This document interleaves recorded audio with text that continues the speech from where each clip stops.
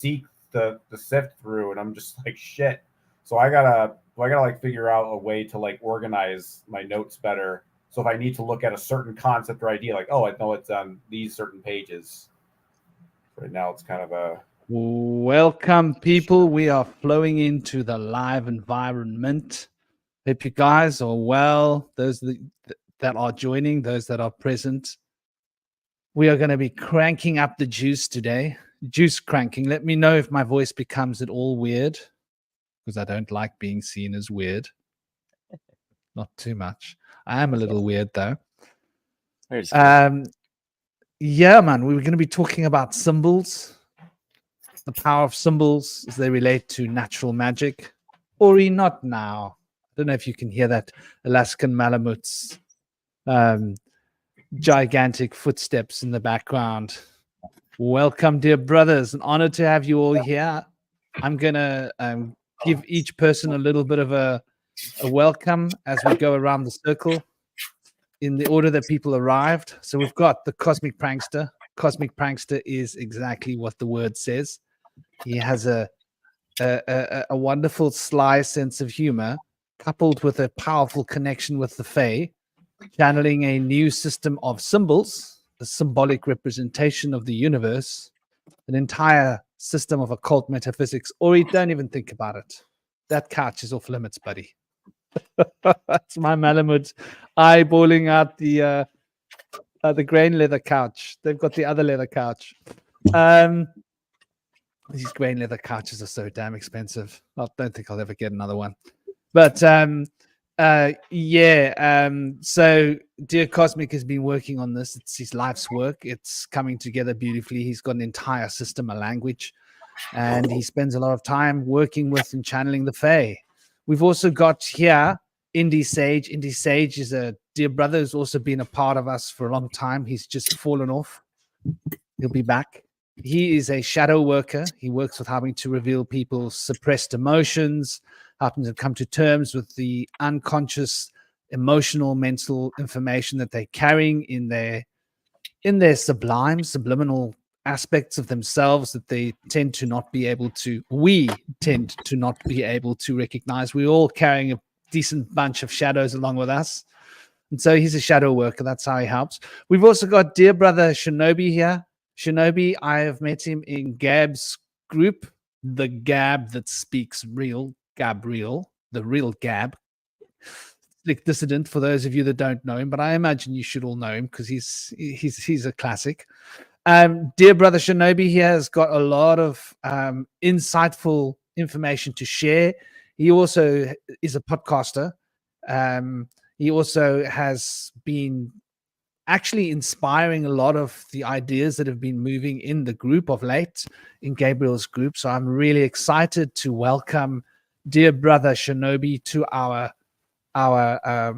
little conference here, our little panel discussion. And welcome to you guys in the chat. We've got Neil, Luna, and Lauren sending you guys big love, big hearts. And I'd love to give you all a chance to just give us a little bit about yourself. Mention your channel. I haven't got Shinobi's channel in my short list of channels yet, so you might want to shoot a link into the general all chat, which I can pop up onto the screen. But please, Cosmic, do give us a little bit about yourself, and let's go around the circle. You already gave a pretty good rundown. I just wanted to say, General Shinobi, I literally have that exact same tapestry on my wall, but it's a different color. So for me, it's more like a purple version of that.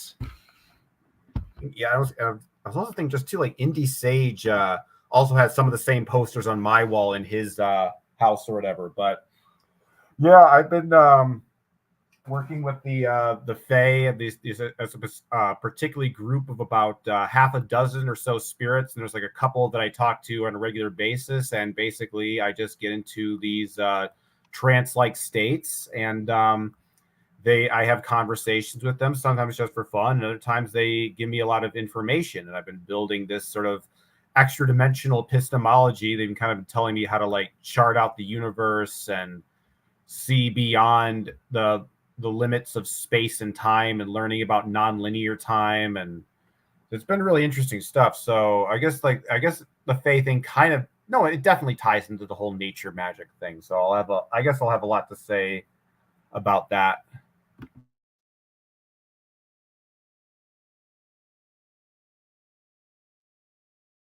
Lovely. I think Indy has stepped away. If you could introduce yourself, dear brother Shinobi, give us a little bit about background and pass the link into the chat box.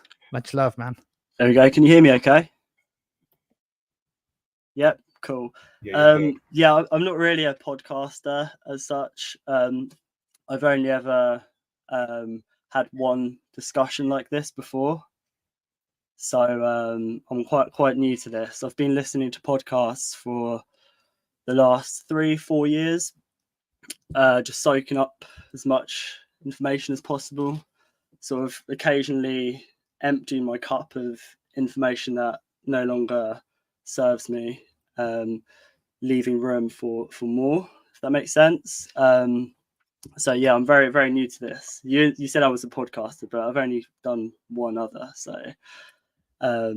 also I wanted to try and like ground myself a little bit before this, do a little bit of meditation, because sometimes I can be like very quick with all the info, like talking really fast, and so I wanted to ground myself, but I've had the 2 boys today, so my partner's just got back, so I've jumped on really quickly. So I'll try to sort of keep it tame a bit, because I've got quite a lot of oars on my ship, so I tend to like move quite fast. So I'll try to sort of be as concise as possible. But yeah, I've sort of been looking into everything for the last 3-4 years, and just I've learned so much, especially from Chance and Gabe, and like many others, but especially those 2 on the Innerverse podcast. And I've gone through lots of different stages of awakening, if you like the stage of where you just want to tell everyone everything, and then like being a bit like angry with what's going on, and then kind of making peace with it and being like, right, okay, I need to stay in warrior mode, because it's important that we do take action, but at the same time don't want to sort of like put pressure on people, because it can put them off. So it's all about kind of planting seeds and knowing what to say, when to say it, and how to say it, kind of thing. So yeah, it's all a learning process. So yeah.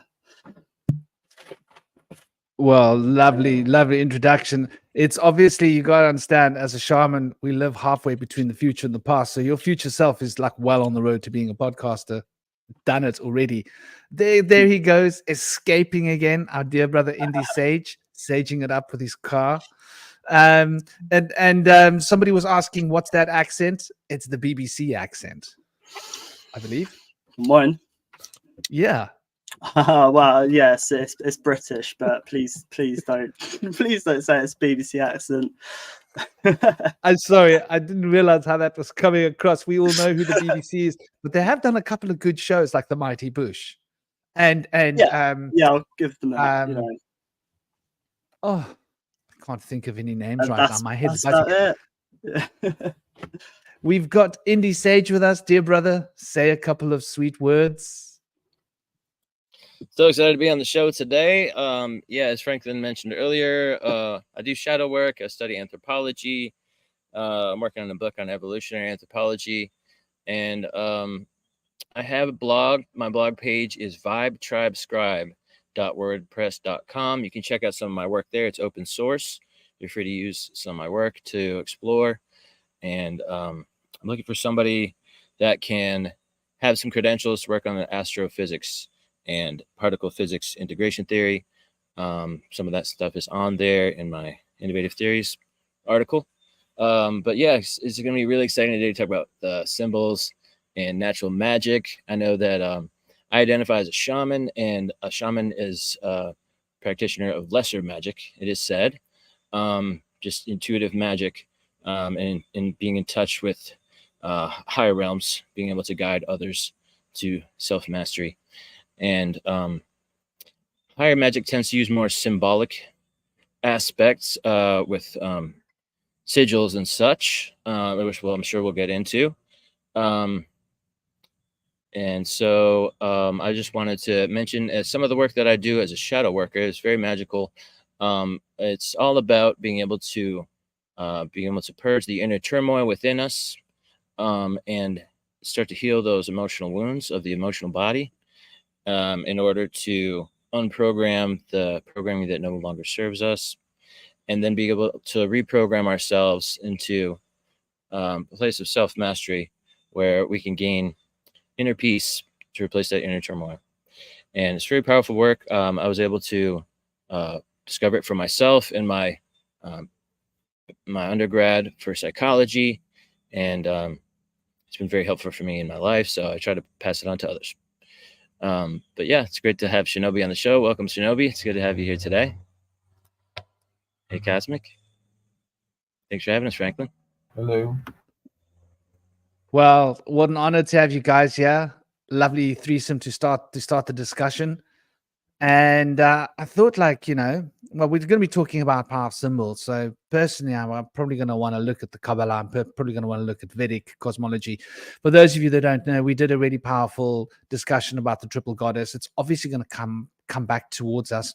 I'm also curious to look at some of the very early symbolism, especially two of them that relate to the genesis of civilization as we can see it, that we find in Sumeria and the Americas, and in Turkey, in that site which is not allowed to be dug until I think for the next 20 years. There seems to be something going on there. The government in Turkey does not want us to find what's hidden underneath there. In fact, they've planted groves of olive trees suspiciously. So there are a lot of interesting, and then also looking at the symbols of society, the societal symbols, and Hollywood and the media, and the symbolic stages of our development through life, and the nature. What is nature? Is nature a symbolic canvas of the self, revealing the aspects of the sacred geometry bouncing back at us through our senses? And are the birds speaking symbolic language that can help animals in the wild know if there's a wild cat or a predator near?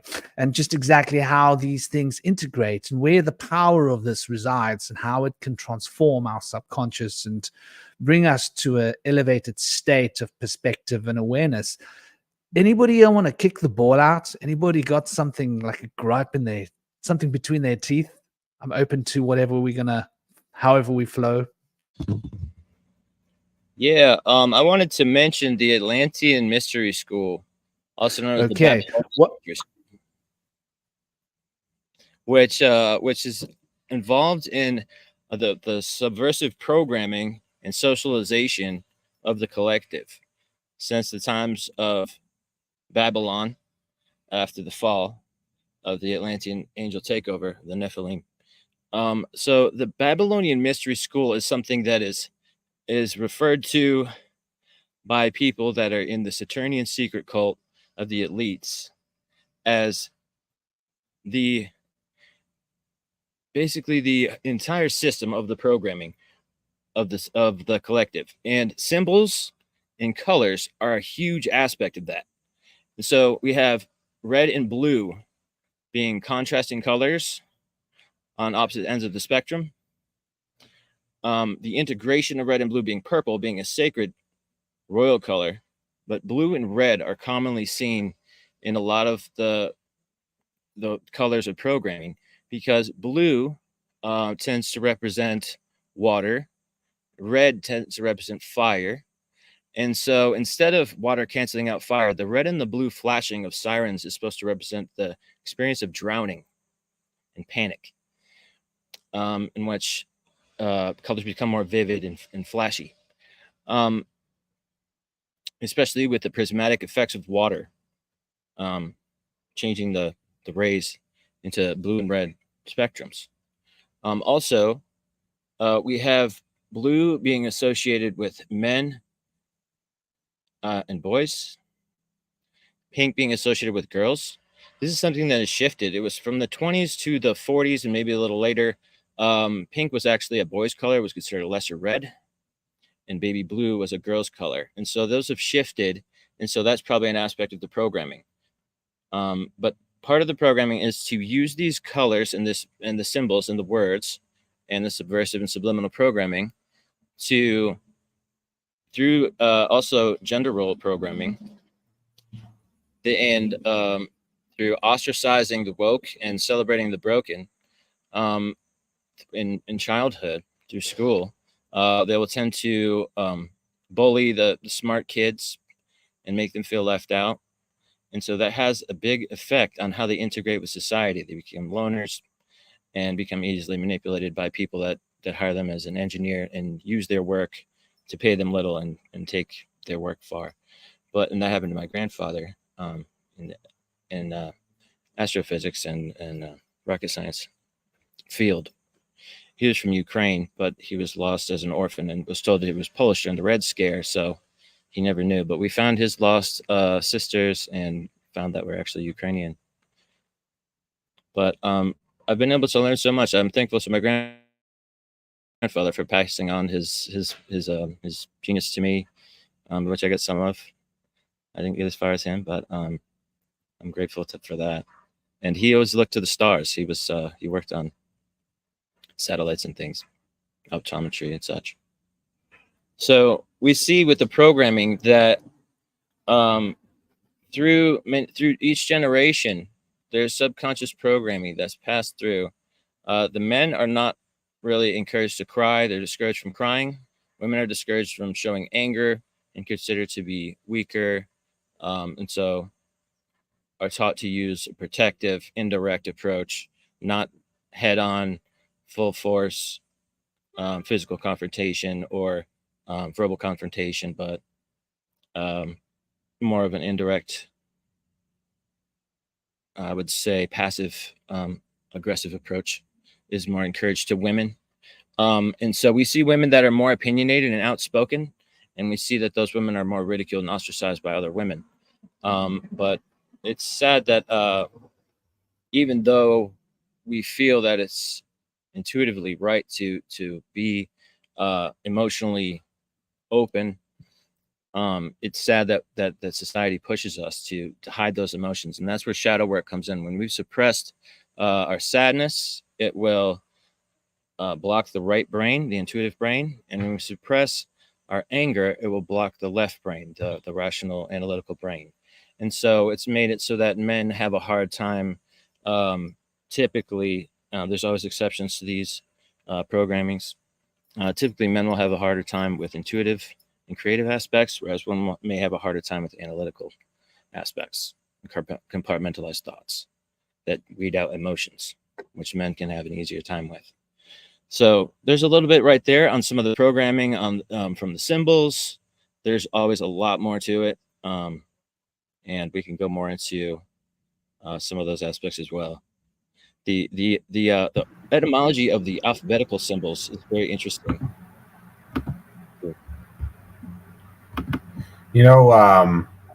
It's kind of interesting. I mentioned before at the start of the podcast that I've been channeling my own system, but here I want to just show something real quick here. I'm sure most of the people have already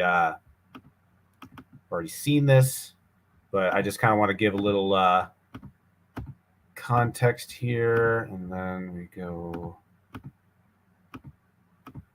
So this is basically the Fey alphabet that I've channeled. And what's interesting about this whole process of channeling this alphabet and learning about these symbols, it's like most occultists and magicians or witches, mystical seekers, they're used to working with symbols and sigils that have already existed throughout antiquity. They're these eternal symbols. But it's been interesting for me because when you sort of pull these symbols like this out of the ether, and all these 23 symbols, they have a specific meaning related to like the actual shape and contours in relation to the sound of each one of these letters. I don't know. It's giving me like a different thing. Instead of thinking of each like symbol as having its own sort of intrinsic internal meaning, instead, I've been kind of thinking about like, what are the building blocks of symbols? What is like, how do you like dissect a symbol and bring it down to like a further level, so to speak? Like what like you think more just like the psychology of general lines, like circles and straight lines, curved lines, angular lines, and all of those little subtle aspects of these symbols are like, and think of it this way, it's like every symbol is made up. It's like there's a language and an alphabet within a symbol. If you think of just like a like if you think of the astrological symbols, for example, or any kind of like, you know, sigil for like an angel or a demon or whatever, there's all these different like straight lines and curved lines and circles and crosses and little crescent shapes and like pentagram stars, and each one of those little things, each one of those little sort of like elements then kind of add up to create this larger message, this more complex form and shape. So I think when it comes to like symbols and stuff, I'm kind of interested in like getting into the deeper mechanics of symbology, just really almost understanding just the psychology of form and lines and shape.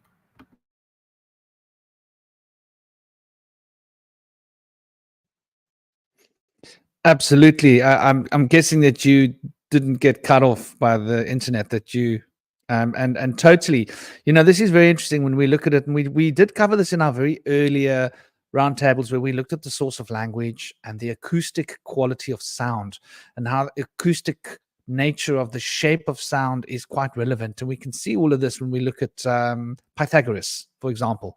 Pythagoras really went into a lot of detail of figuring out the notes and the tones of what we consider as a musical scale. Obviously, there were 22 notes, not 12. They had to do away with 10 of them, buggers.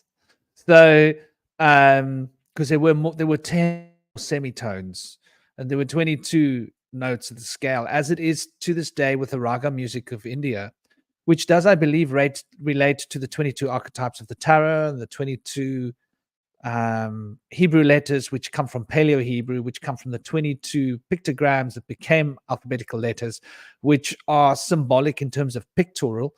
But I think our modern language and our modern alphabet seems to be based upon the Phoenician idea of acoustic having sound, sound having shape, and shape being able to actually be representative of sound. And we've now recognized how this worked because of cymatics, which I think most of us have sort of come in contact with and are aware of, is a very interesting field of research, because the acoustic resonant field of the DNA is essentially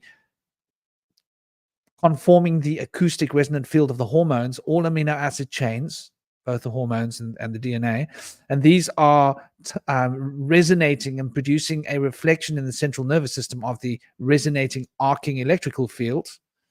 And between the arcing resonant field of the electrical field of the central nervous system and the DNA resonant frequency and the resonant frequency of the other amino chains of the hormones, there seems to be a field of acoustic resonance which governs the molecular expansion of our bodies and maintains the contract of shape that we are related to with regards to the frequencies of sound that move through our consciousness.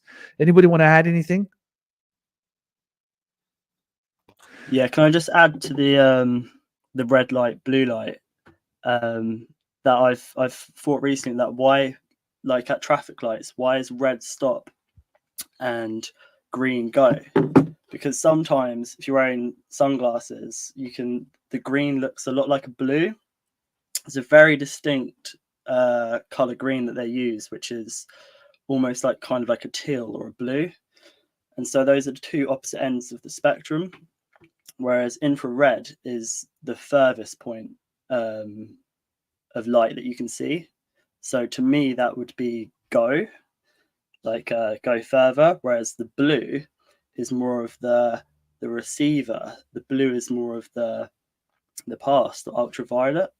So there's just a weird little inversion there, maybe to confuse our psyche. Like red is stop and green or blue is go.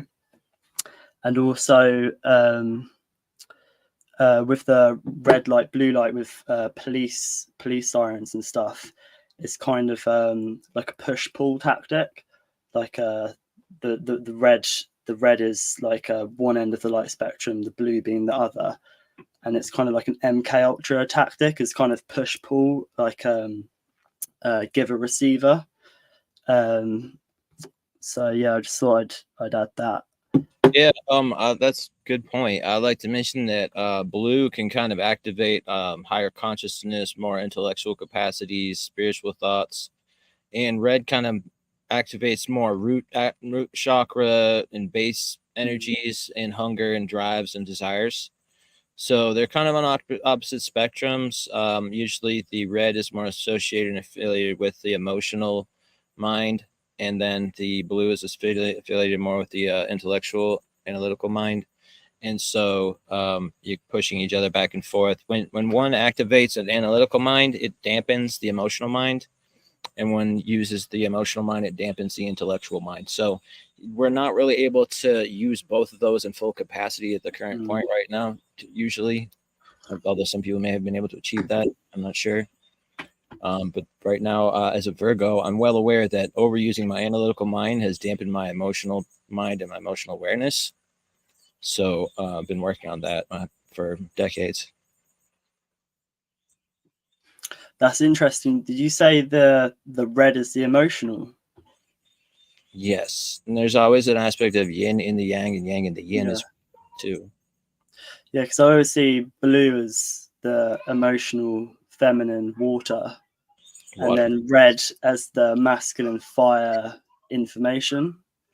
So it's just interesting to see sometimes things cross over. It's not so black and white, you know. Absolutely. That's interesting. Yeah. I would say that blue in emotions kind of brings me to the idea of sadness, whereas red in emotions bring me to the idea of anger. So that makes a lot of sense. Men typically are more angerful, and women typically will show more sadness.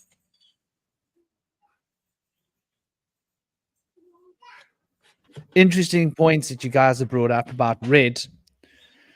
And I think you're quite right with red representing activity and action.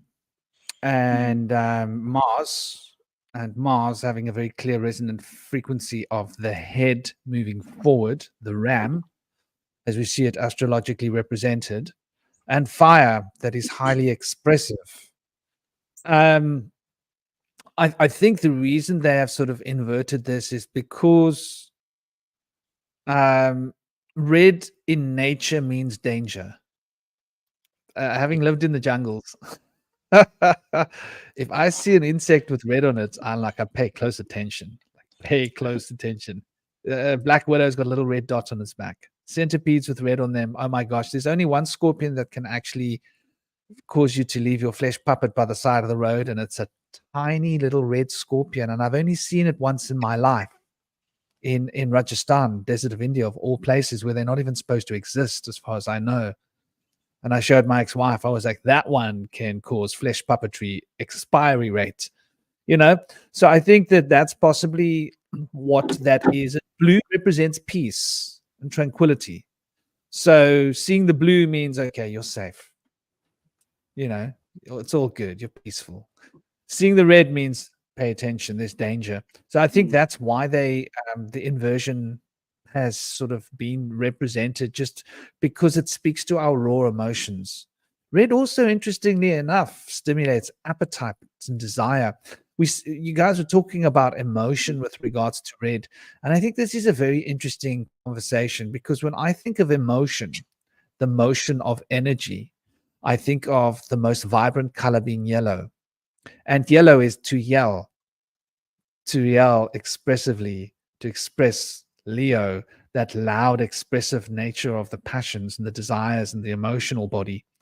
Then I see passion, and I see passion becoming desire, becoming a more concretely fixed idea.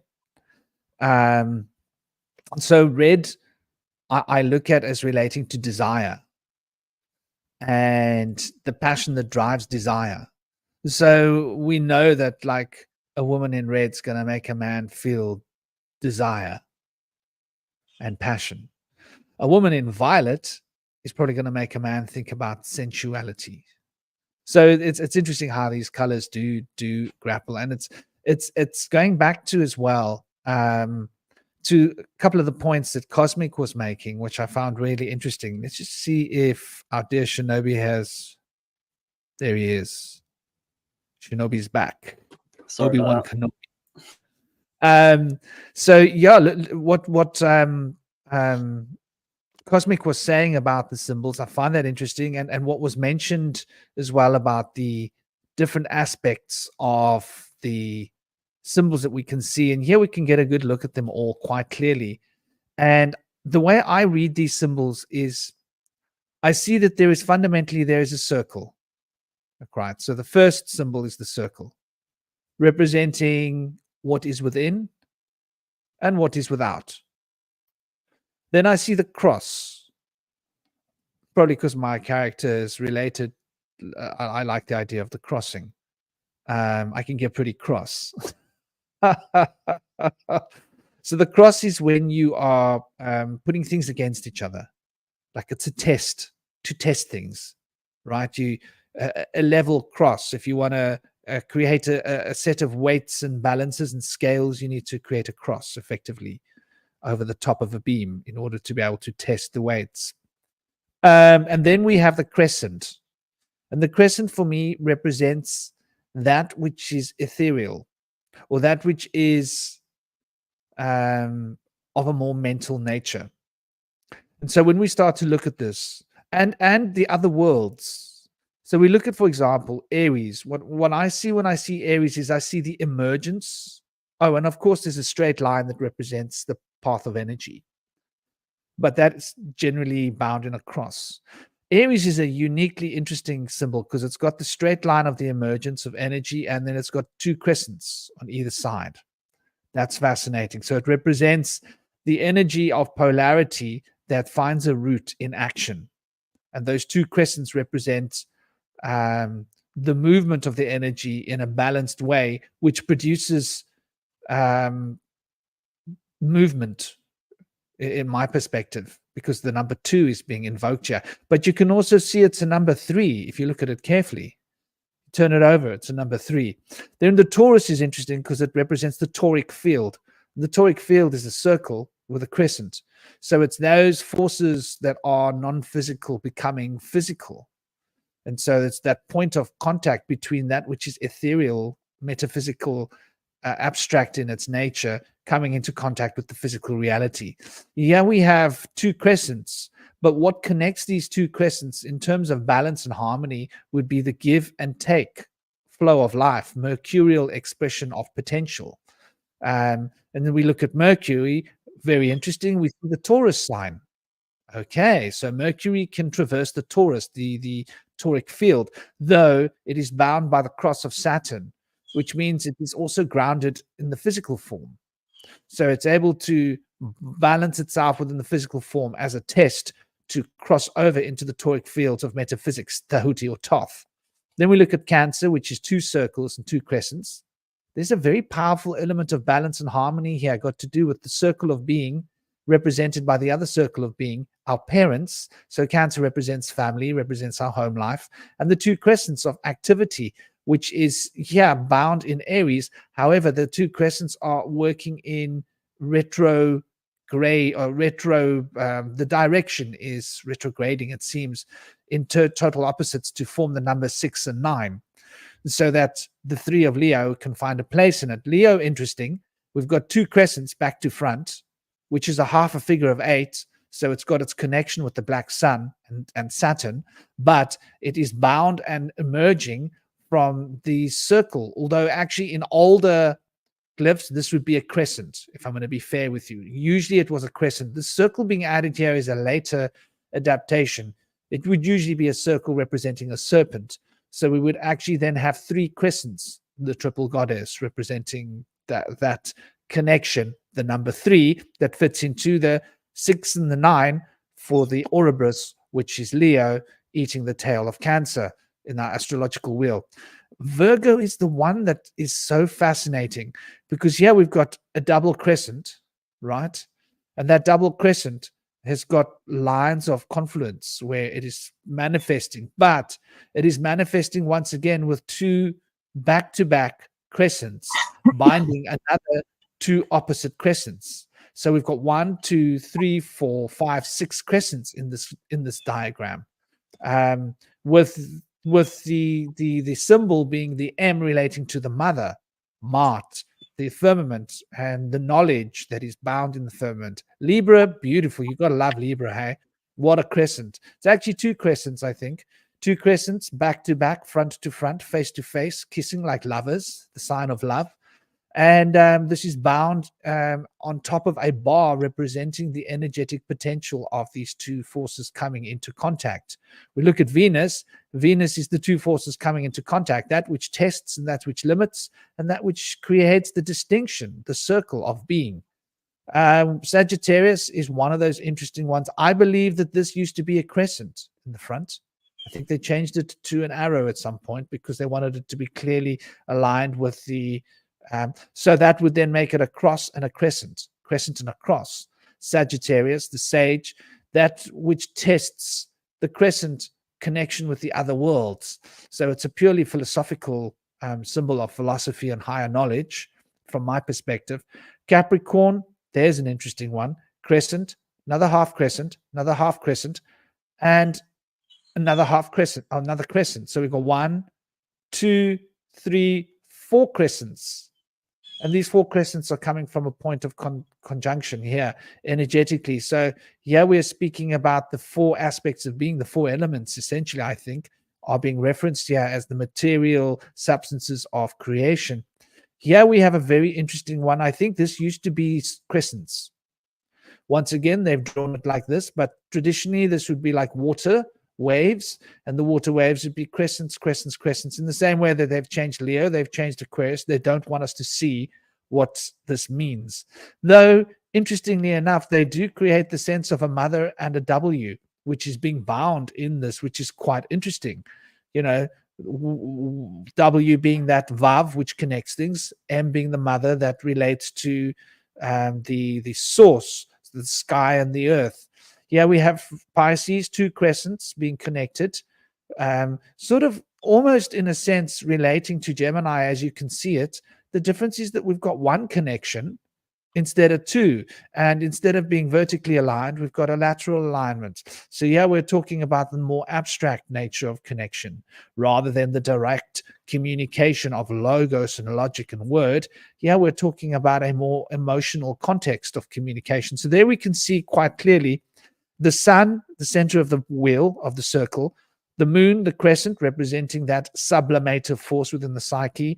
Mercury, the sexes being joined, being the only of these planets that can touch both the heavens and the earth, and hence Tahuti or Thoth is related. Mars, obviously, we're talking about a circle with an extended crescent. Sorry, somebody wanted to say something. Okay. Well, I'm almost done here. Jupiter is an interesting one because here we're looking at a cross and a crescent, and the cross and the crescent we can see here. Where do we see the cross and the crescent? We see the cross and the crescent in Sagittarius. So here we see a very powerful resonant frequency between Jupiter and on the cross and crescent. The difference here is the cross and the crescent are aligned towards a singular activity. Here the cross and the crescent are moving towards each other as a binding. Rather interesting. Saturn, the double crescent, beautiful with the cross, the double crescent also representing the figure 8. And we see that double crescent once again as it's reflected in Virgo. We see it there quite clearly reflecting, which I think is quite fundamentally important for us to recognize. Virgo's fixation with knowledge and information, and Saturn being the testing of information, the transformative power of the mind that can actually create understanding. So have we left any? Okay, Neptune, really interesting.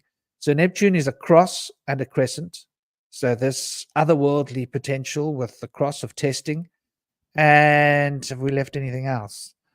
Pluto is also fascinating because we've got the solar disk, we've got the crescent, and it's bound to a cross. But the solar disk is sort of free floating within the crescent, which sort of gives us the impression of separation between the mundane and the spiritual by a testing. Hence, Pluto represents in astrological charts like something big's going to happen. And Venus, beautiful Venus, the cross, and resting upon the cross is the circle of life. So it represents the imagination and the abundant life force potentials. And we've also got the glyphs of the elements. But yeah, I mean, this is just getting back to what you were saying, Cosmic. Beautiful the way they've taken these three elements, the crescent, the cross, and the circle, and turned them into a whole fundamental language of 19 parts, essentially. The 7 and the 12.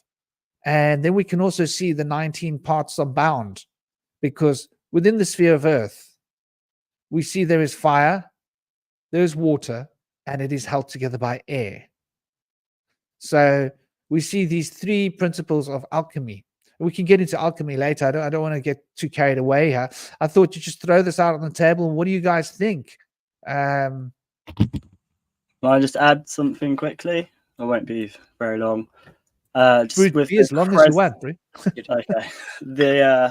With the crescent, the cross, and the circle, I see the crescent as like the moon, and then the circle as the sun. So you have the mother and the father, or the fire and the water, and then the cross being the Mercury in the middle. Well, together they would be, I guess, the cross would be the salt, the circle fire would be sulfur, and what were they like? So together they would be like Azoth, the fourth state of matter, or like the plasma.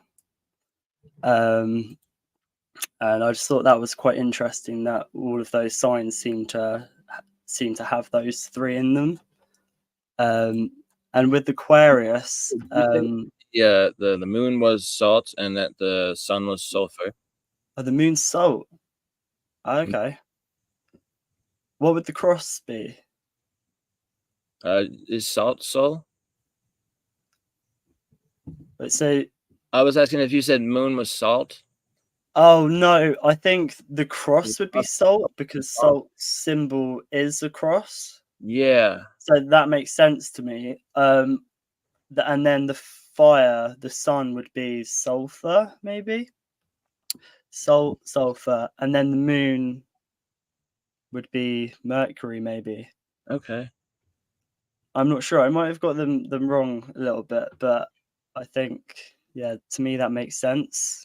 No, I really like that. Definitely, yeah. I see the crescent in the moon association, the circle in the sun association for sure. Yeah. And I think sun's usually associated with gold, moon associated with silver. But there's also those aspects of it associated too that you mentioned with soul and being the cross is like the person. It's like in the center of the moon and sun, kind of. And so I love that. And I wanted to also mention, Franklin, that I've been doing some research on Proto-Hebrew and like the evolution of the Indo-European alphabet and stuff. So I just wanted to go through a little thing. I made a little blurb here on my notepad. The letter A, or Aleph or Alpha, comes from the original symbol in Proto-Hebrew of the head of the bull. And it's still, to this day, we use that same symbol. It's just been inverted.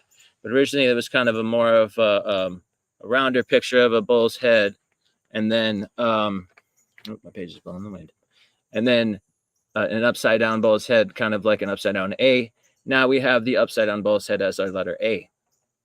Also, the letter B was originally meant to symbolize a hut and an animal's den beside it. And so it's kind of been put on its side. Now it stands up sideways. After B came G. Letter C was then put into the English alphabet later, but in Latin alphabet. But it represents, G is the third letter of the original alphabet, which represents foot, which was then inverted as kind of an upside down foot for a long time. It looks very different than the letter G today. But the letter E I wanted to mention, the letter E, which then came after D, which I had left out, was originally a symbol of a person yelling or yelling for help with their hands in the air. So that's like the yellow color right there.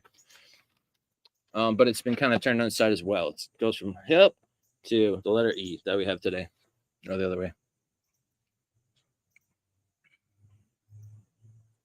So I've gone I've got the whole alphabet with that stuff. But Please continue, brother. I could make some more. Do a couple more later. That's so interesting you said that, because I've got the Aleph and the Tet up here to talk about later, because that's the AI. Yeah. Yeah, and I can talk about that in a bit. It's very interesting you mentioned that though. Yes. I just wanted to mention when you were talking about Aquarius, because that's the age we're moving into now. That the symbol is a wave, which could be both a water wave and a light wave, and it's the water bearer. So it's the carrier of information, but also it's an air sign, which is the mind. And the 13th letter in Hebrew is Mem, which its old glyph is the symbol for Aquarius. It's a wave. And in Gematria, it's a 40. And Enki's number is a 40. And then you've got Thoth, the god of wisdom and thought and stuff. It sounds a lot like thought. And Aquarius is related to information and technology, like technology being language and symbols, basically what we're talking about. And this is the ancient intelligence. This is the AI, which we're bringing up to the surface again with Aquarius by bringing in this memory, this ancient intelligence back up to the surface from the depths. And I was looking up what the Hebrew letter for A is, and it's Aleph, which is our connection to God. That's one of its meanings. It is like the fire within. And then the 9th letter in Hebrew is Tet. And it's a paradoxical letter because it can be both evil or good, which I find very interesting because its symbol, its glyph, can either be a snake bowing down to the crown, or it can be a snake wearing a crown. So this sort of time we're in at the moment is a paradoxical time, because it can be we can either wear our sovereign crowns and or we can bow down to the crown, be that the big G government or a false god, something we're told to believe in. That's not our inner G. Yeah, does that make sense? Spot on. I think that Tet used to be symbolized as either a plus sign or an X and within a circle. And so, as kind of what we've spoken about today, that cross in the middle likely being the soul of the individual, and then the circle being the sun around them. Now, in organized religion, they've organized to follow the sun god with no moon goddess. He's an isolated, solitary man god in the false religions that they've pushed on the collective to keep people passive, keep people obedient. And this has been very important because people are likely to try to fight to take power if they're not put into some subservient role that we've been put into. But, it's got its disadvantages. There's a lot of ignorance that's been pushed on those people that have been gullible and swallowed the whole programming hook, line, and sinker without questioning things. But I try to value the Socratic method and question things, see if they're valid intuitively as well, and if they play out when put into play and practice. So I feel like we have a cult of sun worship that is ignoring the ideas and the principles of the feminine. So the idea is to take things head on only, never take an indirect path, only use light and love. There's no aspect of preparation for anything otherwise, or precaution for danger. It's more about just let everything go. Just they say, oh, if somebody karma's going to get him back, just let things pass, turn the cheek. So I feel like that is a large aspect of sun cult worship, where there's no aspect of feminine of values and principles. Those feminine principles likely have been hidden from the Gentiles, from the Jews, because we're only allowed to know certain aspects of their wisdom.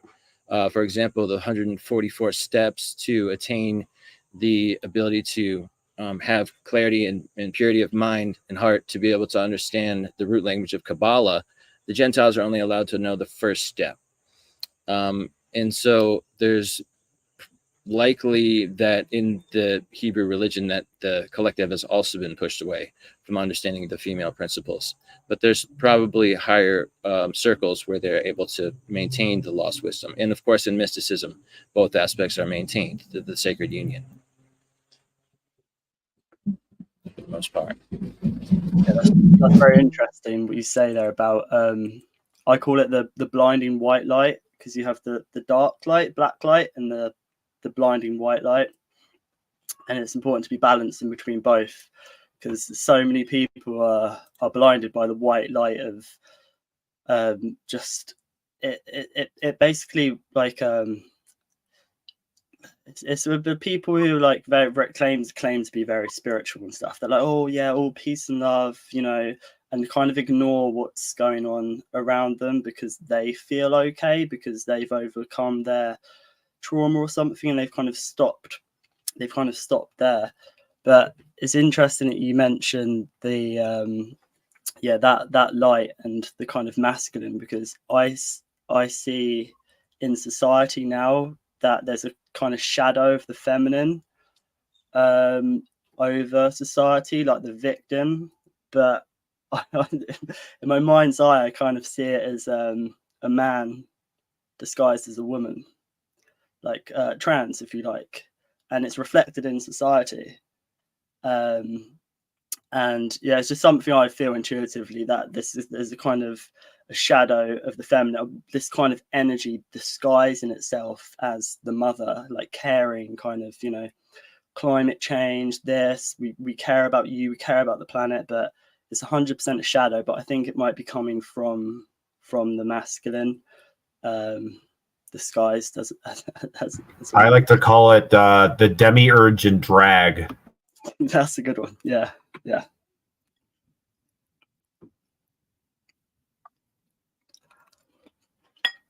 I like that. Yeah, I would say that in the sun worship cults, there's an element of like blind faith and kind of like a helpless forgiveness, where nowadays people just say, just forgive everyone. But if anybody's ever seen the greatest story ever told, a movie about Jesus, was made back in the 70s. There was just 50 years ago, there was a very different thinking about these kind of things. In the film, it is said by Jesus in the town hall meeting that we should rebuke our brothers and sisters, and if they seek forgiveness, we shall forgive them. And so I feel that it's important to be able to forgive people in our hearts, not to carry our grudges with us, because it brings us down. But it is not necessarily encouraging people to do anything good when you forgive them for having done wrong, when they're not trying to do anything better. If they do seek to change and become better and they've admitted fault, definitely a good thing to intercede and help those people learn from their lessons if they're trying to do that. But it's an interesting kind of play where people are having this blind faith. They don't really have a deep understanding. They can't ask questions.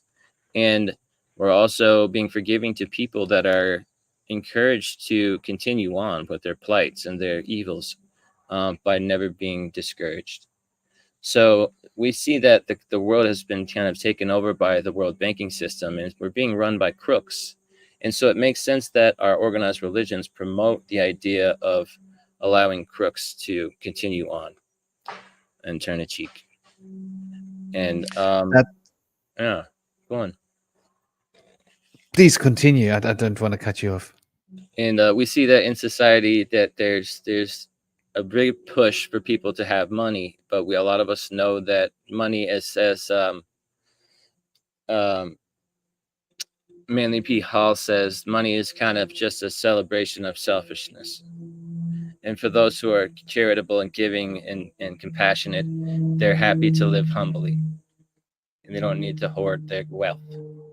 And their giving makes them the happiest of all. So we do see that there's a big push towards materialism, but a lot of us are not able to get to the top.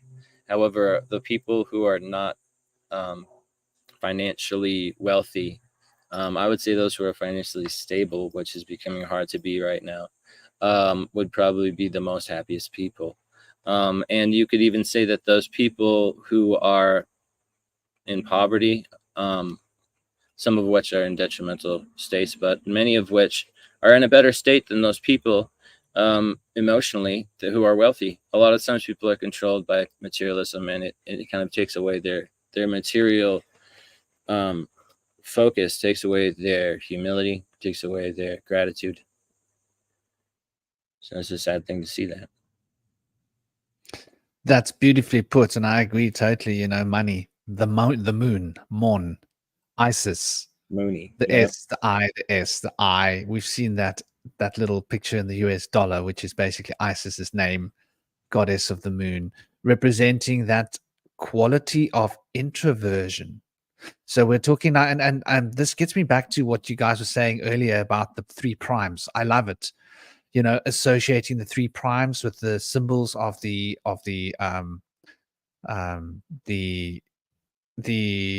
astrological glyphs that are.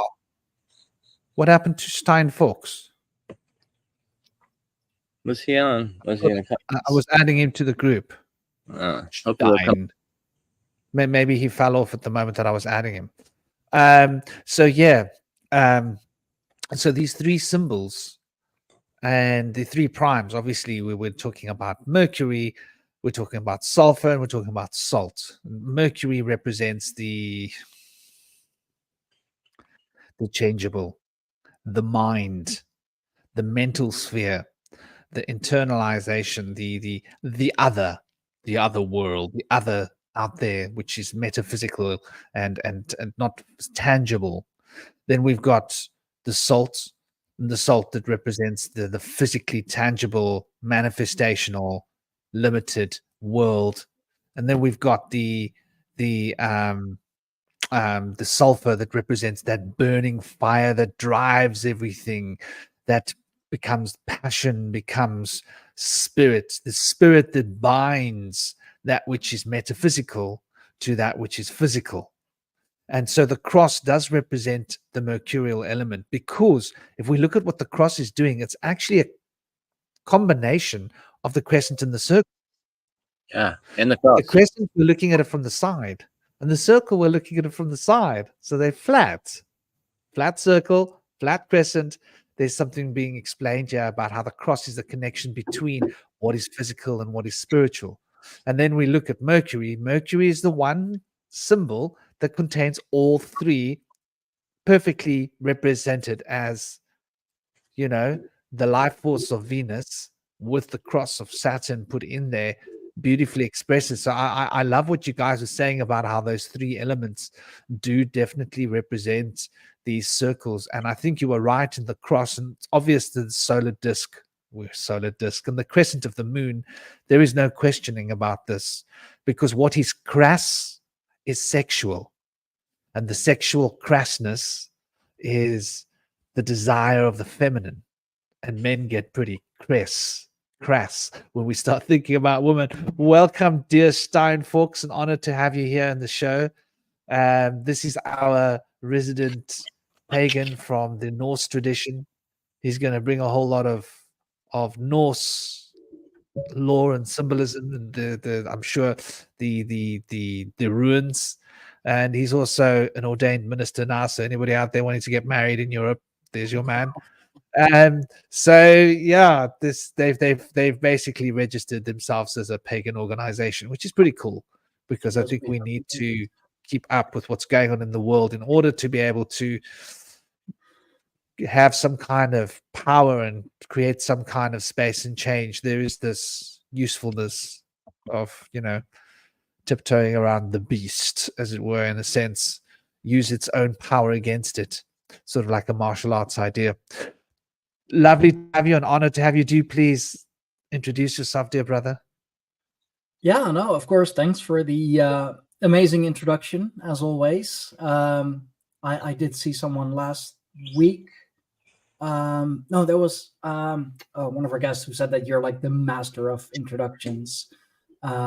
Slick said that you're the master of introductions. You truly are. So, yeah, thanks for having me on again. Name is Stein. Go by Steinfox.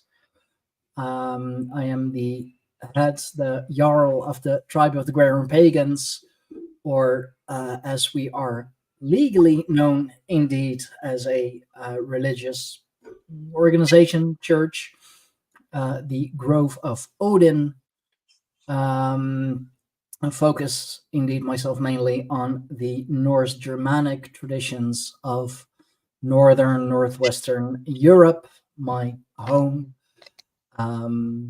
Dutch born, so yeah, you gotta know your home. I'm a father of 3 amazing kids, husband to a beautiful wife, witchy wife. So I gotta be careful with what I do and what I say, because she will put a spell on me. Host of the Greyhorn Pagans podcast.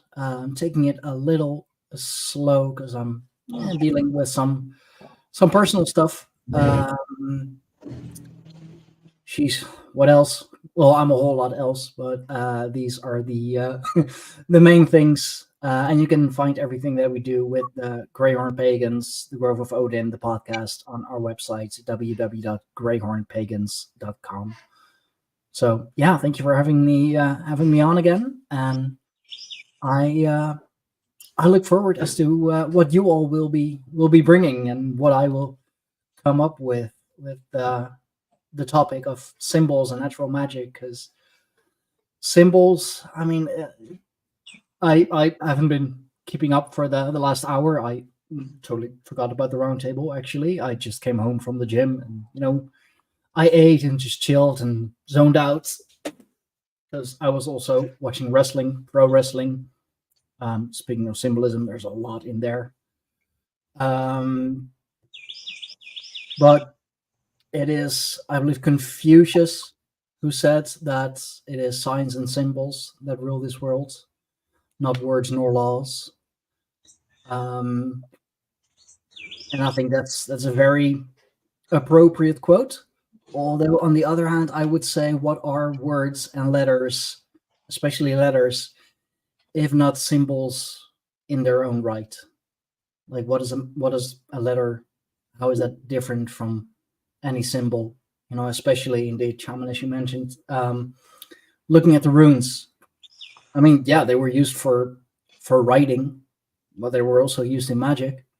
We do the same thing nowadays with our letters. We will write down our wishes. We will write down, I don't know, the names of our enemies, and then cast a spell on them with words consisting of sounds. Really, it's just we call them sound. We call them words. We call them letters, but it's sounds. It's symbols. Once you make it physical, they become symbols. Yeah, brother, you bring up an interesting point about the words, and how we tend to use them and how powerful they've become. And our keyboard is an interesting perspective. And then we've now got keyboards on our black mirrors, so we can cast spells with our little hand devices. And we Yeah. do readily. And people have been taught to cast spells rather than communicate in text, rather than using their words, which is I something that I always focus on. I find it interesting. Getting back to the sulfur, the salt, and the mercury. I see this as being fundamental etheric concepts. We look below the firmament, and then we see vitriol, antimony, and arsenic. Arsenic is that dangerous transformative power. Vitriol is that which breaks things down to the smaller components. And antimony is what tests and purifies things.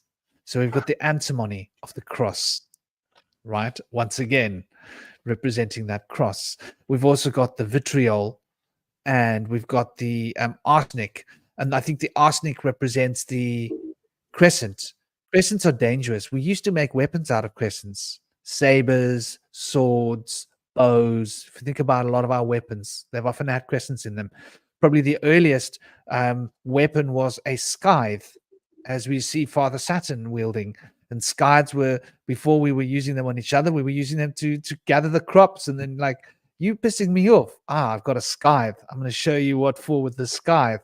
So I think this is an interesting point of conjecture between above the firmament and below the firmament. And I think the sign of Taurus holds that so beautifully in holding the crescent and the circle together and showing that the world within and the world around outside, as above, so below, is being reflected so beautifully in the symbol of Taurus with the crescent and the solar disk. And then Mercury puts the cross. Mercury can connect the physical world. Mercury is that aspect which can traverse the tree of life, as it were. And there was one other thing I wanted to also mention. I wrote that down so I wouldn't forget it. Was the 144,000, and I thought that was rather incredibly telling, because if you look at it, if you look at the chakras, you got the petals of the chakras. So you got the Muladhara chakra, which is the root chakra, 4 petals. Then you got the Svadhisthana chakra, which is the sacral plexus chakra, which is 6 petals. Then you've got the Manipur chakra, the gem that touches all things, the 10 petals of the Sephirot of the Kabbalah. Then you've got the 12 petals of the heart chakra, the Anahata chakra. And then you've got the 16 petals of the Visuddhi, the throat chakra. So when you add up all of these, you're going to come out with something quite interesting. You're going to come out with 48. Now, if you take 48 and you multiply it twice, because you've got Idda and you've got Pingala, you've got 2 aspects of these chakras. You've got one wavelength and the other wavelength, the manifestational force of the solar presence and the pulling in force of the lunar presence. And so you've got 2 hands that fit like this, in a clasping form, mirroring each other. So you can effectively think you've got 2 sets of this situation happening. One polarity frequency of the manifestation and one polarity frequency of from whence that manifestation arises.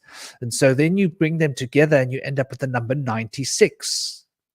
And when you put that 96 into context of how it relates to another, we need to add, once again, 48 to that. And when we add that 48 to that, we end up with 144. And then the 1,000-petaled lotus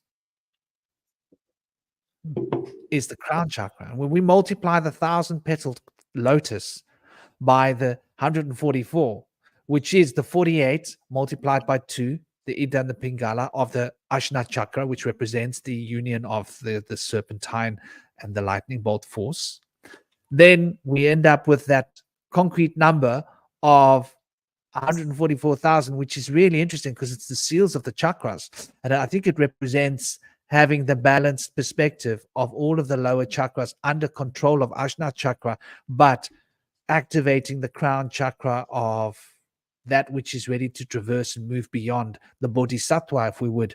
So there's an interesting notion related to the 144,000 as it actually relates to the petals of the chakras directly. And yeah. Isn't 144,000 also the supposed number of people that are taken during the ascension?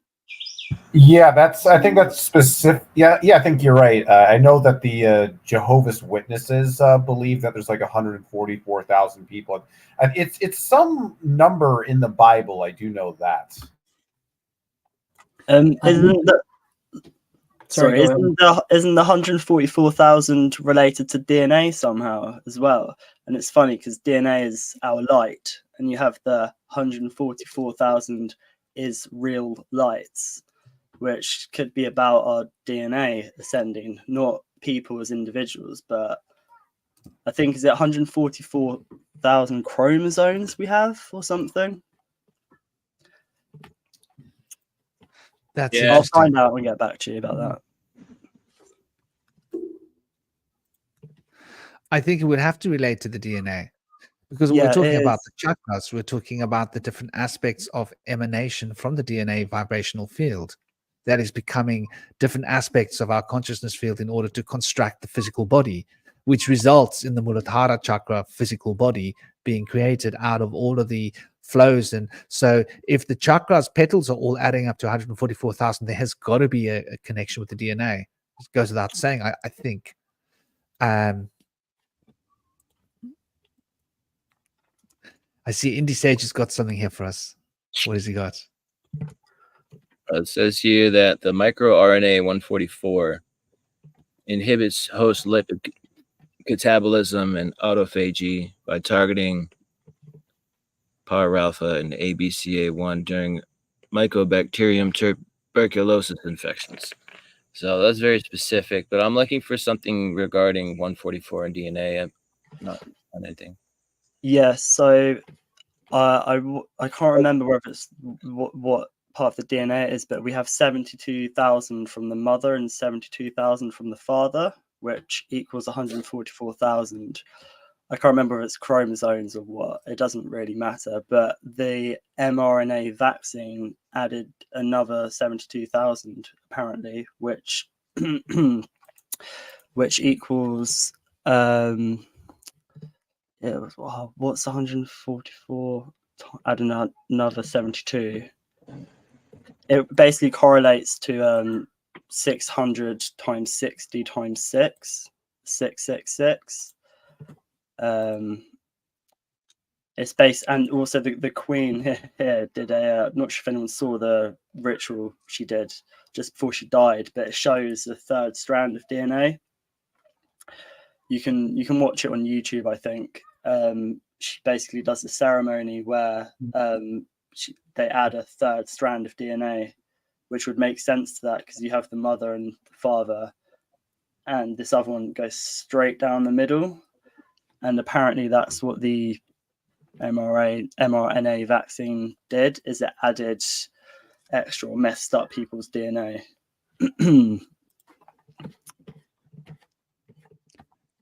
Yeah. So here I found the possible role of the 72,000 Dalton DNA binding protein in regulation of the adrenovirus type 5 early gene expression. So this is obviously a published article. I'm guessing it's peer-reviewed. PMID. It's got the number, so I'm guessing with these references in this registration, these are peer-reviewed documents. So relative abundances of early virus RNA species in the cytoplasm of cells infected with the wild type of adrenovirus type 5. So it's interesting that they're referencing here the 72,000 Dalton DNA binding proteins. And so that must be what we're talking about, I'm guessing, because it's being referenced in this discussion in this article. So, and here, if we go down, ADS early gene expression is modulated by the product of an early gene the 72K DNA binding protein. So this is bringing into expression the genes. And it seems like obviously it's got to do with the RNA is what reads the DNA. So you've got genotypes, you've got genotypes and you've got phenotypes, essentially. And the genotypes is what we inherit from our parents, and the phenotypes is, well, what we do with what we've inherited. That's the nurture versus genetics argument, but they work together because, like anybody that's grown cannabis, if you haven't, you should have, will have noticed that, you can push phenotypal expression with your plants. For example, if you want to increase the THC, learn to use UV, because the plant puts out THC to protect itself from UV. So you got to have a good UV bulb to get the extra bit of kick if you're growing indoors. Just as an example, you can trigger the color of the weed. You see all this purple, wonderful weed coming about. Well, you need to have like a severely cool environment to be able to flower that plant, and towards the end of your flowering day, pull the temperatures down in order to cause the purples and the blues to come out of the weed plants. And it's the same with tomatoes and potatoes and other foods. You can change the colors of fruits and vegetables by messing with temperature or vapor pressure deficits. And anyway, without getting too lost in farming, the genotype and the phenotype are controlled by the RNA reading and putting into context the DNA. We always hearing about the DNA, but the RNA is somehow more important. That's why they are RNA based viruses, because they are these shots are changing the way our RNA interpret our DNA, which gives you a whole, it's like, and I want to throw a thing back here. Language, they are changing the way we interpret the meaning of words. They are changing the way that we spell the words. Same idea. Mental level, physical level, as above, so below. So they've been changing the way. I had a problem with this in school because, Old English is spelt different and the meanings of words aren't quite exactly the way we've learned to understand the meanings of words in modern times. They've become very exoteric in their expression, the esoteric source of the word being hidden.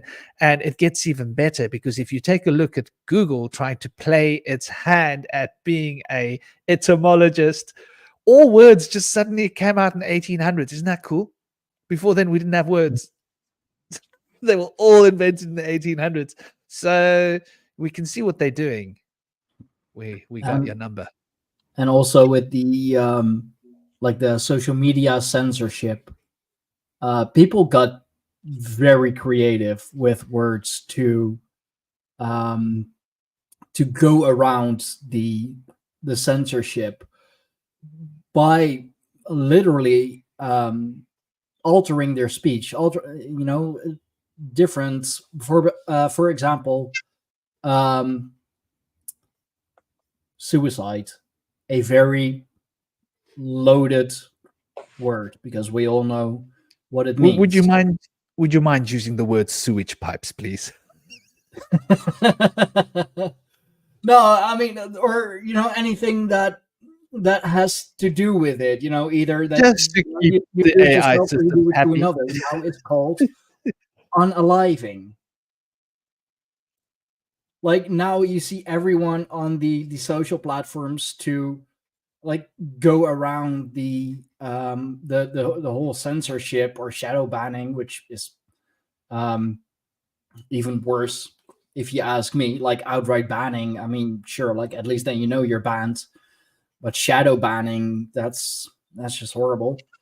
But now people are using the term to unalive someone or to unalive yourself because words like suicide or murder or whatever are too are algorithm unfriendly words, and they might get your video taken down, or they might get your stream taken down. So if in a few minutes the stream gets taken down, sorry, I guess that it was me this time. It was But right? No, but and it's absolutely ridiculous. I mean, yeah, I don't like to talk about it either. I lost my younger brother to it. So I have too close experience with it, unfortunately. But as my wife has always told me, to not mention the thing is actually giving it power, because it shows that you fear it. You fear the topic. You fear the thing. Therefore, you don't even name it. Harry Potter is a great example with the wizard Voldemort. Oh, you're not supposed to call him by his name. You're supposed to call him like he who shall not be named, or you know who, because they fear him so much that they don't even dare utter his name.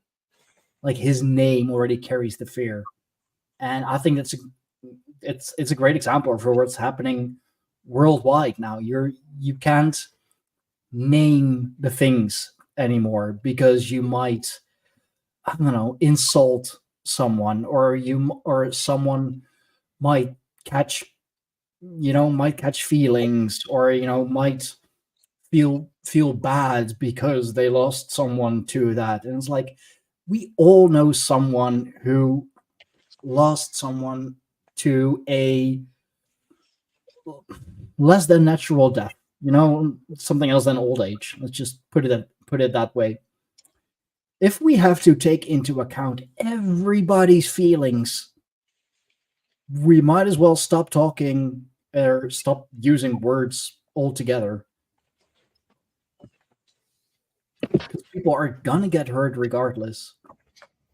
And it's something, like I said, that my wife has really taught me and has really helped me grow into. Just name the thing. Don't give it another name. Don't, take the what, who route. Just name it, because then you take the power away from it, because it shows that you're not scared of it. And I think with algorithms, in a way, that's perhaps AI is sentient in some way. And if you show that, you're not afraid of it, that you are not afraid of the consequences, maybe it'll respect you. Maybe it'll ramp it up. Either way, I feel like we should just stop censoring ourselves. I got a kind of a point to add to that, Stein. So I'm thinking about the concept of evil. And, colloquially speaking, most people associate, evil and sinister things with darkness. But I think it's not just because we find darkness scary and sinister. Because if you think of people who are really trying to manipulate you or control you, or if you've ever dealt with someone who is kind of a narcissist or a sociopath, it's like the idea that you want to name something, it's like they lose their powers. So the idea is, if you can hide in darkness, you can make yourself out to be as terrible and formidable, as horrifying as you want. But in reality, you might just be like some small Chihuahua dog or something, just totally innocent and helpless. And the darkness gives you the power to come up with lies to sort of create a fear. I guess if you think about it, it's like, I don't know if you ever see the trope where there's some really big shadow in like a cartoon, and one of the characters runs away, and then you realize it's the shadow of some tiny little kitty cat or whatever. Yeah. Benign. And I think when it comes to the reason I bring that up to the whole idea of naming things, because that is a very good point, that when you kind of name something, you make it discernible, you make it tangible, and therefore there's a discernible way to overcome it, defeat it. And the reason that evil is associated with darkness is that it doesn't want you to find it out, because it's like, oh shit, if they find out what my real name is, I'm screwed. I no longer have the power to control and manipulate and bring fear onto people. So I'm going to confuse, I'm going to obfuscate, I'm going to distort. And I think that's kind of like what you're seeing with going around with the world, is because it's, in a lot of ways, they're trying to conceal something. I think there's a reason is that it's like when you say that there's certain things that don't want to be named, it's because these people are afraid of what's going to be evoked when you say that name, and usually that's kind of like, you know, their true nature and their true character, which is something that, you know, a lot of these either people or entities are trying to hide from. So I just kind of wanted to add to that. And like coming from a European perspective, like that is literally the whole story of Rumpelstiltskin. He has that power because nobody knows his name. And, you know, the only condition that he has for, you know, like not honoring the agreement, you know, to like not to his benefit, is if you can guess his name. But nobody knows his name. And you only get 3 guesses. Of course, you get 3. It's always 3. So, of course, all 3 times is going to be wrong. And because you guessed wrong 3 times, he has power over you. Because he's the only one who actually knows his name. Ooh, you bring up something really interesting here with the whole like 3 choices thing. Because I've been thinking about a lot about cults and indoctrination. And I think one of the most powerful tools that's used is it creates and instills a false sense of open-mindedness.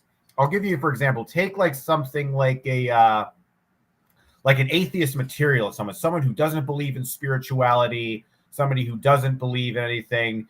And when you argue with these people, they're like, oh, well, if I had the evidence, I'd change my mind.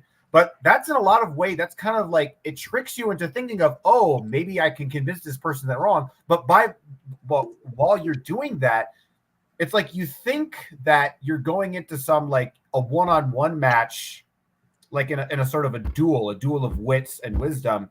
But I've been thinking lately, it's more like this person, it's like you're playing Dungeons and Dragons, and the person you're arguing with is secretly the dungeon master. They're controlling the labyrinths. They have the monsters exactly. They know where everything is. They're making you run around in circles when you think, oh, I'm in some, you know, these people are open-minded. I can change their mind. But really, you're the one being manipulated. So I think that's another aspect. So when I think of the Rumpelstiltskin giving you 3 choices, it's almost kind of traits like, well, that's not fair. You can guess and you can figure it out. But obviously, it's impossible because Rumpelstiltskin is not even like a real name that anyone would have. So it's kind of like this, it's basically a trap. So I just kind of wanted to add that as well. No, exactly. That is exactly what happens in the fairy tale. Everybody's just guessing like normal names, you know, fucking Hank or John or whatever. And it's like, nah, sorry, not even close. And those were your 3 guesses. You're mine. I find that really interesting, and I want to introduce Slick Dissident, and I want to throw something about this Rumpelstiltskin into the wind for Slick, because I think Slick's going to jump on it and he's going to get the bit between his teeth, and that sounds wrong after what I'm going to say next. But when I think of Rumpelstiltskin, for some reason, I think of a crumpled foreskin, and these 3 guesses represent the future, the past, and the present, and that dream of forgetfulness represents how that abuse as a child makes us forget our childhood because we just shut down to it. And I've thank you for bringing this up. I never actually made that connection. We've been discussing this in Slick's group, but I'd love to introduce dear brother Slick. I hope your neck's feeling better, by the way. I hope, because he's been working so hard. He's been like back flipping, front flipping, side flipping, flip, under flipping. And while doing all of that, he's still finding time to meet us here. So big love. Dear Slick, you guys should all know him. He's the Slick Dissident. He's got his channel. He's pouring out content like a tractor, like a truck coming at you with the slick videos. I'm so far behind in watching his videos, but they're very informative and they're very lovely. So without too much ado, dear Slick Dissident, he's an Ennead specialist, but also across the occult and the Greek pantheons, as well as the Vedic and various other pantheons, but he's got a special love for the Greek histories. So much love. It's an honor to have you. Thank you for joining us, dear brother Slick. Thank you so much. Yes, Franklin, you have the best introductions. You make me feel so welcome. It's a joy to be here, brothers. Give thanks and praise. T Shinobi, I saw you in the group and I had to come on. I had to put all my pains aside to come hang with T Shinobi. I'm so glad to see you, brother. It's great to be live with you. So yeah, a lot of things to support where the conversation's going. The rumpled stole skin. It's that foreskin that is stolen. And there is a chain of anonymity to the source of why that was done. There's somebody hiding behind the curtain that gave the orders millennia ago that our parents are still observing that tradition, and we don't get any of the benefits of the covenant. You know, they snip the dick, and then guess what? You're not in the covenant, but we still snip the dick because the psychological effects enforce the penal codes. You know, the penal codes are the sword of Damocles hanging over everybody's head for the rest of their lives. So yeah, we've been talking about circumcision over on our on my Telegram channel pretty actively. I'm an intactivist to the utmost, and you know, you could say I'm militant about it, but it's just that, you know, when your mind is made up, nobody can bring any new facts, any new fabricated opinions into the conversation to sway me. But you know, you guys were talking about the changing of words. This is, I think, one of the most diabolical abuses of power that there is to change the definition of the words you were using, especially in the heat of the conversation, to change the definition of vaccine while everybody's misusing the word vaccine. You know, and all of a sudden, conveniently, they changed the definitions. So the other side of the conversation thinks the facts are working for them now. I want to point out that that takes place in Cleveland. Cleveland, Ohio is one of the hubs of controlling the definitions of words. The word clever is a polysemic word. It means both to cleave apart, but it also means to cleave together. It's a oxymoronic word, cleave. When you cleave to a thing, you cling to it. But when you cleave a thing apart, you split it.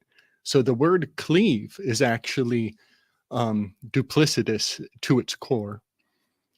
And I want to share that I've learned something fascinating about the word facts. I believe that we have fetishized facts to a dangerous degree. And in fact, I think the word facts is rooted in the word fetish. And it's also rooted in the term for fabrication, to make things up. Much like the word discovery actually translates to invention. So like when Christopher Columbus discovered America, there's a lost in translation somewhere down the chain that it actually means he invented America. He didn't discover it, was already here, right? We know this. But I want to share this fascinating little nugget of history. The word facts came onto the radar in the 1600s by a fellow whose name was, I got to get his name down, something Darby. And what Darby had discovered is what's called the weapons salve. And the weapons salve is an ointment that has many hard to attain substances in the salve that when a soldier is wounded in the field, he can put the salve on the wound and it heals it expedites the healing process.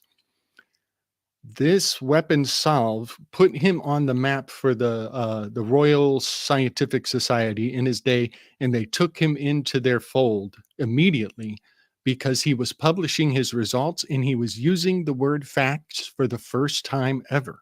This is so hard to believe. Like, how do you go through all of Plato's Republic and all those writings before and nobody used the word facts? Yeah, that's the case. And so the word facts and the word theory were both being born around the same time. And it was actually Newton who started to proliferate the word theory after Darby had started using this word facts. And so what's fascinating about this, I think that this weapon salve was known by native traditions around the world for a very long time. I think the weapon solve is just a repackaging of what some of the indigenous cultures were using. It's in Brazil, it's called the patuá. It's a fetish bag. And I oversimplified this recipe, but I happen to know that they would use mustard seed powder, which is extremely high in phosphorus, number 15, devil card. Phosphorus is real high, is highly concentrated in mustard seed. And they would infuse into the powder the umbilicus, the mucosum from the umbilical cord from your birth.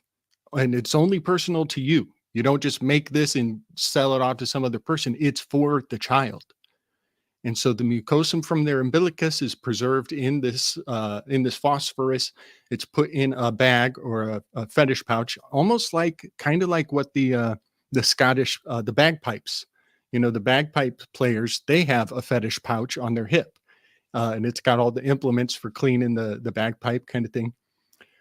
So we see this fetish pouch used in other places, but the first person to start talking about it and try to sell it in mass was the guy who invented the word facts. And it was just a generation after him that they had the 1666 London fires, Milton's Paradise Lost is written, and the word facts almost got out of their hands. They almost had random people on the street using the word facts. It almost became empowering for the common folks, and they had to lock that down. And so what they did was they launched the conscription and prize law, and they sent pirates out into the populace to capture the facts. And this is what we today call the legal system. The lawyer is capturing your facts, and the judge is called the finder of facts. And so when they tell you that you don't get to make up your own facts, that's very true. Nobody does.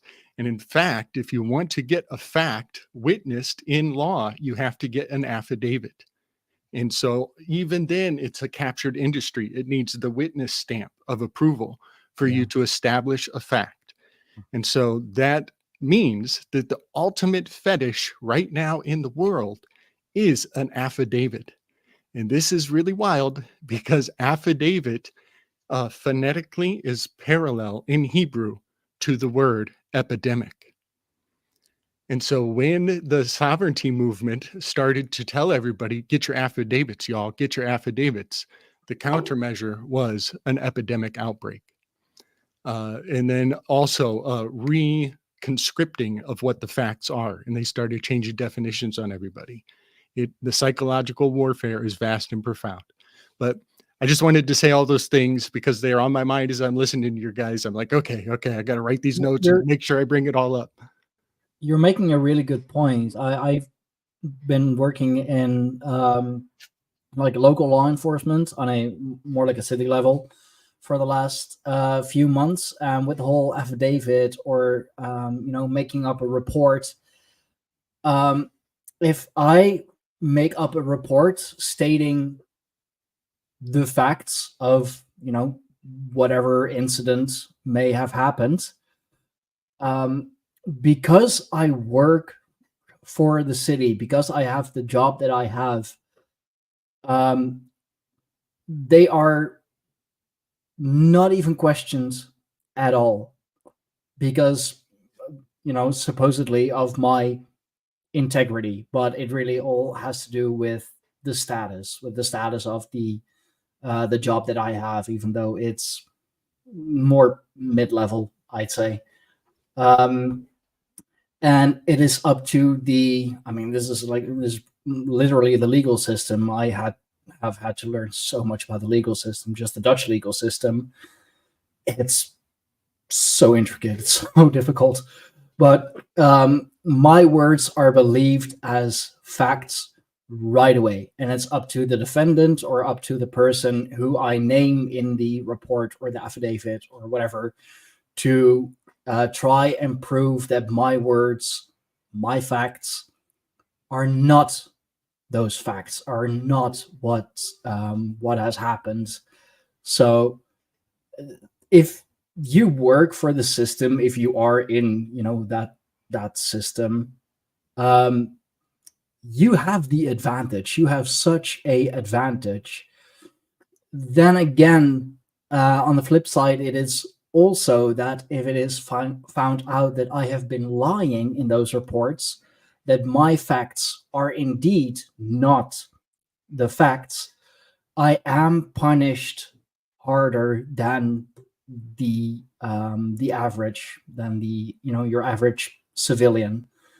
I believe it's up to 10%. So if there's, for example, if there's a I'm just making things up, like a $3,000 fine, then for me it'll be 3,300 because I have been lying from a position of power. So it's really, yeah. Sorry, no, go ahead, man.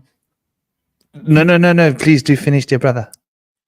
No, I think it's interesting that just if you are a part of any government system, really, or even, I'd say even public transport, because I mean the biggest public transport company here is semi-nationalized. I mean, it is called the Dutch Railways, but it is not exactly in the hands of the government. But you are believed right away. They're immediately in the understanding and the assumption that you're telling the truth. Why? Because you work for us. And you can't work for us if you're a criminal, if you're a liar, if you're whatever. And then I look at the upper layers and I'm like, you sure about that? I want to jump on that word affidavit because my head's just buzzing. It's crackling. It's crackle poppers. So Apis is the Chem Egyptian chaos god. Api, which Api, the P and the F is interchangeable. So Afi is chaos.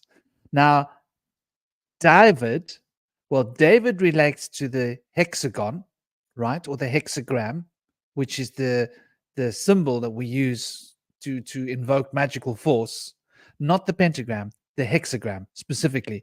The pentagram is more for foundation and safety and protection and maintenance of the sphere.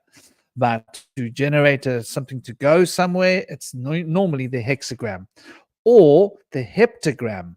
Now, the heptagram, somebody earlier was mentioning Babylon right in the beginning, and I forgot to jump on it. The heptagram is the symbol of the goddess Babylon, which is also a form of mystical projection of thought. But the hexagram is a more direct, in your face projection of thought. And yeah, it gets really interesting. The word David, the B and the V can be interchangeable, which would be debit. A chaotic debit. Affidavit. So there's a financial connection with that word. I had to throw that in there. Please, guys, do continue. This is getting exciting.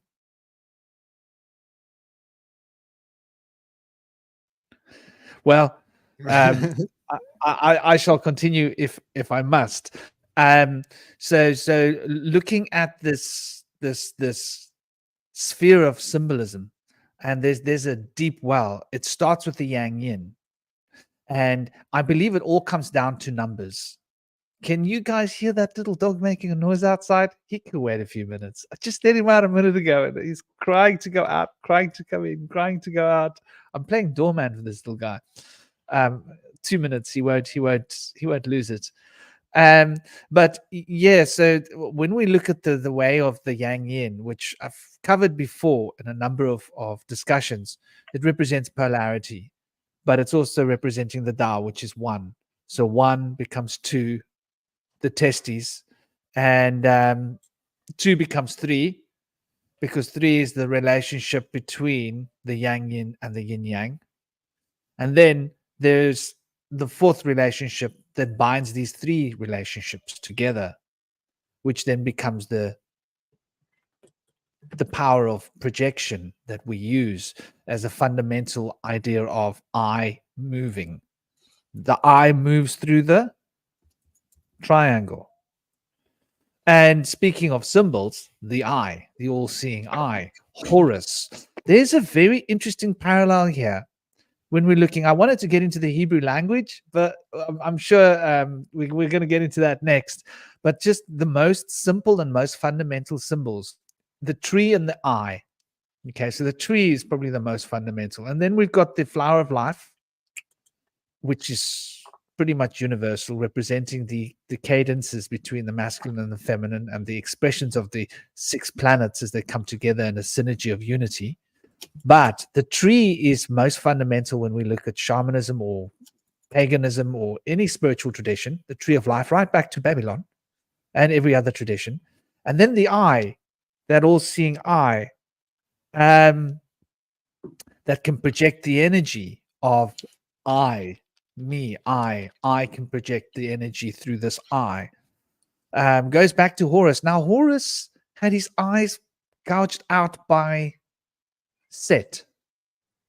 And then Tahuti rocked up and said, no worries. I got some tricks up my sleeve. I'm going to fix your eyes. And he fixed his eyes.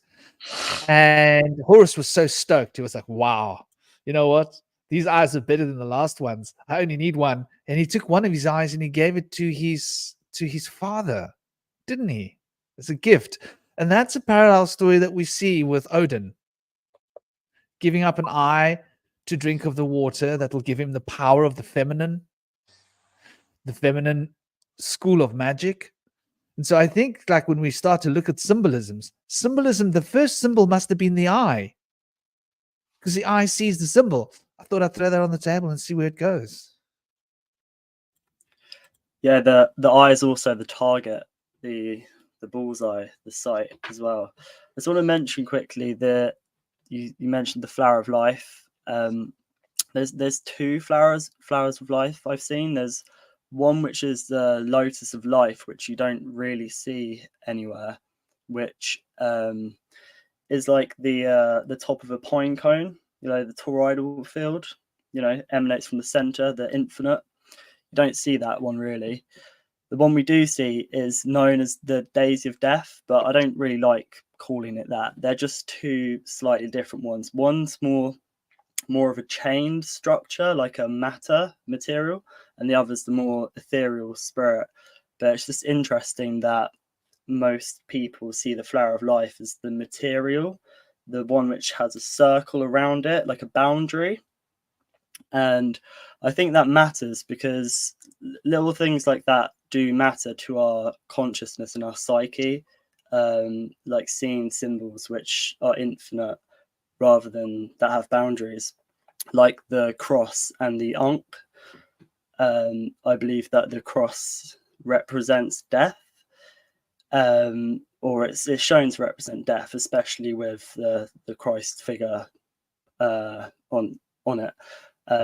Whereas the ankh represents life, and those are 2 kind of polar opposites. You see the cross, you see the boundary of the material, and you don't really see the others. And I've shown people these, and they've been like, "Oh wow, I've never seen that symbol before." So yeah, I thought I'd just share that. The pinecone symbolism, I believe you see that in the Mesopotamian, Mesopotamian religions. You see that a lot. Everywhere. Like, South America, everywhere. And, I think there's one in the Vatican too. So I think there's also one in the Vatican. Yeah. The Pope's staff is a pine cone at the base. Yeah. And isn't it also that your like your literal physical third eye, the what is it? Whatever it is. Isn't that supposed to be like kind of pine cone shaped as well? Your amygdala, or what is it? It's also why they named it the pineal or pineal gland. Yeah. Does represent the pine cone shape. Is it okay to share my screen in a minute? Am I able to do that to show you a picture? There's a little button on the bottom called present. Yeah. Just hit Share that screen. button and it will show you one of your tabs, one of your Google tabs, whichever tab Oh. you've got. It's not on Google. It's images I have. Would it be Yeah, able you to can just show that? basically share your Be able screen to with share it. that That's what I screen. did. Yeah, I'll Tap just share my on- whole screen. Is that and Yeah, tap yeah, on you it. can share it on your screen, and I'll just put you on a single layout. right? Okay. But yeah, I'm gonna just add while you're getting that sorted. If you really look at a pine cone, it's the flower of life. If you really look at it, and one more thing, I used to get dizzy counting pine cone seeds, and I kept getting to the number 33. I'd be like I don't think you can count past the number 33. Try. Please try. I've tried. I keep like 32. Was that 32? Was that 33? Gets very confused, but it gets to that sort of, and every pine cone seems to do that with me. You know, I'll throw in a couple modern day facts on these mystical truths. That flower of life in the pine cone is based on phyllotaxis, and phyllotaxis is a mathematical inevitability that they can even tell where the next branch on a plant is going to grow out. So it's phyllotaxis is a means of predicting growth in plants, but when you file your taxes, it is also the way that the government predicts growth for the future year. So phyllotaxis and phyllotaxis are a little more closely related than many might have thought. And then the all-seeing eye, I recently learned, was big in the Puritans and the Calvinists. They really drove that all-seeing eye imagery because they were big on surveillance. They were really big on surveillance, and basically the neighborhood watch and people ratting each other out for doing anything that isn't on the prescribed narrative that's not allowed. So the proliferation of the all-seeing eye, it is Egyptological in its root, but that technology has also been put in place. And my biggest beef with the Calvinists is that they believe a few things that we also believe as mystics. You know, the idea that you agreed to the terms of the agreement before you were born. That's all part of the Puritan Calvinist mentality. It means you have no right to complain about anything because you signed some contract in heaven to be here and to deal with all this. So it's not even disclosed, the terms of the agreement. You're just learning it as you go, but don't you dare complain. And there's something nefarious about saying we agreed to all of this. And there's also the other thing I don't like about the Calvinists that I see in a lot of New Age thought is that some people are born special. Some people are born with some sort of divine right to rule over everybody else. That is a Calvinist seed that I see in theosophy that I totally disagree with.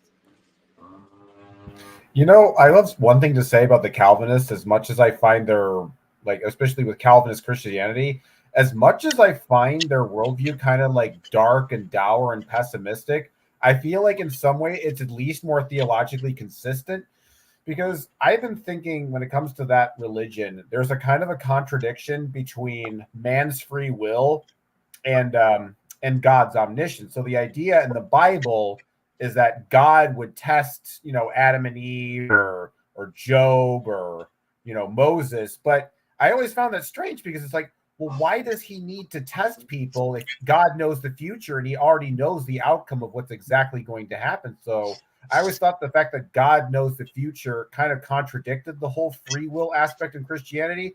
And I feel like at least with Calvinism, there's at least more of a consistency with that, because Calvinism is a lot more of it's a much more deterministic sort of version of Christianity where everything's already kind of set in stone.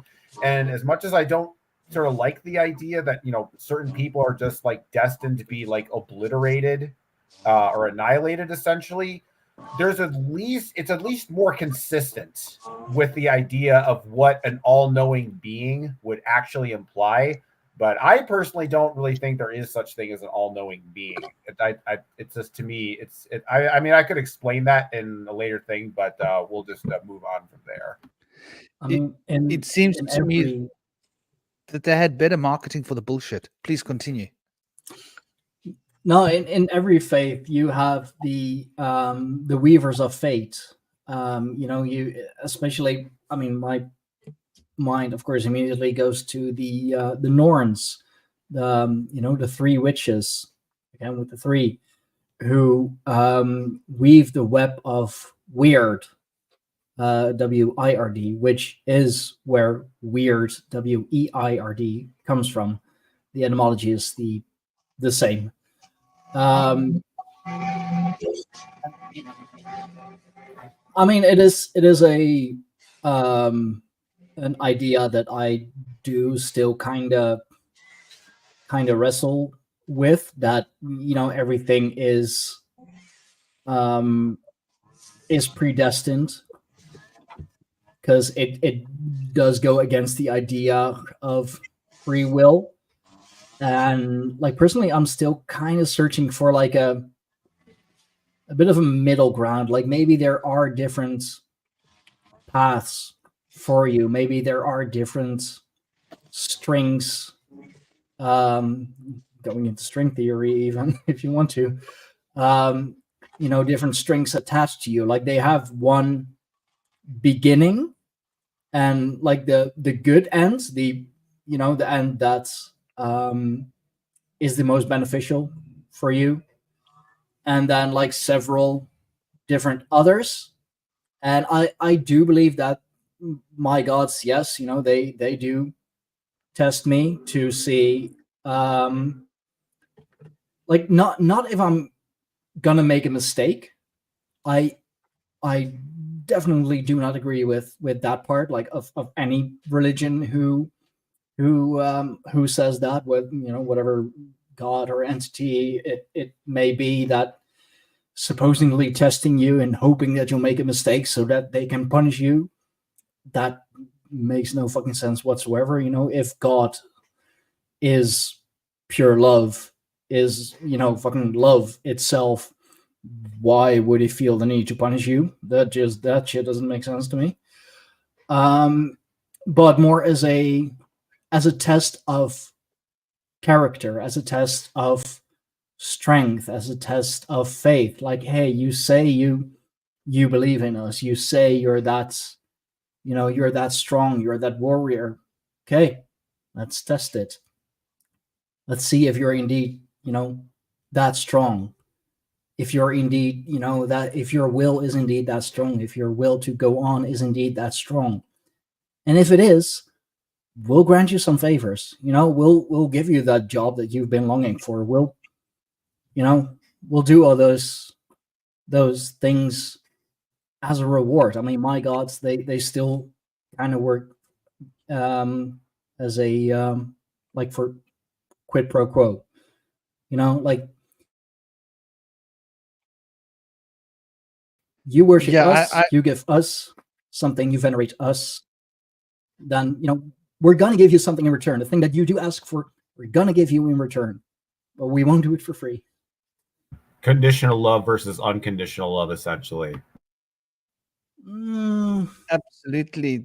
I think that idea of conditions is fundamental, because we're living in a sphere of conditions. And like, you speak about the three fates, and I think it represents like there is a you clock in and you do clock out. There is no way around that, right?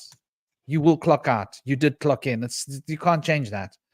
But there is a lot in the middle of that clocking in and clocking out that can be adapted.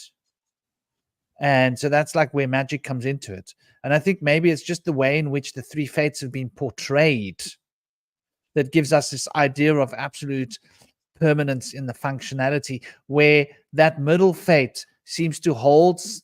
What does the middle fate represent? What does the middle goddess represent? Pregnancy, in a sense. And so when we look at that, like, doesn't it depend on what you put in the womb as to what's going to come out?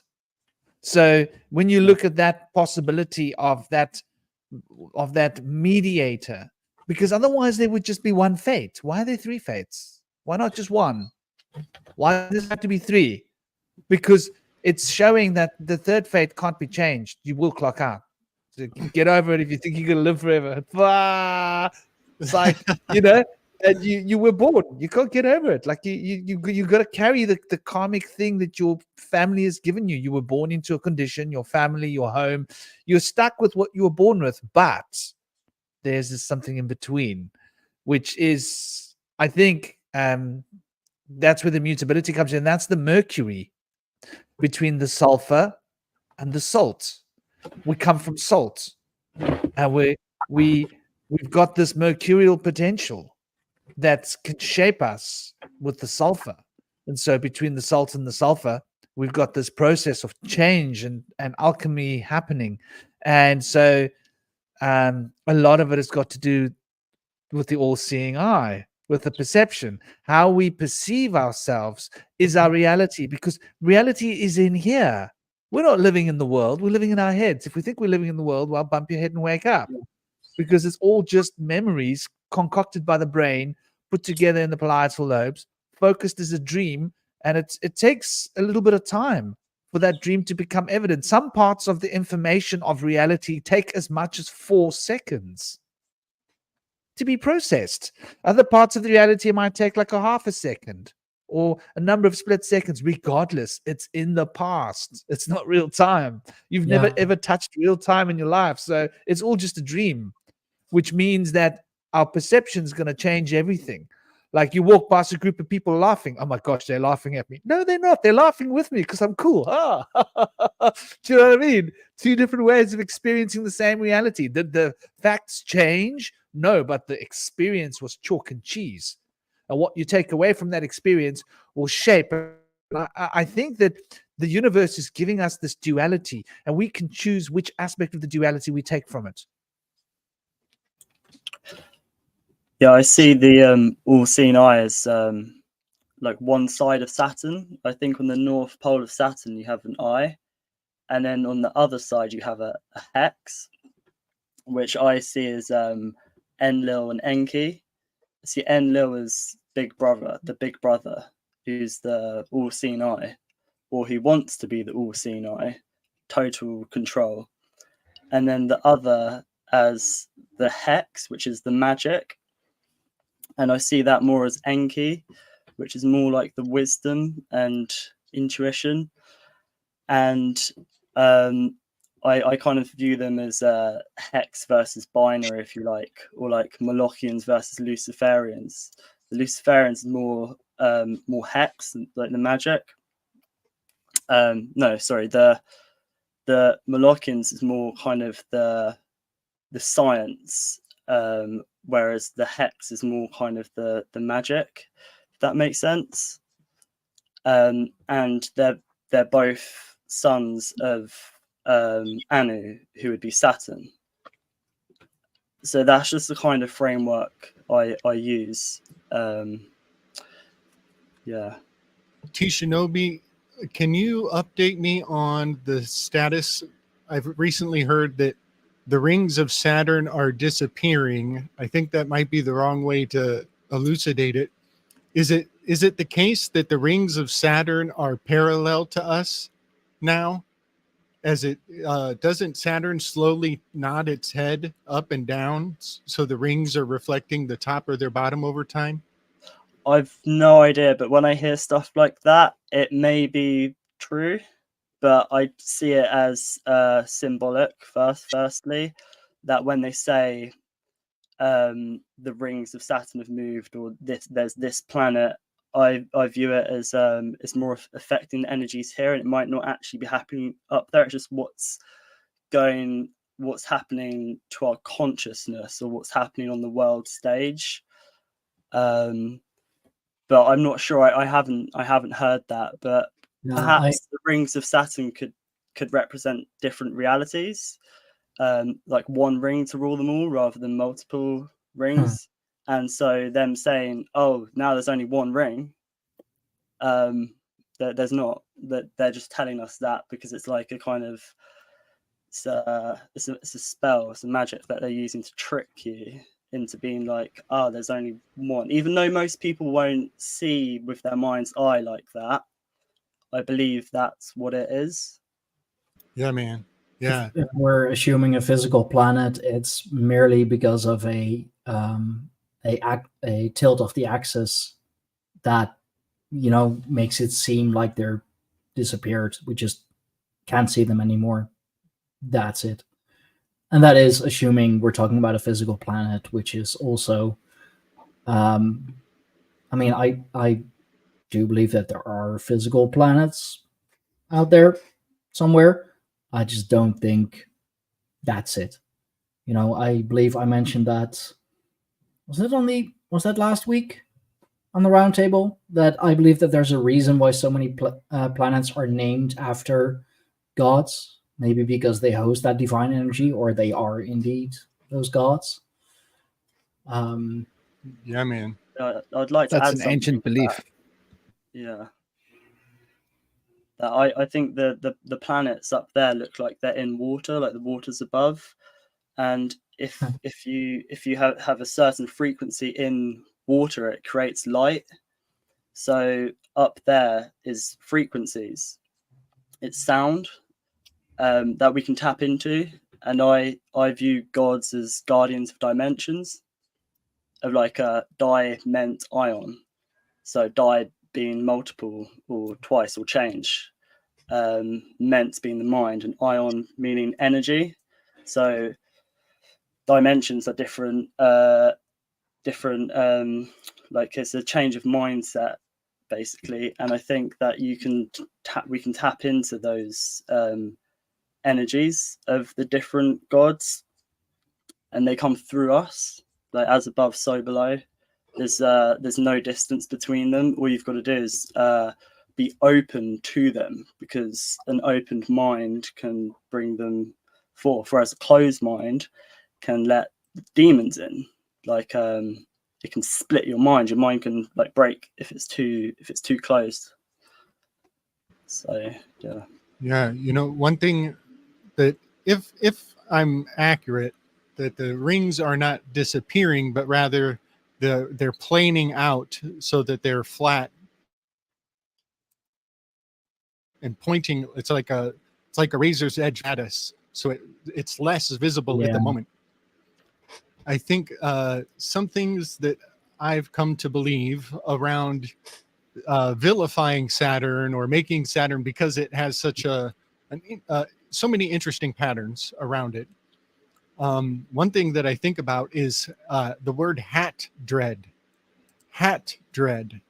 And for many generations, symbolizing your fidelity, your allegiances. You are symbolically indicating where you come from with what hat you wear. And you can signal from a very long distance that people can see that, oh, this guy's got the Jesuit trifold on, so he's a Jesuit, or this is a cowboy because he's got the cowboy hat. I think it's fascinating that the hat of Saturn is very much more along the lines of what some would call the Jewish hat, you know, the shape of the standard Jewish hat is very flat brimmed. But yeah, the idea of hatred and hat dread is kind of baked into our language in a real deep way, that we judge people by what they're wearing to the extent that we presume so much just on how they present. So yeah, I think Saturn and hat dread are very correspondent to one another. I just wanted to say that Shinobi, if you press present, you had some diagrams you wanted to present. You can present a slideshow. So if you click the present button, it gives you an option, and you go share screen or video file, extra camera, or slides. And if you click slides, then it will say your computer at the bottom. Just thought I'd share that with you. If you were having a hard time sharing your screen, you might be able to have. That's why I've left. I've tried it so many times. It's probably really not worth it. But rather than explaining, people take my word for it, I'd like to show these two images. So Yeah, if you know what the images are called, maybe we can find a Google representation of it very quickly. okay, I'll quickly tell you what they are as I'm trying to work this out. So one of them is somebody with a pine cone and a bag. So it's like one of the Anunnaki of a beard. Oh, holding up a yes. pine- we were talking about this a long time ago. So And handbag. yeah, so it was Bag, about Sumerian life. tree. I think and there's images of it Yeah, he's got in Sumerian pictures. a flower. Yeah. Okay, I can so find that one, but the second image is of a bearded man holding up pine cone, but behind him there's another character with wings and an eagle's head holding out a pine cone, but he's holding a bag, but attached to his bag is a sword which is made of iron. And it says that the clue for it being magnetic, the bag, comes of the next picture, which in his opinion clearly shows that the sword is attracted to the object or device, right? Now, the sword is made of iron, which is ion, which is energy, which is consciousness. It's holding out the cone like the Vatican have on their staff. And consciousness, energy, is going into the bag. They're collecting energy. And that's not the exact image, but that's the culprit.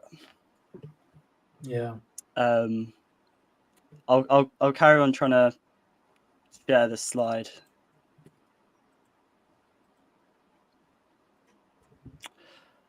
Right. I'm trying to make it a bit bigger. So you can see the handbag on his left hand, Yes. and he's got the pine cone there where my cursor is, if you can't see it well. And the head of the eagle, obviously, representing, being able to see far. It sort of has a prehistoric idea of the all-seeing eye is the eagle, because the eagle could see everywhere when it was up in the sky. So it's symbolic of having the all-seeing eye, the Ajna chakra, open. This obviously represents wisdom, the pine cone, the wisdom of the sacred geometry of the universe, and the flower of life and the seeds of life. And the pine cone contains the seeds of the seed of life power. And then this bag here is always, and I've always thought that it goes hand in hand with this pine cone. They always seem to go together, as if it represents like knowledge that can be used, or knowledge and implementation of these sacred principles to create a culture. And it's usually Tahuti or a Tahuti type concept that is carrying these two. This situation, this bird sages are known as the Upkalu, the 7 sages of Dagon, Awanis, or Enki. I just want to take one moment to invite Chris to the show. And then after I've done that, please, Shinobi will continue with his story. Chris Miner has come to join us. He's let me take this off quickly for a moment. Remove from stage. So here we go. Here's Hello. Chris Miner. Welcome, dear Yes. Chris. It's an honor to have you here with us. Chris was Thank with us you. last week. Man, Lovely don't podcasting stop guy. on my account. Don't stop on my account. Keep going, man. Let him flow. Well, I just wanted to introduce the brother. He's got some lovely ideas to share with us. He podcasts as well, and he will introduce himself. Please do when you start. Please do continue, Shinobi. I'm so sorry to interrupt you.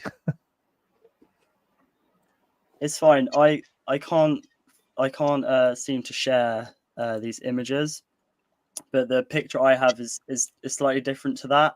It's grey, and there's a guy in front of him, and there's a sword attached to his bag, like a magnet. And I always view the eagle as Enlil, not Enki. So it's interesting to hear the eagle being being called Enki, because I see Enlil as the farmer, like big farmer, and then hang on. So yeah, and Enki is like a shepherd. Like they're both like, you know, they came here to mine our gold, which could be monatomic gold, like our plasma, our energy, but also the physical, because everything seems to be trifold. It seems to be physical, metaphysical, and symbolic at the same time. But it's usually the guy with the eagle that has this bag with this sword, and I view Enki as the lesser of the two evils. I just I view them as two polar opposites. I view Enlil as equivalent to like Moloch, like the bull god, and Enki as the scapegoat, as the snake. And I just found this image interesting because the sword is iron, which is that energy, and this image shows it. And I'll have to keep trying to share it. But I just thought it was interesting just to see the picture of the bag and what it could represent of maybe perhaps our energy, because I kind of see that now with our monetary system, with especially on the dollar bill where you have the AI and it says "In God we trust," and there's words in Latin which say He will be so pleased with our work and stuff. And like, who are they talking about? And I think they're talking about AI, but like something from another dimension, perhaps one of the old ones, or like an Anunnaki, which they want to bring into this realm. But first they have to weaken our consciousness, suppress our intuition and our wisdom. And ways they do that is, for example, with the pride flag, which only has 6 colors. We were talking about this at the beginning. The missing color is indigo, which is the 6th chakra, the third eye, which represents wisdom and consciousness. So to bring these beings into this world, they need to block this, because we create our reality, kind of thing, and we'd kind of get in the way of that. Nice weave, man. I love that on the indigo. That's a great point, that it's missing from that rainbow. That's very potent. Yeah, it definitely matters. And in 2015, they did experiments. I don't know why, but you can read the article online via The Independent, which is a UK paper. And it was about how to detach people from God via magnetism. Yeah. And when they did this, it affected the prefrontal cortex. So basically gives you brain fog. I'm not sure who remembers that. In 2019, where there were certain towers put up which could mess with our electromagnetic field. Basically, when your prefrontal cortex is affected, it stops critical thinking, and it stops you being able to like see what's going on and be like, this is wrong, basically. And I think that is I see that as the end result is just weakening people's third eye, so we can't focus on anything beyond the fog which is right in front of us.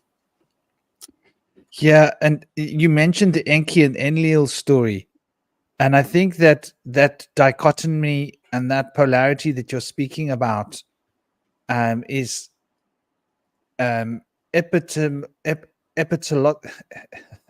it's like an epithet being reflected here by Enki and Enlil. And I see Enki as being in the front, holding the pine cone, and Enlil standing behind him, holding the case or the satchel or the handbag.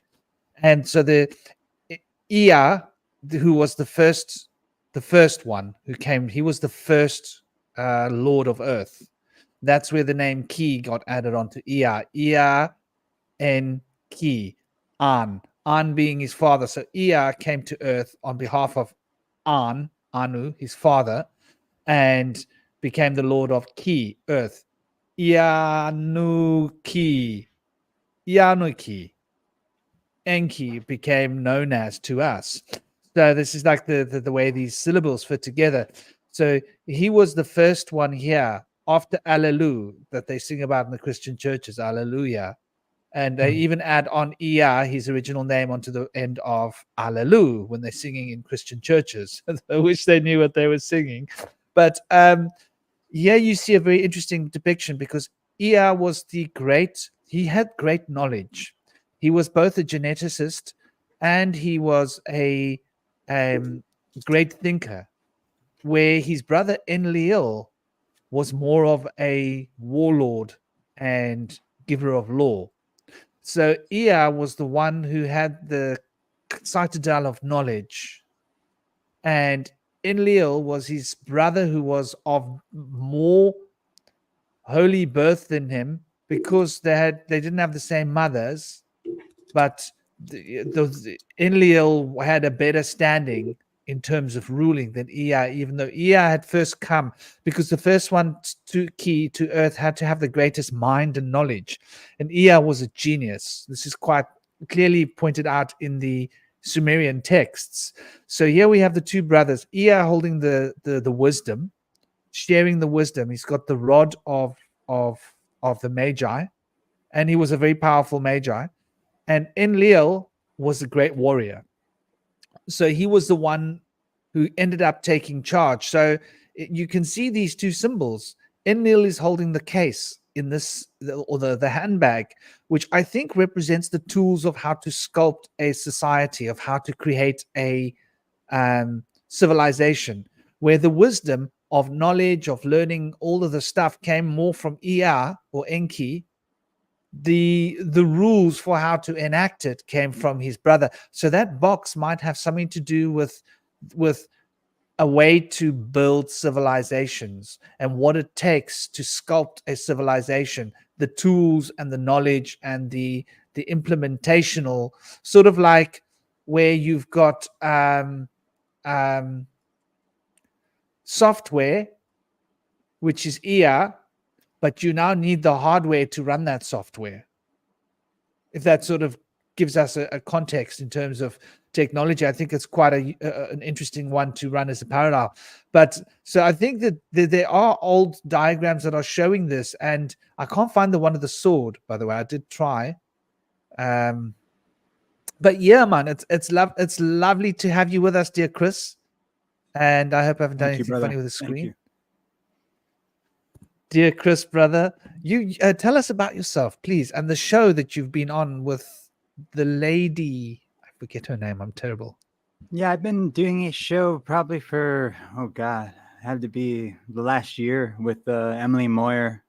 That it started off being, I don't know if any of you guys, I know Gabe's been on her show a few times. She has a bunch of different series, and I started doing a show she had called The Glass Bead Game, and then that eventually transferred over to a show on the periodic table, like basically synchro, mystically kind of weaving in stories from the Greek myths, the Bible, and stuff like that to the various elements.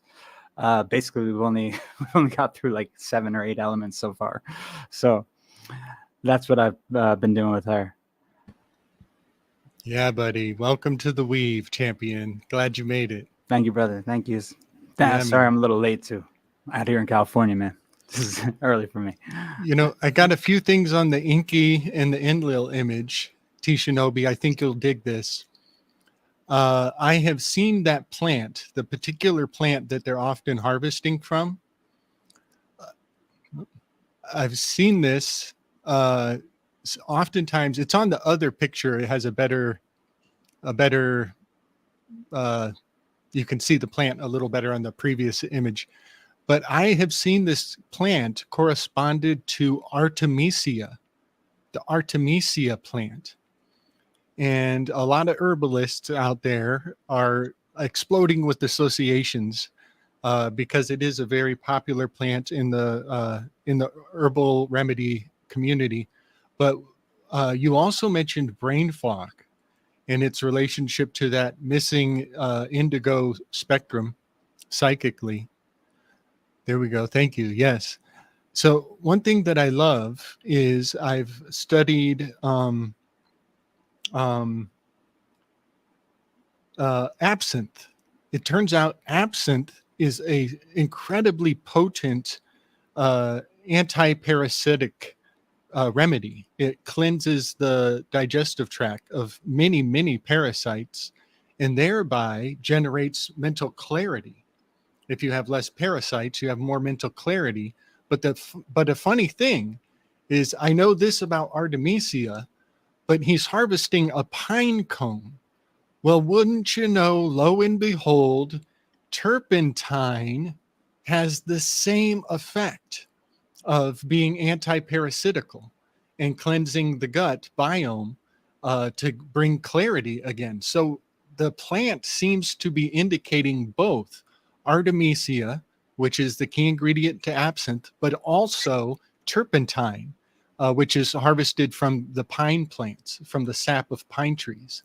And so I think the clear remedy that we can extrapolate from the imagery is controlling the gut biome for mental clarity. And then I got to say it, I'd be remiss if I didn't mention the handbag is the placenta, y'all. It's always about the placenta. Yeah, that fetish, the patois, that fetish at the hip. Can I just add something about the parasites and critical thinking there? That the C-section, which is a cesarean section, Julius Caesarian, basically affects the child's gut when it's born because it's brought into the world via guilt. The child has guilt for what it's done to the mother. So the gut microbia basically will be affected in the child, and it can basically be correlated to autism C-sections, because autism is related to the gut microbia.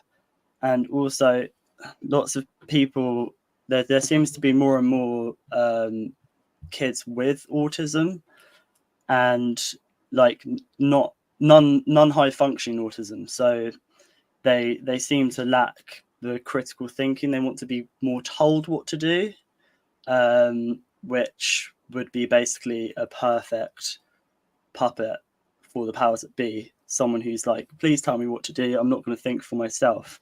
And it starts off with a C-section, affects the gut microbia. And also Billie Eilish has a song where I've decoded a couple of her songs. It's very interesting. One of them is goes, my V is for vendetta. I thought I'd feel better, but now I've got a bellyache. And I think the V is vaccine, because I think in the video she's being jabbed loads. I thought I feel better, but now I have a bellyache. And I think that the vaccines might affect, well, sorry, not the vaccines, the jab, you know what I mean, affects people's gut biome, and may induce parasites, because 100% people who got the jab lacked a certain level of critical thinking. But I see that people who have been jabbed, they 100%, like, they don't have critical thinking. You try to have a conversation with them, they just glaze over, like they're not really there. And it's 100%, I believe, parasites in people, because everybody has them. But I think that the jab sort of is responsible for bringing in like more lower form entities or life forms inside of us, if that makes sense at all. Yeah, it's said that the mRNA is supposed to target a certain area in the cygnus of the brain that controls radical thinking. It's a place where people think against the grain, critical thinking. So they think that people who are taking the vaccine will have limited critical thinking and not be able to think for themselves. But yeah, I like that you mentioned the 5G towers also inhibiting the function of the prefrontal cortex. They've really been trying to shut us down since they've been putting fluoride in the water as well. And it's pretty damaging stuff. But a lot of us have been able to find remedies to this stuff. I know you can use certain stones like shungite to protect yourself from the 5G. And I've been doing that. Try to avoid tap water. But a lot of this stuff is we're bombarded with it. A lot of it is unavoidable. I really wanted to share this because what you were talking about made this glyph run through my consciousness. Google Play. And this is the V, right? Yeah. But above the V is the cross. That's that we were talking about it in the chat here. It came up about being tested, right? So the cross is the testing. You get tested on your cross, the way Odin was tested on his cross, the way Emmanuel was tested on his cross. It was an old thing where you would be crucified for a certain period of time as an initiation. So that represents, and here we've got the three aspects. Oh, let me do it with my mouse. So here we've got the three aspects of the alchemical, the three primes, and here we have a connecting triangle which represents the way in which the different triangles form. You see it in the Sri Yantra. I'll bring that up later. Very interesting series of symbols. Other than the seed one that we all know, the Sri Yantra is the one consisting of different triangles, and it relates to bringing that fire within, the spiritual fire. And if you look at this glyph, it's very clearly a chalice, isn't it? And so a chalice represents the womb. And Gabriel's going to love this. What is this, Gabriel? What is this thing we're looking at here? And of course, the V, and this, for those of you that don't know, this is the glyph of Lucifer.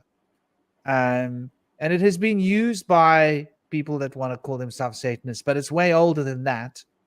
And it has to do with the cross. This is the chalice. This is the Holy Grail. And the V represents the victory. Right. The victory that one is led towards when one is able to partake of the Holy Grail. So it's a very interesting glyph. I thought I'd add that in there. Also, I kind of see Gabriel that. might have liked it. Yeah. Say again, Indy. See this kite shape in the middle. Could be like the goat head with the two horns raising up and the two ears going down. Yes, Very at the top. I see that. I don't know if it's meant to be interpreted as such, but I love the chalice interpretation as well. Yeah, man. Yeah, I'll mention the vicar. The Pope presumes to be the vicar. I'm pretty sure that mantle has been dissimilated hundreds of years ago, but they're still running that game anyway. But yeah, he presumes to be the vicar, which means the cup or the receptacle or even the stand-in, the space filler, which is interesting because the symbol of zero is a space filler also. Now, Franklin, are you able to pull up the schematics of what an eclipse looks like? It should, and you'll recognize what I'm looking for, because the same dynamics of that sigil that we just looked at are articulated in what the mainstream describes the dynamics of the shadow of an eclipse. There's this strange kind of crisscrossing around the moon that generates a shadow down onto the earth, and it has all of the same dynamics of what we were just looking at. And we have a solar. Give me a second. I'll pull. Okay, nice. We have a solar eclipse coming on October 2nd in a very fascinating location. It's happening way down at the Argentina and Chile at the southernmost tip. There it is. Check that out, fellas. Are you seeing it? The umbra and the penumbra.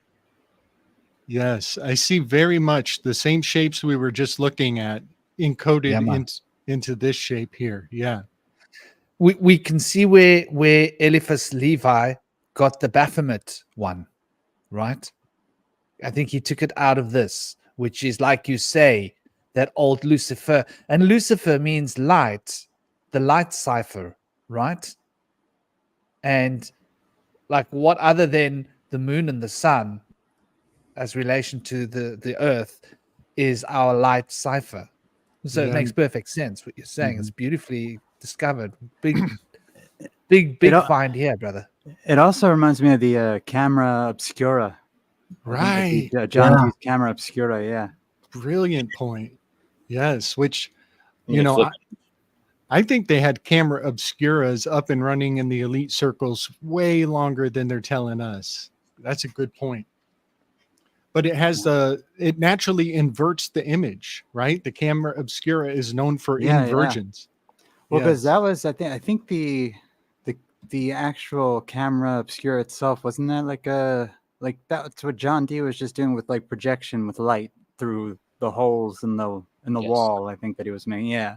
Yes. So, and then we eventually get into like actual motion pictures. But as far as actual motion pictures go, I even think that's been around longer than they tell us. Yeah. You know, But yeah, there is an inversion of the, just like they say, it happens with our eyes. right. Yeah. You know, I always love to point out, I know John Dee and Edward Kelly get a lot of the glory for their camera obscura work, and they're talking to Enochian spirits. I always love to point out how incredibly parallel their biography is to Schopenhauer and Goethe. Schopenhauer and Goethe were actually working together to develop a new theory, kind of against the Newtonian physics of their day. Schopenhauer and Goethe were making, and they wrote many books on their philosophy on how light works. And I think they were working with camera obscuras and even the spectral energies of the rainbow. And what's fascinating about that truth, that historical truth, so they are quite a few hundred years after John Dee and Edward Kelly, but they're paralleling their biography in fascinating ways. But what's amazing about this is that the story of Faust that Goethe wrote seems to be a revelation of the method, revealing the relationship between Schopenhauer and Goethe. And I think if you read Faust, you can plug in Schopenhauer for Faust himself, and then you can plug Goethe in for Wagner, his buddy in the mundane world. He has a best buddy he's going around with, and they're always together. I think that is paralleling Goethe and Schopenhauer's life. And the thing about Faust is it traveled the world. The story of Faust was throttled around the globe through the Actors Guild. But I think that the Actors Guild were using color projections on the stages. And they might have been harnessing these revelations from the body corpus of Schopenhauer and Goethe's discoveries on what light affects people's emotions. So I think, to sum it up, in the olden days, way back before movies, the play Faust was taking the world by storm. But I think the Actors Guild was using light effects on the stage to alchemically alter people's emotional responses. And so I just wanted to kind of make that jump from John Dee to these guys. What you got? This book, Theater of the World by Francis Yates, actually talks about that very thing. They were doing things like that back in the day. Oh, you give me the goosebumps. I was just guessing, and you tell me there's a book that proves it true. What is that book? I'm going to write that down. It's called Theater of the World by Francis A. Yates. And you could actually see the Globe Theater right in the center of the whole. Wow. So I call it the Globe Theta. Theta is your sleep state. And this is also why I call it the mind's dream media. There is something profound about how entranced we become when we're entertained. All right, I'll shut up. I just wanted to add something, and I want to bring up 3 glyphs. So first, I'm going to bring up the glyph that we had before, and I'm going to show you something that I'm looking at here. It's got to do with the mathematics. And okay, so first, let's look at the angle. Let's look at the dimensions of that triangle. That triangle dimensionality is carrying the 72 and the 108, right? So here we have, if you can see my cursor on the screen. I hope I'm showing you this image. Yeah, I am. Great. So I'll full screen layout it. So here, or which tab is it? Yeah. Here you can see the 108 degrees where my cursor is. And here you can see the 72 degrees. And it's the same everywhere around the circle because it's it's got a dynamic sense of symmetry. Pentasymmetrical, I would say.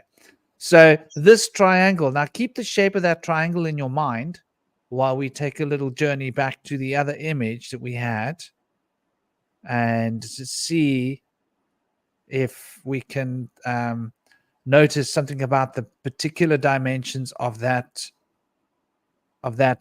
triangle. And so here we see that triangle inverted, right? If you look at that and you build 5 of these around, you're going to make a pentagram. So the angle here has got to be what? 72 degrees. Isn't that interesting? So this is 60-degree angle, and this is 72 degrees. And between the 60 degrees and the 72 degrees, we've got 12 degrees. I just thought that's quite interesting. And it makes this kite, which I think is relating to the what is produced by the cup, you know, in the bottom, the dregs of the cup, which is where the sperm and the eggs will mingle. So I think there's quite a powerful glyph here. And that out of the way, I just thought I'd share that with you. Just the particular dimensions of that triangle seemed important. And in that vein, I'm going to share probably one of the most prolific diagrams other than the seed of life, which we all are very acquainted with. Here's another one which you will have seen. You will have recognized it. This is the Sri Yantra. Now here, once again, what are these triangles doing? It's a busy picture, isn't it? And this is a simplified version, but we can see there's different triangles doing different stories here.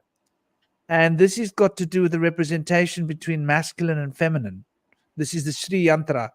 This is the divine feminine meeting the divine masculine as a representation. And obviously here we can see, you know, we've got the 10 petals here. And yep, it should be 16. It is 16. So it is right. You never know when you're looking at these diagrams. People get creative. So it's the Visuddhi chakra with the Manipura chakra. So I've mentioned before that the etheric field and the astral field, and here you can see it represented quite well. Here you see the causal field, right, of geometry containing the astral field. And within the astral field, the etheric field. And the etheric field is the shapes and the patterns that become that bottom line point of collision of particles, atoms, the physical reflection of these 3 principles. So you always see these 3 principles being reflected quite beautifully. And this is obviously tying back into the 3 principles of alchemy.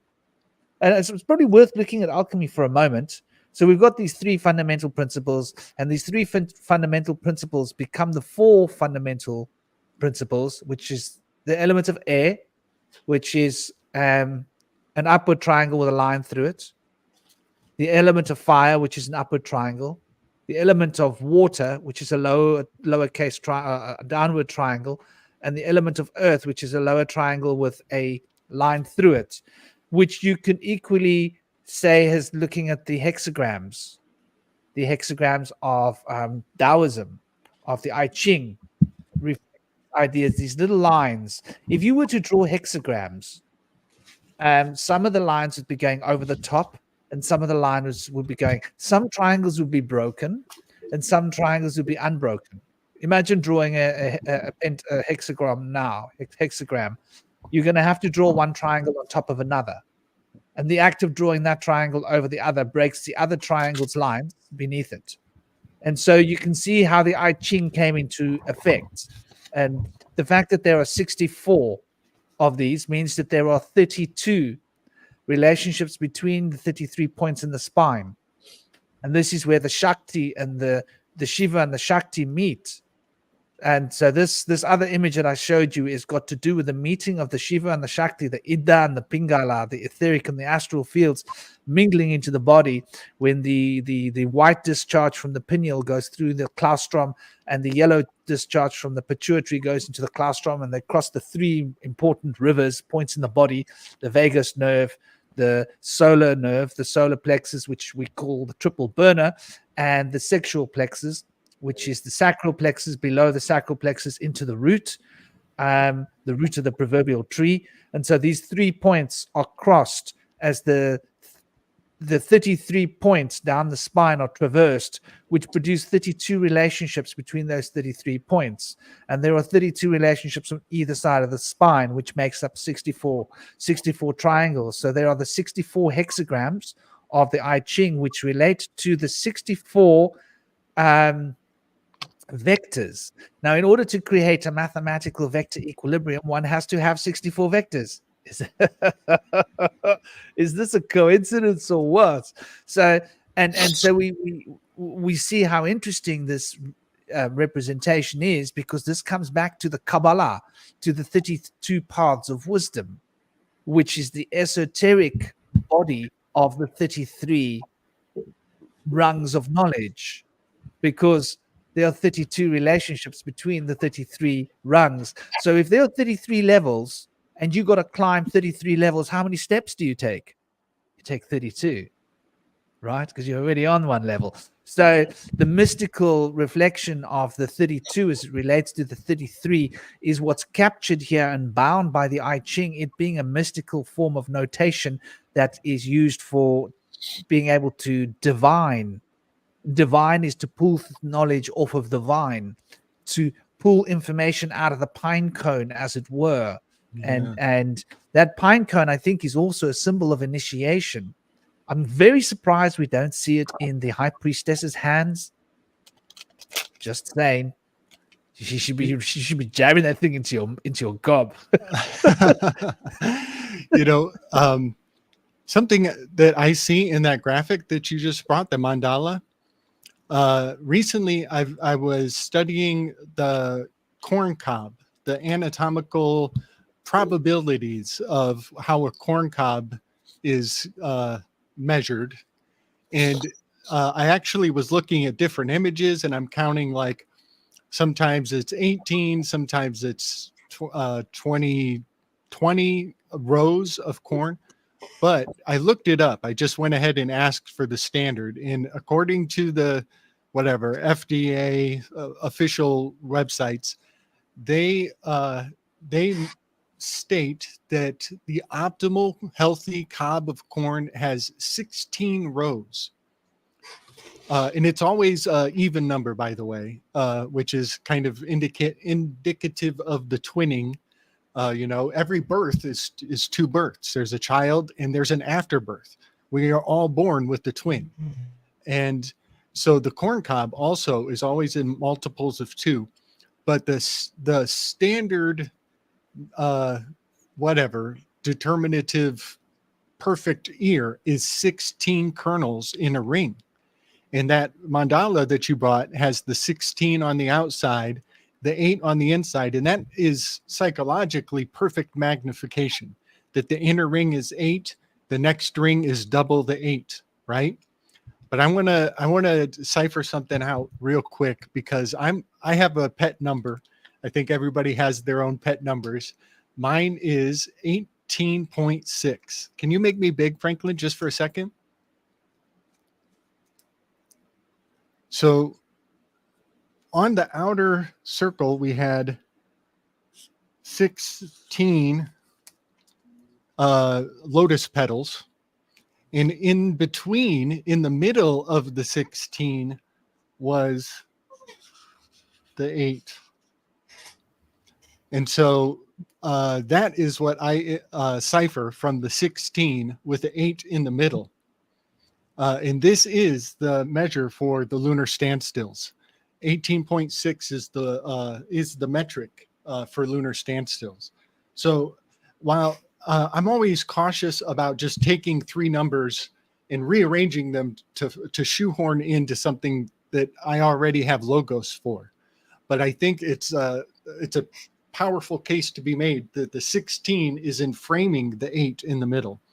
And so, yeah, 18.6 is a real powerful frequency, because I believe that psychologically the masses are tuned into harmonic resonance fractally to anticipate conflagrations around the 18.6 lunar standstills.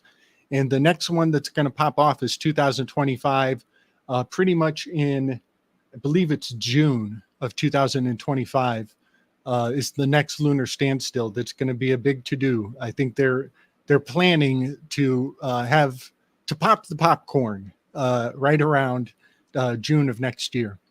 And 225 is also the orbital solar orbit of Venus is 225 days to make her perfect circle. She's one of the only planets with a perfect circle, allegedly. But Venus is a big deal to the Pythagoreans. They would not miss the chance to have the biggest party ever in the year of 225.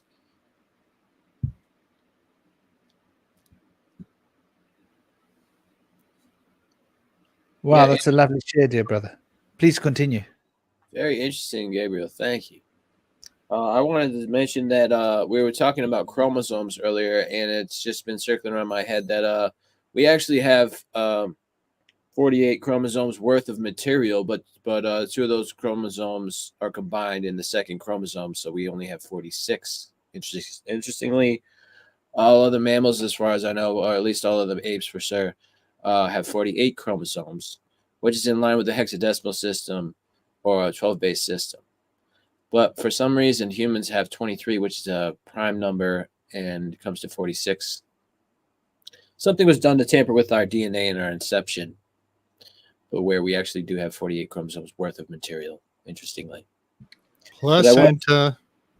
I want to mention that 8 times 12 is 96, and 2 48s make 96. 8 being a number of completion, and 12 being a systematic number of the ancient counting system of the Sumerians, with which they would count the stubs of their finger, 1, 2, 3, up until 12, 3 for each, times 4. And then for each other, on the other hand, they would put down a finger for each time, 5 times being 60 of 12. Oh. That's a beautiful share, yeah. And I think that's how they came about with pounds and all of that, isn't it? Yeah, the empirical system and everything. It's a lot of that. You have to wonder, it's like, did they create the measurement system to synchronize with the Egyptian numbers they were trying to communicate of the planetary bodies? How is that so in sync? Is it happened by accident? It seems like that was planned. I feel like the empirical system was designed from the hectare or whatever, and they were able to match it up and link it to show the masonry of the pyramids has secrets within it. I feel like the whole system is designed to show those numbers and secrets. Totally. Musical frequencies as well. Yeah, man. You know, I just got in real deep with some of my homies over on my Telegram with kind of, we had a meeting of the minds. It was a private stream that we did where we were comparing ordinal reduced gematria, and I was pleading the case that it's the most intuitive. It's like, if you were going to initiate somebody into gematria, I don't recommend septenary. I recommend ordinal reduced, because it's the easiest ask for a newbie to just because it's already based on what they know, that the letters are in a numeric sequence A through Z. But my buddy PK, he wanted to plead the case that about it's also only that way because we are 10 based counting dependent, where psychologically it's hard to break outside of the 10 based paradigm. And so we were playing around with 12 based math. And it turns out in our research in preparation for this meeting, I found out that the French Revolution, there was a time when all of the world almost went to 12 based math. And Andy, that's just what you were talking about, how they count the 12 pads on the fingers and then they take a note with the other hand and then do it all over again. We almost, as an entire world, they almost changed math. They were this close with the French Revolution to changing how we count at large. And part of the reason that that would be beneficial is for like cups and teaspoons, tablespoons. It's easier to divide the 12 base system into halves, quarters, and thirds. You can very easily communicate in those measurements if you are on a 12 base system. But then I find out there's actually people out there who are hardcore, who are still all about the 12 based math. And we did some fun experiments that night. I learned a lot, but I do believe that there are, it's almost a parallel reality to see the world with a different based mathematical system. And I'll just say this, I suspect that some of the predictive programming of The Simpsons, the Family Guy, some of these cartoons, one thing I notice is The Simpsons have of fingers. Oftentimes these cartoons have different numbers of fingers, and thereby their measure of the reality is on a different metric of understanding math. And so I do have this really elaborate theory that the simulation of predictive programming is having operational success due to the fact that we're just not thinking in the same mathematical paradigm that they are. So yeah, there's a vast theory right there. But I think 12-based math is up and running, and it's not on our radar because we're all 10-based mentally. Yeah, interestingly, there was a 13-month calendar proposed. The International Fixed Calendar was proposed in the year 1902. It was never accepted and used. It was a 13-month of 28-day calendars, very succinct. Each month has 4 weeks exactly. Beautiful calendar. Although they could not divide the year into a biannual breakdown, so they rejected the whole proposal. However, the Kodak company was able to use that system of time and use the International Fixed Calendar from 1928 to 1968, or 88, I believe. It was for 60 years that they used the calendar. That is cool. That makes me think of Paul Simon in the song Kodachrome. If you took all the girls I knew when I was single and brought them together for just one night. Gabe, they also had that you bring up the fingers reminds me of, in The Simpsons, reminds me of the AI issue they were having when they first came out with all the LLMs. Yeah. The wrong hands every time. Yep. They're getting 6 fingers and stuff like that. Yeah. The hands are so strange. It was so strange. Yeah. You know, my buddy Thomas, Paranoid American, he's really into the AI art, and I was always razzing him that, you know, all of his creations, because they have malformations in their hands, I used to tease him that all of your children you're birthing right now should be thrown off the cliff sacrificially. Because their hands. It was odd too. It wasn't just their hands; it was also their teeth. Yeah, double rows of teeth. Yeah. Yeah. They had Nephilim. It's straight up Nephilim seeding. They're totally seeding the Nephilim. Yeah. I'm actually having Gary Wing on tomorrow on my show. Oh, that's amazing. Nice. Yeah, I totally forgot about it, actually, because I scheduled it like months in advance. Wow. Well, you know, I've never heard anybody else say this, but no phylum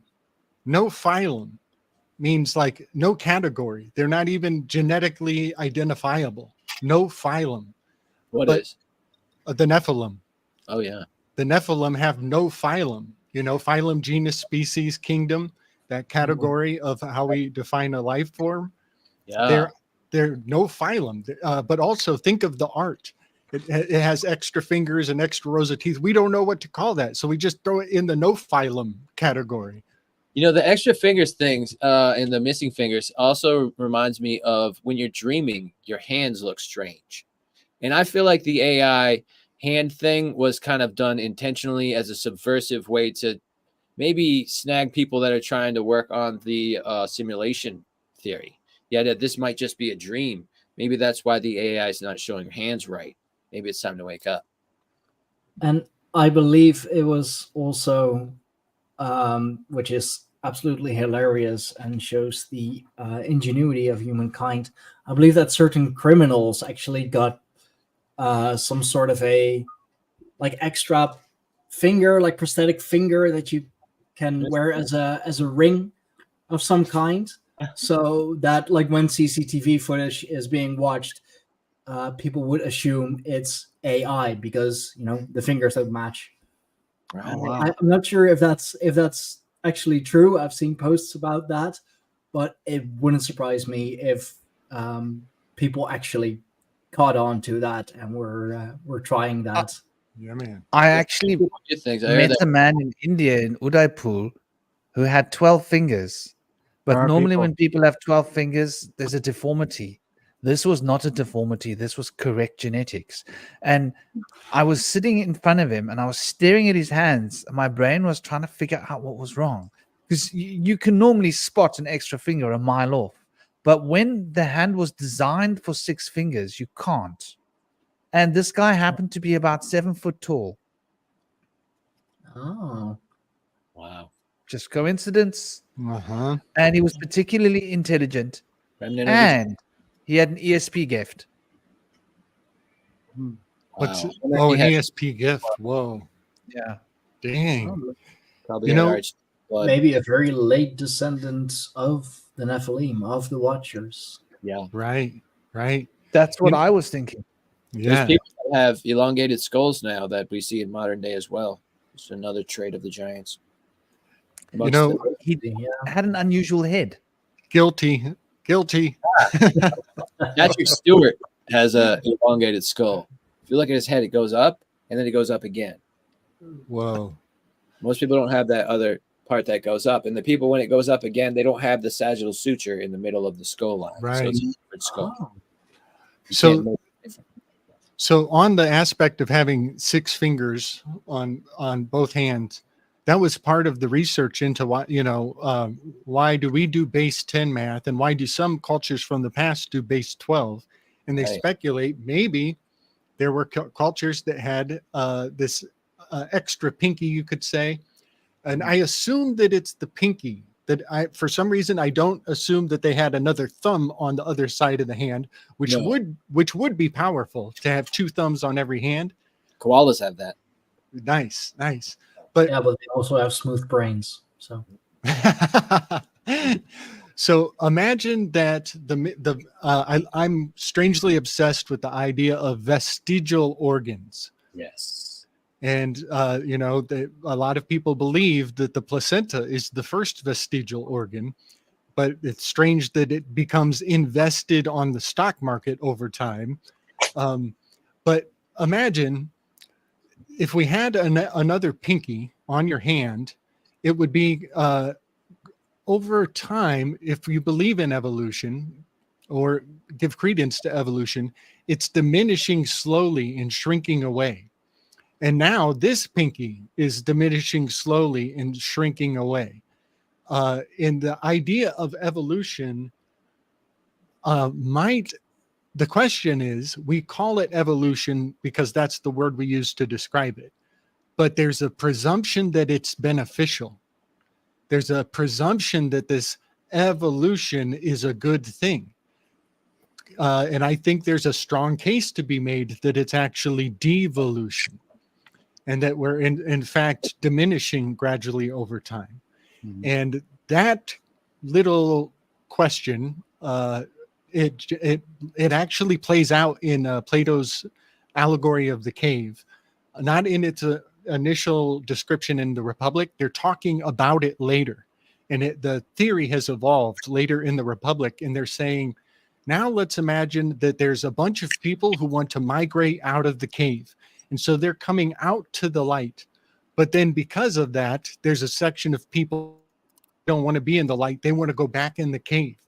And so now in the cave, there's 2 rows of people going out to ascend and people going back down in because they like the illusion, kind of like Cypher from the Matrix, who wanted to eat the steak, so he sold them all out. So there's a whole line of people who are rejecting the truth. And in the Republic, they are actually justifying, don't you think that it would be incumbent upon you to mock the people who have made the wrong decision? And that philosophical conundrum expands out to very dangerous territory very quickly. But it definitely gives us a directive to actually try to convince people who are working against their own benefit to think otherwise.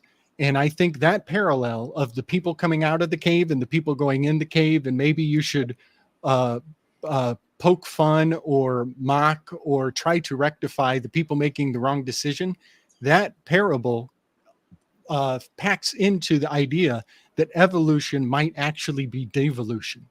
And while everybody's going along with the Darwinism of it all, is it incumbent upon us to convince them that they're going the wrong way out of this cave? They're actually going in the cave. And maybe we should be working the opposite direction mentally. Well, that's the fall of man, right? Falling into matter, falling into this third density. I think also when it comes to evolution, I think there's different contextual ways you can look at it, because we have to keep in mind with the sort of the modern evolution is that it's looked at through a materialist lens. The idea is that evolution, according to Darwin, according to many biologists, is that evolution doesn't have a telos. It doesn't have a purpose. It doesn't have an end goal. And I think that's different from spiritual evolution, which does have a telos. It does have an end goal. It does have a, and I just think from observing nature, the idea that nature is purposeless is just an utterly baseless idea. Because you think about every organism has some kind of purpose, has some kind of, drive or momentum towards something. Something wants to eat food. Something wants to reproduce or migrate to a different area or evolve in a way that they're more adaptable to their environment. There's obviously a purpose behind it. So I think, Slick, this whole devolution you're talking about is I think that we've gone from a because if you think, I would say, if you think about like a lot of the ancient mystical traditions and a lot of the shaman traditions, we saw the world as evolving in an organic manner. But I think the issue in our culture now is we think of evolution in more of a mechanical context and in this sort of mechanical way where everything is just sort of this dead machine-like thing. And I think because we've taken the organism of the earth, Gaia, and declared it to be this kind of dead robotic zombie, there's a kind of decay and atrophy of the spirit. It's almost like evolution has lost its sort of guiding light. It's a moth without a flame to be drawn to. So I don't know if it's necessarily evolution itself that is necessarily the problem, but more what is that evolution being, what is it pointing towards? What is it in the gravity of? And what we've done culturally is we've taken that evolution and now it's just kind of like lost and just sort of wandering out in nowhere land, because we don't really have a sense of, in this secular culture, it's like a lot of people, I guess in the Western world, a lot of people don't believe. I know in a lot of other parts of the world, there's a lot of people who still believe in, magic and mysticism. But in terms of more like the Western, everything on television and mainstream viewers, most people in that world live in that secular reality. So I think the problem is that it's evolution without an attractor point. And I think that's where Right. the devolution comes from. That's Well, such a good evolution is point. now- Go ahead. Sorry, evolution is now the singularity, right? The merging of man and machine. Like evolution has become mechanic. That's the next step for all of us to be Yeah, dude, that's a really good point, cyborgs, man. basically. The idea Yes. that's what our end point is going, is that it's like we became so enamored and so lustful towards machines that we as society want to become machines and sort of abandon our animal organic nature of our being, because somehow we have some kind of, I don't know, maybe shame towards it, or we feel like it's limited in some way, so we're sort of drawn towards the mechanical. That's a I great mean, point. That's also again the like very much the Christian belief that the flesh is sinful. Right. And also, to bring up the Christian thing, that's in a lot of ways where the mechanical narrative started from, because before materialism became a thing in like the 1800s and stuff like that, there was the belief in Christianity called deism, which was basically the idea that God is this kind of divine watchmaker. He made the universe in this like mechanical way, and that's why a lot of science uses mechanical metaphors, because at first they thought the mechanistic narrative would strengthen the argument for the existence of God, because oh my God, everything is this fine-tuned machine. It all works perfectly. Look at how all the geometry is just right. It had to be created in this way. But I think in that aspect, we kind of lost what the real point is, because I think back to what Indy was talking about with the whole lack of the divine feminine thing. There's a missing chunk of the narrative that's happening, because if we think of God as being the singular masculine entity, that being can't necessarily reproduce in a sexual manner. So how it creates things, it has to create them mechanically. It builds things. It's an artisan. That's like what the word demiurge means, is demiurgos, it means artisan or builder.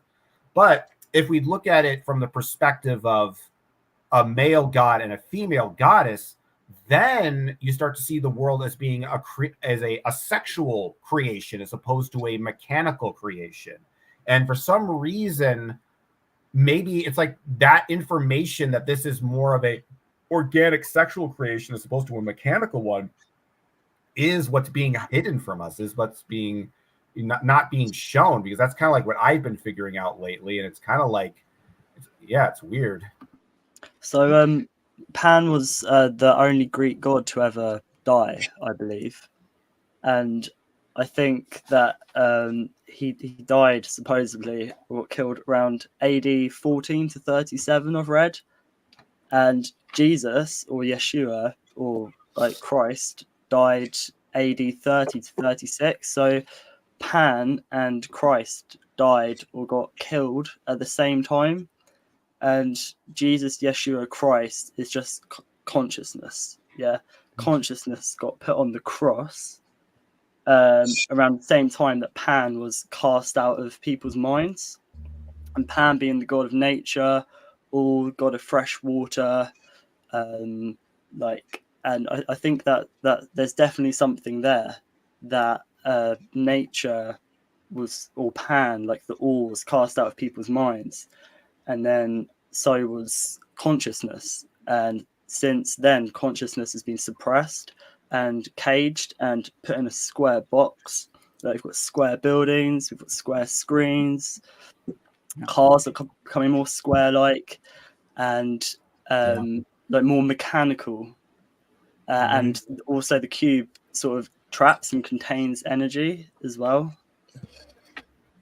I think it's a mistake Things didn't to pan out too well for Pan then, did they? They didn't. Things didn't pan out too well, and I think there's a parallel here with the Crusades. See, that's so deadpanly. Yeah, like, because the Crusades, it was building up to the Crusades, wasn't it? It took a little while to get there, but it started off with the persecution of the Jews that were then told, you're not allowed to be Jews. You are Christians. And this is your book, and we're going to edit it for you. Oh, all those other books are illegal. Yeah, you go. This is the canon you're allowed to use, and you're not allowed to call yourself Jews. You are now Christians. Oh, and by the way, your Sabbath, we've changed it for you. It's Sunday. So there's a whole lot that happened there. And I think that the proverbial passing of Pan might be the passing of our pagan roots. Yeah, Yep. buddy. Yeah. Yeah, It you is. know, I'm resurrecting Jesus in the spirit of pantheism. I am a pantheist. Here we go. What? How do you feel about the word Jesus? Because is it not Jesus or Hail Zeus? Whereas Yes. his name's actually Yeshua.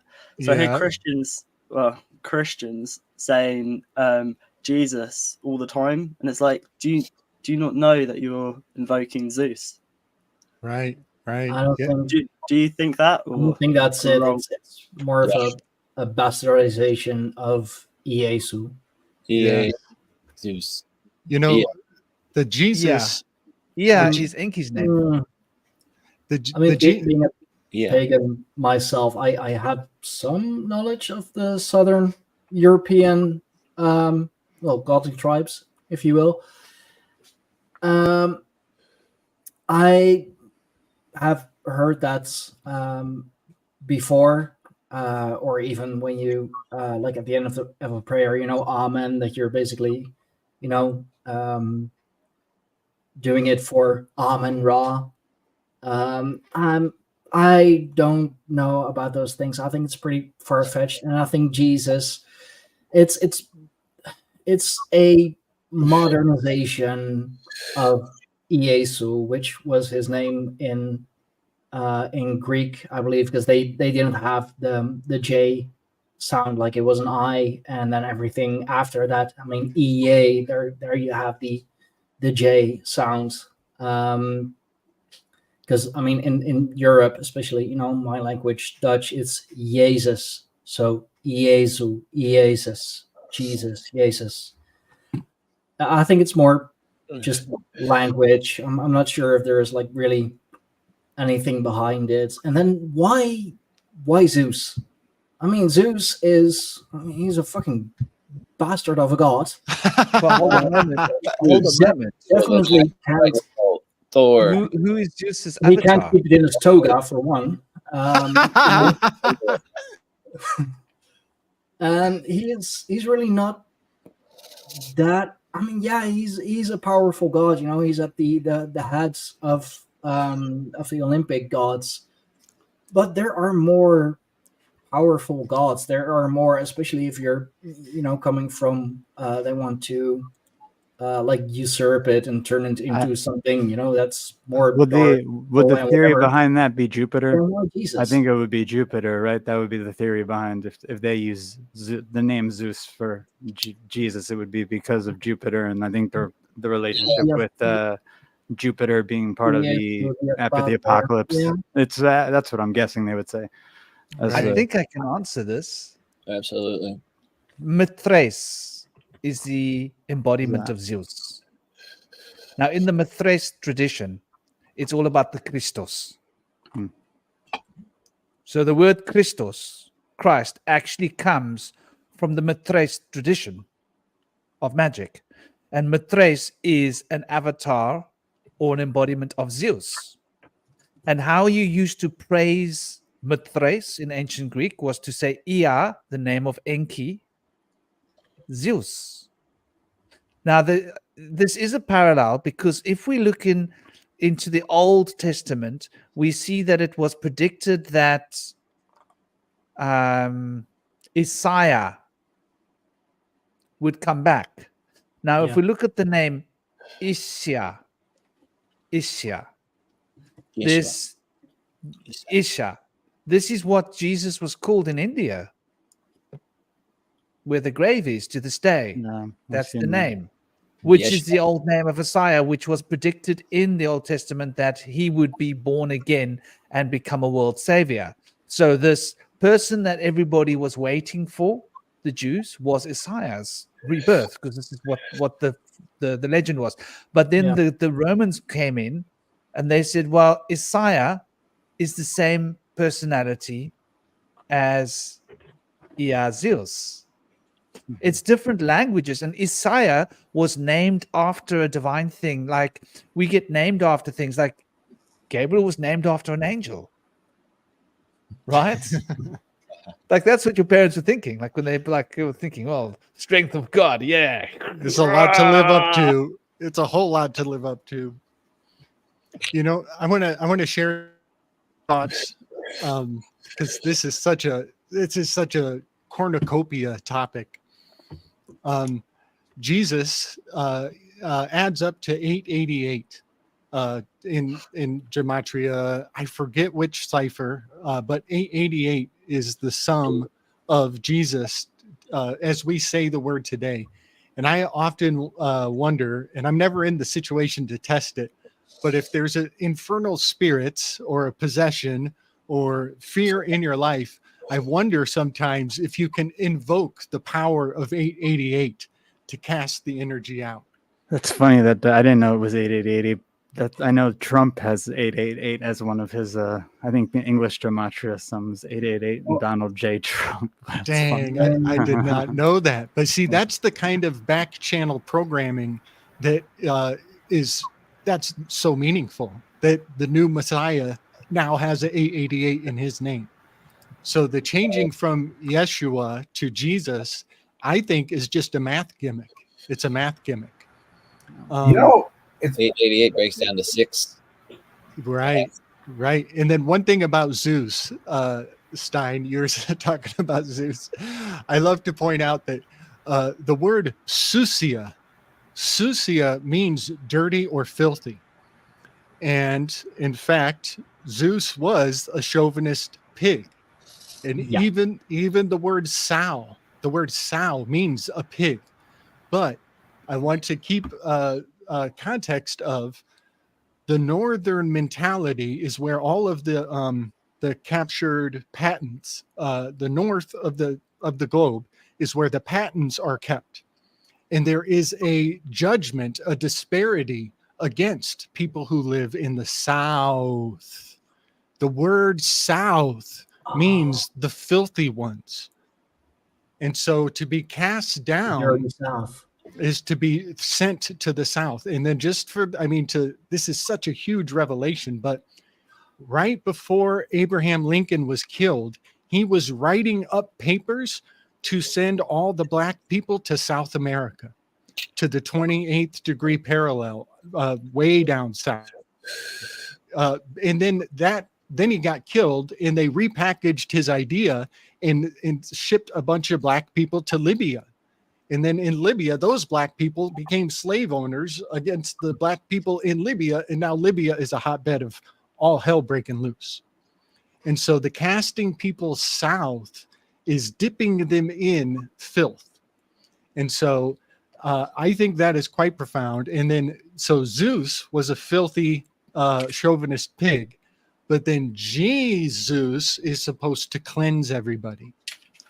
And so often the metaphors of the language has to do with hygiene. It's about the high genetics versus the dysgenetics. And so that battle between the North and South is still in our language. So I just wanted to put all of that on the table.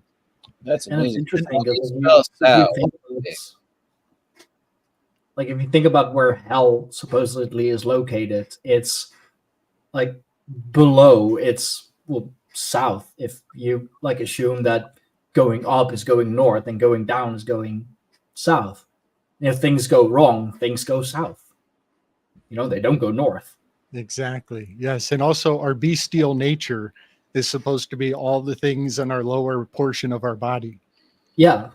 Yeah. And then one more quick weave just to make things really rich. The Southern Hemisphere constellations, cosmic, earlier you were talking about the demiurgos is a artificer, the craftsman. The polar South Pole, the magnetic South Pole is where is it? It's Sculptorid constellation, which is, here we go. The Sculptorid constellation is a head on a craftsman's table.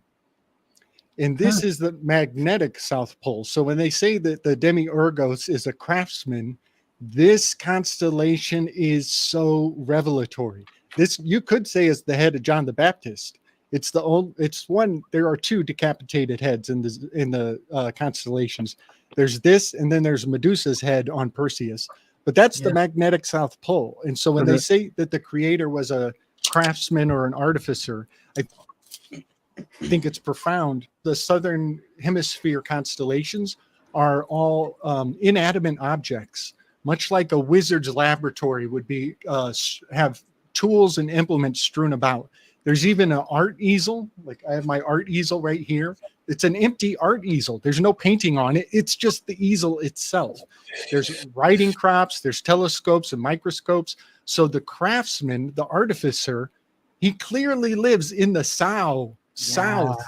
And Dude, his laboratory is filthy. His laboratory is not organized. It's cluttered. So he's sucia. He's dirty. He's just making this shit up as he goes. Think about that head too, like the talking heads that they would say to conjure up in the day, and the mechanical talking heads that would supposedly prophesy to the priests that were even messing around with this stuff. Even in America for some time, they were using them, and that's like the Chat GPT. Yeah, man. Yes. So yeah, all the inanimate objects in the South, they are from generations ago. Our language, our spiritual presumptions are prophesizing inanimate objects rising up and coming to life. And that is, like you were saying, the mechanical talking head. I think there's a traveling Turkish automaton that was a craze. Yeah. All of those things are actually prophesized in the stars, which just fascinates me to no end. All going towards the singularity and machines having life of their own.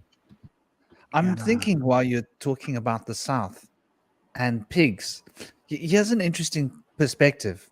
First, the pig. We've been taught to know that the pig is dirty because we stick them in a pen, right? The pigs are actually one of the cleaner animals. They like to wash every day. They actually roll in the mud to clean themselves, to remove pests. They're actually, in nature, pigs are actually quite clean.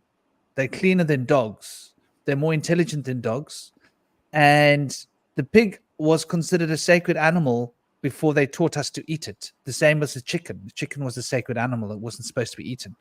Now, in India, they'll never eat a pig. And the Islamics will never eat a pig. In India, the pig is one of the incarnations of Vishnu. Vishnu is the preserver. Christos is the preserver. Krishna is one of the manifestations, one of the incarnations of Vishnu, and a pig is also one of the incarnations of Vishnu. So the pig is considered extremely sacred creature as it represents life, which is really interesting how, and when you speak about South, it makes me think of soot. You know the soot that comes off of fire smoke, the divine fire? So the divine fire makes soot. But there's such a thing as a soothsayer. And a soothsayer is somebody that can perceive the past and understand the cycles of the past will become the cycles of the future. So there's great knowledge in this. And when we look at the head of the dragon and the tail of the dragon, we're often focused with the head of the dragon, but we're not looking at the tail of the dragon, because the tail of the dragon represents the past, represents the sign of Cancer, represents the Chariot, where the head of the dragon represents strength of Leo and the sun.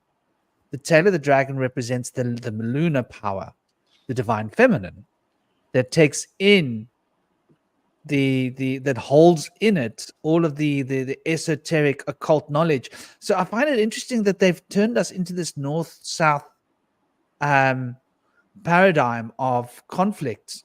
And one can only find it really interesting because if we look at where all the resources are on Earth, they're in the south. So on the Earth, all the good stuff's in the south. So, Female pig in German is actually the root for the word sow, as in to sow a field. So there is Yeah, exactly. Abundance. So the Yeah. pig and abundance are very closely connected. And that abundance of resources and health and so they've turned this idea on its head that abundance is bad.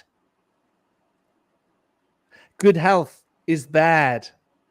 They want us to be living without abundance, living with Frankly, scarcity. my only question with the like on a literal level with the pork, is it true that pork has more like you're more likely to get like a parasite from pork? Yeah, it doesn't have sweat glands. That would be the only thing that I've heard about it. The reason for that, do you know what the reason is? No, I don't. I don't eat. I It's don't eat because pork. the but, DNA of a pig is so close to a human that you can take a pig's heart and put it into your chest. okay, and so it that will makes work. sense. Even Also, say it's human so flesh good. tastes It's- like pork. If you cook pork, it smells like human. That makes sense. Then 'cause that's like what happens Go with and sit someone next to the when you. Ganges, it smells like they're 'cause- cooking pork.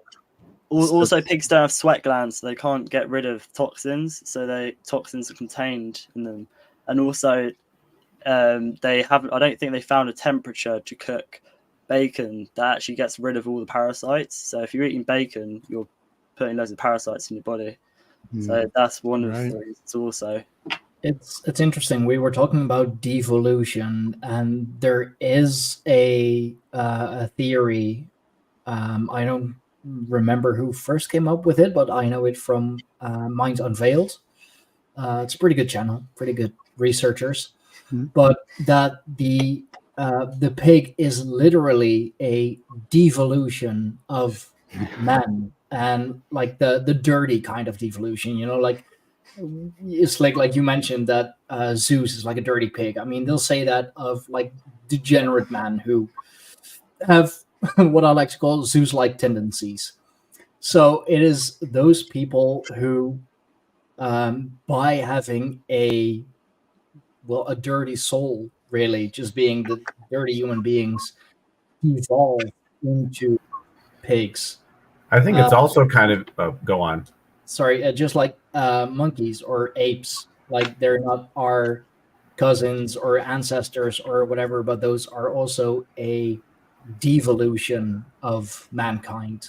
Yeah, that comes from Blavatsky's work, I believe. The devolution into animals, especially apes. Like that was one of her theories that we would devolve if we had if we lived, I guess, less than stellar lives.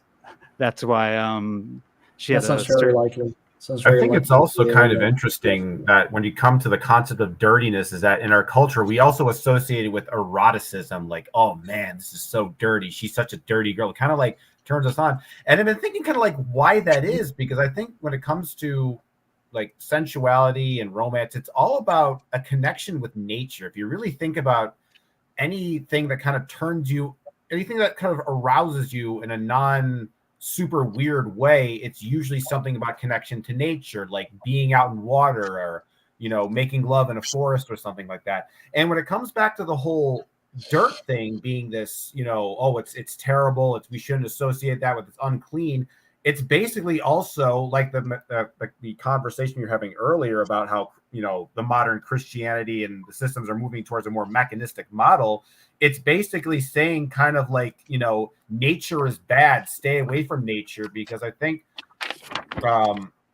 I can't say for Christianity like before Rene Descartes, but I think what Descartes, the damage he really did was that by trying to say that consciousness and the soul is separate from nature, he removed the spirit from nature, at least to our own understanding of it.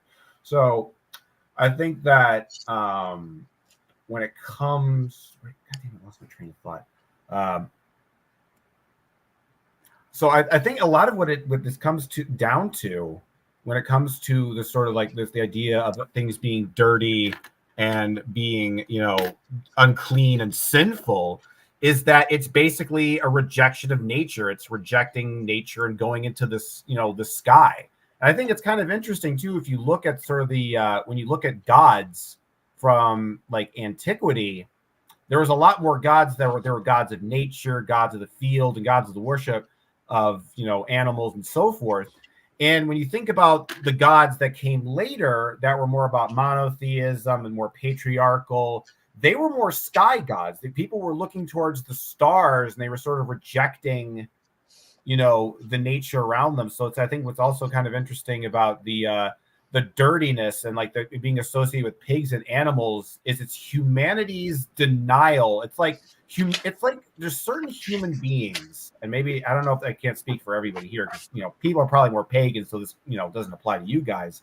But I'm thinking like with Christians, like just people who I feel like they're either deny it or they're ashamed of being essentially like a part of the animal kingdom. They want to think, oh, humans, we're special, we're great, we're above the animal kingdom, we're more wise than everything, and like dirt and animals is kind of poo-poos that, says no, you're part of nature like everything else, you're not as special as you think. And I think humanity didn't like that insight, so it's almost like it's kind of like it's like we're trying to deny something about ourselves. We're trying to deny something about it because we're ashamed. Well, we saw this in the last 4 or 5 years with the scientism that started. Everything's unclean. Wash your hands 5 times a day. Make sure you don't touch anyone else. Stay 6 feet away from your neighbor. That's what's going on. You see this in religions, like you said, Christianity, Judaism.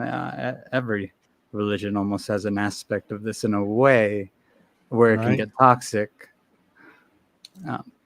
It's very interesting what we're talking about, this dichotomy with nature and humans, and it makes me go right back to the earliest tablets that we have of the Sumerian cuneiform, where they were creating Lulu, the mankind. And if my memory serves, I think they were at it for about 60,000 years. So they didn't just get together and make man. It took them 60,000 years to get it right. And during that process, they had lots of creatures, and it says in those tablets that they were making all sorts of creatures. This creature and that creature and this creature. So I'm guessing that there wasn't an abundance of wildlife on this earth. And in the process of them trying to make all these creatures, they were like, okay, that's a dud. But then it mentions very specifically that they had these cages that they kept these creatures in the Garden of Eden. It's very specific, very clear. Right. And it mentions that some of these creatures were barbaric to look at, and they were horrendous, but that there was a lot of these creatures. Now imagine like 60,000 years of work trying to get the genetic mix right. They must have done thousands and tens of thousands of attempts, because 60,000 years is pretty damn long, right? And so there would have been incubations happening, and they were trying to make this thing and make this thing out of this thing and cloning and what have you. And they ended up with all these creatures. Now, when we look at all of these animals on Earth, a lot of them share our DNA. Right. The DNA is not that far apart between us and most creatures. There's a small amount of DNA that differentiates the human from these creatures. So it stands to reason that these were the prototypes while making the human being. And this is why we share this spiritual connection with these creatures, because in part, they are us. Mm-hmm. I don't know, I'll just throw that out there as a Franklin, concept. Yeah, Franklin, this reminds me of totem magics, and how a totem pole is a stacking of many creatures. And it's a very common pattern for the foundational creatures, the first, to be twins. Just like in so many creation myths, there's always these twins fighting, but that is also significant of your 2 feet, which are your most familiar playthings from childhood, is your 2 toes, but also you have your 2 hands. So there's that foundation of twinning. But then also, if you take a great many totem poles, you can actually confuse them all together into the anatomy of the human being. And there are so many things inside of us that science still uses the words to describe the shape of the anatomical component, that is also the words that we use for animals in the animal kingdom, like the hippocampus. The hippocampus is in the shape of a seahorse, you know, and that's one of the scientific names for the horse is the hippo. So I love that totem technology. We think of it as ancient and random, but in fact, science has just refined it to the utmost. And also, I want to mention, Cosmic, you were talking about that repulsion from nature and this natural, it's like a psychic buoyancy that we want to float to the top and get away from what is dirty or filthy. I believe that is an aversion to death, because we know we're going to join the soil. We know that ultimately we will succumb to that unknown darkness below. And so the ecclesia, even, and when I say ecclesia, I am talking about church and state. The ecclesia is selling us remedy to lift us up off of the soil, away from what is dirty. And then I'll just mention that almost every profanity that you use is relating to nature. Even the word damn, when we dam up the waters, we are holding nature back. But also, you know, shit, fuck, dick, Being all dirt poor. the cuss words are words of nature. But they're also shortcuts. I want to point that out. Cuss words are the straight path. It's just getting to the point and not using flowery speech. So it has its place and time. Yeah, and it's worth noting this aversion to nature is no accident. This has been the main weapon used against all of humanity by the priest class or ruling classes from the very beginning. This is dysgenics, as you've been discussing, as Mark Passio has talked about.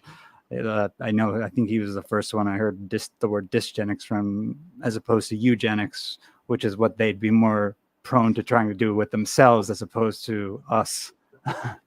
It's making us think that we're in some way trying to make nature better, when in fact it's like everything has a dual meaning. It's actually like the 2030 agenda. These people think, the activists think they're actually helping nature. It's actually very anti-nature. Everything is the exact opposite of what you would want to do. Very much so. Save the planet from. Yeah, you know, I've been waiting to just throw this one on Cosmic. You've touched on Descartes earlier, and it also, we were kind of parallel to this almost an hour ago, but Descartes, Thomas Hobbes, Sir Francis Bacon were kind of in the similar century, close to one another.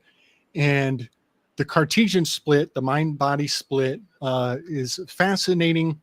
Descartes' entire egregore is based on Arriga the charioteer, which is fascinating how much he fits into the archetype of Vulcan, Hephaestus, Arriga, Erichthonius, Malciber, all of these aspects of the archetype. Descartes just fits in like a hand in a glove. It's amazing, because he was also handicapped. He was a weak being, and even his name, Descartes, the charioteer, is on a cart, is always wheeling around on a cart. But I just want to mention that in their time, now this is right around when science was rising to the top, Sir Francis Bacon made a surgical cut on the Aristotelian causes. And he had determined that the masses who are trying to get a hold of the word facts, right now the word facts is catching like wildfire. People are making up their own facts. And he's like, we got to yoink that. So he removed the last two Aristotelian causes, the effect and the final cause. Now, the effect is about what or who made the thing. And the final cause is what is the purpose of the thing that was made. And so who made it and why it was made is no longer our concern. We've been absolved from worrying about that. And meanwhile, they have plugged in the singularity. And the singularity is now the effective cause and the final cause. And we're sitting around talking about pump the brakes, y'all, pump the brakes. You don't want anything to do with that final cause. We need to find the new final cause, the building of community. So I just wanted to put that on the table, that Descartes, Hobbes, and Bacon kind of, I think, it's almost a vestigial organ of its own right. It's like the Aristotelian causes, they work just fine if you only do the first two. And that's for you guys in the labor class. And if you're not clean enough, then you have nothing to do with the effective cause and the final cause. That's for the ecclesia on the other side of the curtain. So is a singularity a good or a bad thing? So I can see it as being either, like a singularity being everyone realizing we're all one, the connection to nature and each other, or the singularity as a singular mind, as no one really thinking for themselves. I think you kind of touched on both the dark and light side of that concept just right now. Yeah, I think the singularity, though, is as ancient a concept as we can take in. And I just want to point out that in modern times, we think of animals as dirty, but as a shaman, I don't. So the core of shamanism relates animals to divinity. So here's an interesting concept. Go back in India. Animals were being worshipped. Animals were divine. Animals were something profound. In fact, many of the deities are related to animals. So there's something quite interesting if we look into our deep past, where something that was considered divine has now been turned into something, and possibly we felt a divine connection to these beings because of some kind of sameness that we had with them, even though we're more evolved, or maybe that's the wrong word, but we're more developed. We still felt like it's like a little brother. You know, you got a baby brother, he's knows he's dribbling and he's whatever, but he's your little brother, man. You got to look out for your little brother. So we could have felt they were like our little dribbling nose brothers, and they weren't like up to speed with us big kids, but he was still like my little bro, you know? So I think we had this relationship with animals. And so there was this different kind of a relation. And the singularity, if we look into Adam Kadmon, what this represents in the Kabbalah is the oversoul, that we are all cells in a bigger body, part of a bigger consciousness. And we see the same thing in India when we speak about Manu, or the Parabrahm being the expression of the Manu. And Manu is the cosmic human. And we are all little cells of this cosmic human, which is a singularity. So I think they're taking a divine thing and they're trying to repackage it to us to say, well, we can make you this. Eternity, you can live forever. Yeah, there's eternal life. Look, we've got 2045.com. Check us out. We've been at it for 20 years. We've been making your movies. And they actually say it on the 2045.com that as part of their mission statement is to make us prepare us psychologically for the fact that they are going to turn us into half robotic, half human clone type things. And it's all in there. Go and take a look, 2045.com. Those of you that don't know it, go and read the mission statement and how they've used schools, education. They mention using films and entertainment. And so all of our films are about AI and us relating to AI and robots and us feeling good about it. And all these people get these augmentations and it makes them like Superman. They started this nonsense when I was a kid, the Bionic Man. Gabriel, you remember the Bionic Man? Yeah, buddy.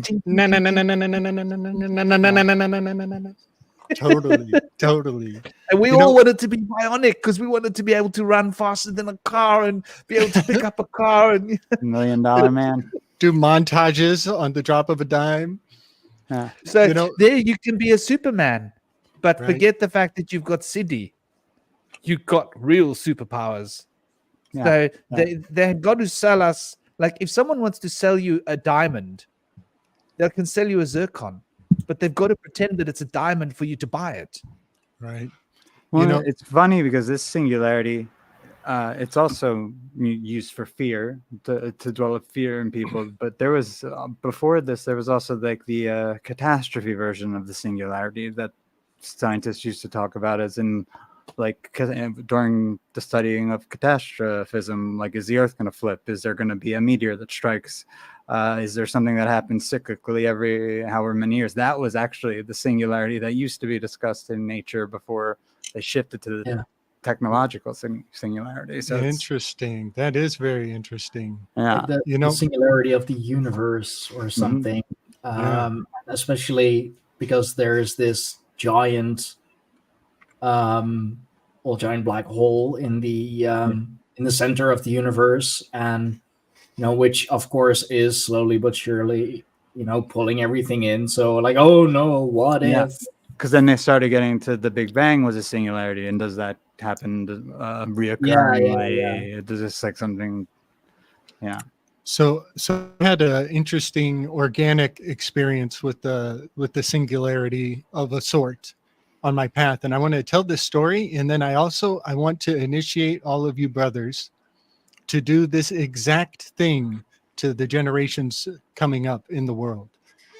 This was a really profound, I guess, a trick. I'll just tell the story, and I want you guys to just consider, if you ever have the chance to do this, I think it would make the world a better place. I had a guru at a very young age. I think I was maybe 14. And we were all at a dinner table. We were at Applebee's, and I'm hanging out with all these grown-ups, having grown-up conversation. They're all like recovering alcoholics. We're in like a spiritual group, and I'm the only kid in the group. And I'm admiring the wisdom of all these recovered alcoholics. It was a 12-step program, but packaged spiritual growth modality. And so it's a bunch of grown-ups having grown-up conversation all around me. I'm not saying much. I'm just sitting at this table. But there's this one lady in the group who is my first guru ever. Her name is Evelyn. And Evelyn had lost 2 sons in the same car accident on the same day. And she had her entire world completely destroyed. And she went on a pilgrimage to India. And she found Buddhism. And she had incorporated it into her life in a most profound way. And there was something about her presence, that she was such a soft-spoken person, that the way when she spoke, strangely enough, people across the table having other conversations, they would suddenly stop talking. And they would all turn and try to chime in, because the way she was soft-spoken, it drew you out. And it made you have to work to receive what she was conveying. And everything she said was gold. She was so magical, this woman. And in this conversation of adults, it just comes into the topic. Somebody mentioned that I'm an aspiring massage therapist. And Evelyn turns to me and she says, "Oh, really? Why would you want to be a healer?" And I told her that I give good massages, and there's a chiropractor up the street from where I used to live, and he's got a real nice decked out business. And, I just always admired the healing path. I thought that was for me. And she says, "You know what? Let me check you out." She says, "Give me your hands." And she puts her hands forward, open palmed to the sky. She says, "Let me see your hands." And so that was all the instructions she gave me. And for some reason, I knew that I wasn't going to put my hands palm up on top of her hands. I already knew that the way to do this transmission was actually with my palms down, facing to her palms. And she held her palms approximately an inch below my own, and she closed her eyes. And I just knew that I'm supposed to close my eyes. And so I closed my eyes also. And we mind melded right there in public in front of everybody. She was in my mind. And for what was maybe 2 or 3 seconds, 4 seconds, I don't know, I realized that she was walking through my internal landscape with me. And there was a moment, and there was a white light, there was a hallway that was very much like, OBE descriptions, but there was a certain depth in my internal landscape that was like my private stuff. Where I was like, wait, I don't want her to see past that. Don't look down that hallway. And at that moment, when I said, I don't know if I want you to see some of that stuff, all of a sudden she came through and she opened her eyes and I opened my eyes and I had tears running down my face. I couldn't believe what had just happened. And she looked at me and she said, oh, you already have it. You already have it. And her boyfriend was next to her and he's like, what, did you give it to him? And she's like, no, he had it already. And that was all she said. And I'm sitting there wiping my face. I'm all embarrassed in public.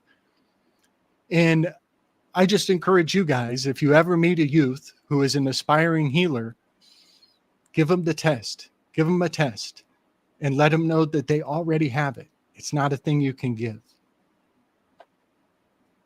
Wow. And that was my singularity. I think she was talking about ESP. Because you shouldn't have been able to be aware of what she was doing unless you were aware of it. She was beautiful. One of her maxims that I try to live by, and it's no easy task. People would ask her about her grief with her sons. How do you thrive? How are you so vibrant even with that loss? And her answer is so beautiful. She says, I remain current with my grief. I remain current. And that is to say that there's a debt or a charge of dwelling on the past. It puts you in debt to be attached to what is in the past. But she says she always is staying current. And it's only appropriate to have this level of grief at this point in my life. And she paid those dues. She's already paid the dues. She doesn't feel like she owes the past anything. And I think that's another wonderful maxim from Evelyn I've loved to pay forward. It's a cool story, man. On the subject of singularities, the Fae that I work with, they've taught me a lot of interesting sort of stuff about this. And one of the things they kind of emphasize with me is to it's almost like, I don't want to say it's like an anti-singular thing, but it's the idea that every singularity is part of as a smaller section of an even larger singularity. And so the idea is that there's no kind of like top ultimate like singularity. It just kind of keeps going up like forever. The idea being kind of like this concept, which they call ozozo, which is sort of this like realization state where you kind of get to the point where you realize like, I'm not going to be able to figure out all the mysteries because it's an infinity that is so beyond my comprehension. To say that I can understand all of it is just utterly laughable. But the reason I bring this up, because I think we were talking about controlling paradigms and controlling belief systems and ideologies. And one of the things I've kind of realized with the system is that the idea is that the main sort of singularity that we exist in is called a Zarfex, which is kind of like basically it's kind of like it's like a human collective kind of universe. But then the idea is that there's like Zarfexes outside of our Zarfex. But within it, there are these sort of like false singularities called Zerfixes, which are essentially sort of like religions. So think of it, if you think of the astral plane as like a big like sphere around a kind of hyperdimensional physical world. So these kind of like these belief systems kind of act like domes in the astral plane. So, but the thing about this is it's kind of like, I don't know how many people play video games, but sometimes one trope in video game is a sort of like an infinitely repeating screen where you kind of like, you go to the right and you come out the left. And I think that when with belief systems or just general ideas, like when we get caught into a paradigm, there's a sort of a false limited infinity that keeps us trapped. Because we think that this thing is infinite, we don't bother to question whether there's anything outside of that infinity. So one of the things that's kind of like been my philosophy is never assume anything is ultimate reality, because there's always something else beyond it. And I think that perspective, while it's probably not comfortable to most people, I think most people would be terrified and disturbed with the idea, but it allows the imagination to truly be like unfettered and truly free, and there's like really like no obstacles. Because I think the problem is once you say some certain God is the ultimate reality or some certain concept is ultimate reality, you then no longer have the ability to speculate what is beyond that ultimate reality, and you've essentially put a brick wall in your imagination that you are no longer to access. But it's not like a typical brick wall. It's more like an ant going around a balloon in a circle, thinking that it's exploring an infinite plane, but it's just looping over the same thing over and over again. So I think sometimes like belief systems are loops that can trick us into thinking that we're engaging with the true ultimate infinity of everything, but it might just be what's called a limited infinity. So what's interesting about infinity is I've come up with these like, I've channeled these two different words. So they're from the Fae. There's Eotheu and Ozozo. So Eotheu represents limited infinity. So to understand the concept of limited infinity, you think of a straight horizontal line. You can go infinitely left and you can go infinitely right, but you can't go up and down. So that would be essentially a sense of a limited infinity. But then you could top a vertical infinity. So now you have a two-dimensional plane. So you have another infinity on stack of that. But that's still another limited infinity. And so the idea of Ozozo is it's an unlimited infinity. So it's like infinitely dimensional. There's no stopping point. And then kind of like once you sort of like get to that point and you sort of get to that realization, you kind of have this ability to sort of see outside of these false infinities, these dream worlds that kind of create this false infinity. So I'm not sure how I kind of went off on a tangent. I don't even remember where I really started with it. But yeah, I think that's kind of that's what I think of in terms of the singular. That's the issue I have with the whole singularity concept is once you think you figured out what the singularity is, you no longer speculate what might be outside of that singularity, which might be a larger, more intricate singularity. Yeah, I'd love to add on to that. Because I'm breaking down the word singularity. Now, I'm going to start off by going to the Vedic school of thought, Bole Nath. So Bole Nath is one of the old names of Shiva. And Bole, the root of the word is to sing, to speak, to communicate. Bole Nath. Anybody with a chiller knows that name well. You got to pronounce that name if you want to kiss the chiller, otherwise you're not part of this circle. So, but the Bole Nath is like a channel, but Nath also represents aspiration potential. So Bole is the singing of that potential. So Bole Nath, one sideline. Now, singularity. Okay, so if we break it down with Hebrew or Paleo Hebrew. So the first hieroglyph is Shin, fire. The fire that is divine, that is this inspiration, the spirit from whence we are arising. Yot, Si. The Yot represents that yolk of egg potential, that semen, the able semen reporting for duty. Me, I, myself. What I can become. The seed, that's what it represents, the seed. Nun is the fish that represents transformation. The transformative power of the fish, of Scorpio, as the eagle and the fish, the scorpion, two potential possibilities to be taken out of the polarity of this fate or life, which is dual.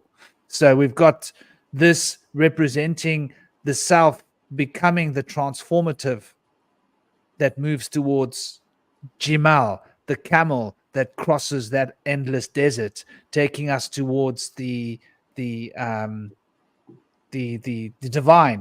as in the high priestess that initiates us into the higher mysteries of truth and of wisdom. So sing, and if we look at the word sing, to sing is to see, right? While your words are coming out of you with beauty, revealing about your own heart as what you're singing, and it reflects beauty being brought into the world. Then we can also go al. We know what al is. Aleph is the life force and the power that powers the universe. Lamed is that ox goad that directs that life force. So Al becomes that potential direction of energy, and prana, which is intelligence. So Sing represents that human evolution, if that word is correct, the human progression towards becoming like El, gaining the control and power over that life force that can be harnessed and moved by Libra, the scales of justice, through the Lamet. And then Aretz, well, Aretz is actually a land or a place, but Areti means ethics. So we look at Areti. What is Areti? That is the life force. Ar is the front of the head. The pranic knowledge, which is intelligence of the universe, can come out and be expressed by the front of the head. And Tzadik is that fish hook. That fish hook that goes into the ocean where the fish live, to bring out that potential transformative potential, which is the highest element of Scorpio, which is related once again to Pisces, which is related to the deepest parts of ourselves, what is truthful, genuine. So we can see how the word aret, and then coming back to the seed, to myself, me, I, that seed that grows from within me, that I become the seed of this perfection. So we can see how singularity, what it means. It means this conglomerate of symbols that we've just unpacked here, which is basically the fire of the divine spirit that moves through the seed of the self to become the transformative power of the initiation towards the intelligence of the divine spirit and the pranic field that is able to become manifest in the frontal lobes of my brain, in rational thinking and logic, that is able to hold and capture and move through this principle of digging deep into the ocean of myself, and to be able to bring forth the transformative fish of life. Jesus is the fish, in order for the seed, which is myself, to be born. So that could be the meaning on a metaphorical scale of what the singularity represents. But if we look at the singularity, it represents the toric field. And the Taurus, the toric field, is the exaltation of the moon. Okay, so now we look at Taurus exalts the moon. The lunar potential and the lunar powers are the powers of sublimation, the ability to dive deep into the subconscious and into the ocean of being, and to be able to pull out the secrets, which is presented and shared by the high priestess as being the house of the moon, which takes us back to Jimal, the camel. So that's the G of Freemasonry. So when we start to really permute these alchemical images and these symbols, it comes out with this idea that the singularity is suggesting that there is this field of consciousness through which the intelligence of life is manifesting through ourselves, the seed of who we are and what we are, in order to bring about the seed of the body, which is a reflection as below as above. And so the singularity is within us. And then we've discovered that just beneath the human heart, there is a singularity. There is literally a singularity producing a powerful electromagnetic field. And that electromagnetic field, resonant frequency, keeps the heart beating, so that the pulse rate of this electromagnetic field can keep the plasma of the blood moving, because the red blood cell plasma, which is under attack, as we know, carries that electric field through our life force binding matrix of plasma. And plasma, as we know, isn't a physical substance, is it? It's a pranic substance. So we're back to the Aleph. The Aleph represents this plasma that is bound in the blood, bound by Mars. Mars is the discipline. The discipline is what we learn from the ethics of Areti, the Areti, singularity. So if we start really rummage around with this word, it's got so many profound connotations, both on a microcosmic personal level and from a macrocosmic level of understanding the nature of the expression of the vibrational field that we are living in, which is an of the consciousness field effectively. For everything is an expression of divine intelligence. Everything is intelligent. Even the atoms know how to behave, and with our perception. This is why the double slit experiment is such a mix-match.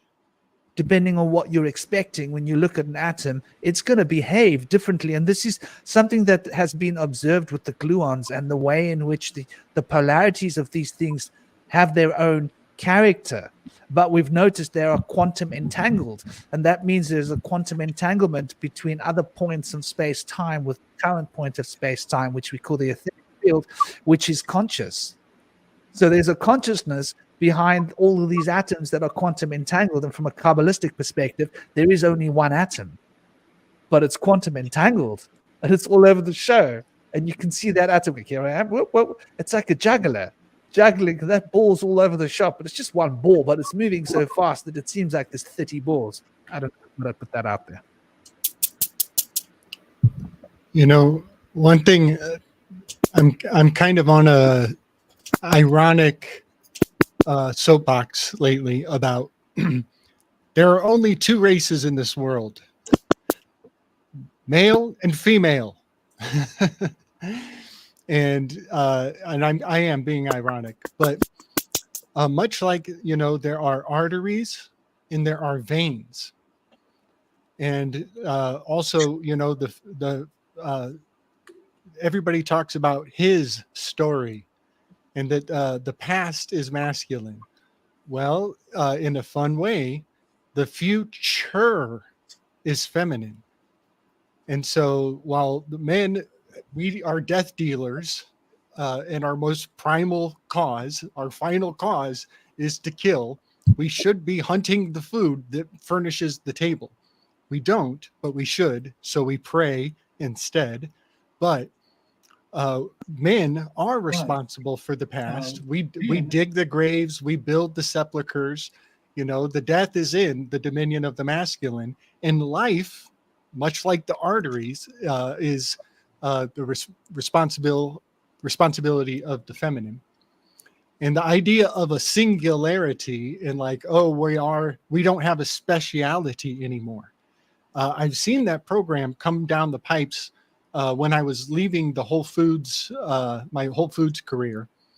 In Whole Foods, I was literally called the specialist. It was such a special name. I felt so honored to be Mr. Special Guy. But I had a speciality. And number 8 on the Enneagram is the controller. And the 8th muse is Terpsichore, the dancer. She has body control. The 8 personality has control with a shadow of domineering or lust. It's Mahagauri in the Davies. This is Mahagauri on the 8th day. So I was the speciality. I had the speciality. I had control of of the produce department. That was my jam. And I knew inside and out. I knew the produce department. I even knew some of the farms where the food came from. But in the time that I called them Amazon Santo bought out Whole Foods, and they went to a whole nother paradigm of more of a singularity design for how all of the employees work. And now the new layout, it kind of came through Sprouts, and what's that other one? Joe, something Joe. I forget our other competition. Trader Joe's. Thank you. That's it. Trader Joe's had a different model of how they would train their employees. And in Trader Joe's, any employee is supposed to do any job. And so they no longer have a speciality. They no longer have a speciality. And they're just a cog that can be unplugged and plugged into the register, or unplugged and go over and work the meat department, and unplug from there and go work the shopping carts. So they lost their pride in their work. They lost that ability to focus and get down to all the stories of everything that makes the product special. And all of a sudden, everybody is watered down, and they all became equality. And this is the loss of art. We lose art when we adhere to the Trader Joe's form of organizing. So I just wanted to kind of reflect how, men have their speciality and women have their speciality, much like the arteries and the veins. We need those oppositions in order to function.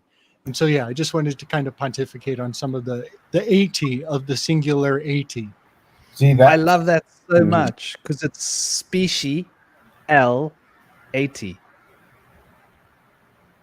Yeah, I just kind of wanted to. You illustrated something really great here, Slick. It's kind of been thinking like why I have been sort of against, like why I've been kind of like questioning the whole spiritual concept of that kind of like oneness in the sense where there is no self or there is no identity, where you're just sort of like completely dissolved into the whole. Because like just like you said, it's like every person, every creature has some kind of specific purpose or aspect that they bring to this larger universe as a whole. And if everyone is unified to the extent where they lose their sense of individuality, it's like they no longer the thing, the universe, the nature as it will, no longer runs the way it does. There's no distinctive trees, there's no distinctive animals or distinctive minerals and waters. Everything is just one sort of new agey, white light where nothing happens. And I It's a don't know, it seems machine. like a lot of people are kind of drawn into that direction. And I don't know, it kind of like weirds me out because one of my favorite books is I know most people are probably familiar with the film version of this, but the book of The Never Ending Story by Michael Ende. I think if you're in, it's really a fascinating kind of fantasy book because it actually has a lot of anthroposophical themes in I it. was just gonna say Steiner talks about Yeah, it talks about exactly that. what But you were anyway, talking about. there's a particular chapter in this book that's always stuck out to me. It's towards the end of the novel. So basically, the idea is, and you all know the story of the never-ending story. There's the nothing. It's basically taking over the world of Fantastica, and the kid Bastion has to come in and basically sort of save that world by believing it again and making it real. Well, in the book, that's like basically the first half of the book. In the second half of the book, Bastion basically goes literally into the world of Fantastica, and after a while, he becomes sort of corrupt with power. He gets all of his wishes, but then after a while, he becomes demoralized because he eventually betrays Atreyu and Falcor, and he just really is kind of like down on himself. He no longer has any friends.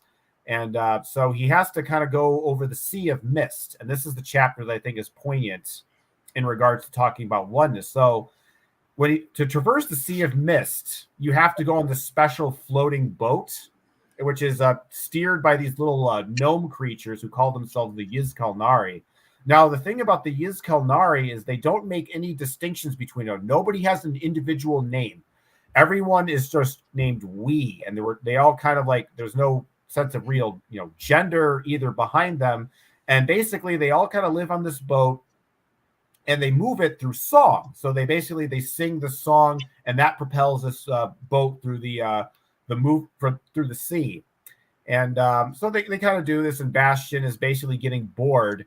And then at one point when they're going across this ocean, one of these little gnomes gets picked up by this giant bird and presumably eaten, and all the other gnomes, they hide in the cabin of the ship.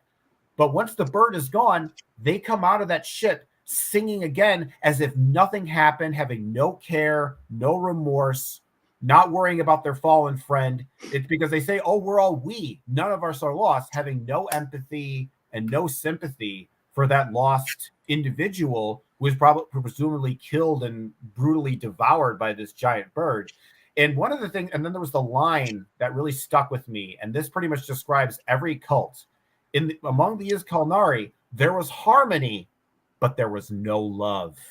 And that's, to me, is kind of like why I've been thinking about sometimes when we think about harmony, we have to remember that love is an important component, and that sometimes harmony can be devoid of love, and you become this kind of blind, mechanical, unfeeling. It all works together, it fits, it's ordered, but it doesn't have that that deeper love, that deeper inspiration. So, you know, I guess Slick's point was kind of making me think of that, but that's kind of like why. And a lot of my Telegram chat groups, like people get like upset, like, oh, you don't believe in oneness? Well, you haven't like meditated. You don't know what's wrong. But that's kind of the reason why I've been pushing back against that, because I'm starting to, you know, because I was kind of like into the whole oneness crowd back in the day. I was into Alan Watts and the whole psychedelic stuff and all that. But it really kind of made me think that, you know, maybe there is that the oneness also has a dark side to it. And this dark side is the point where you become so collectivized and so much of a loss of individuality that you no longer care about other people's individuality, because you're just yeah, I'm blissed out, we're all one, man, you know, we're all just chilling, it's all cool, it doesn't care that Fred got brutally murdered, we're all one, baby, yeah.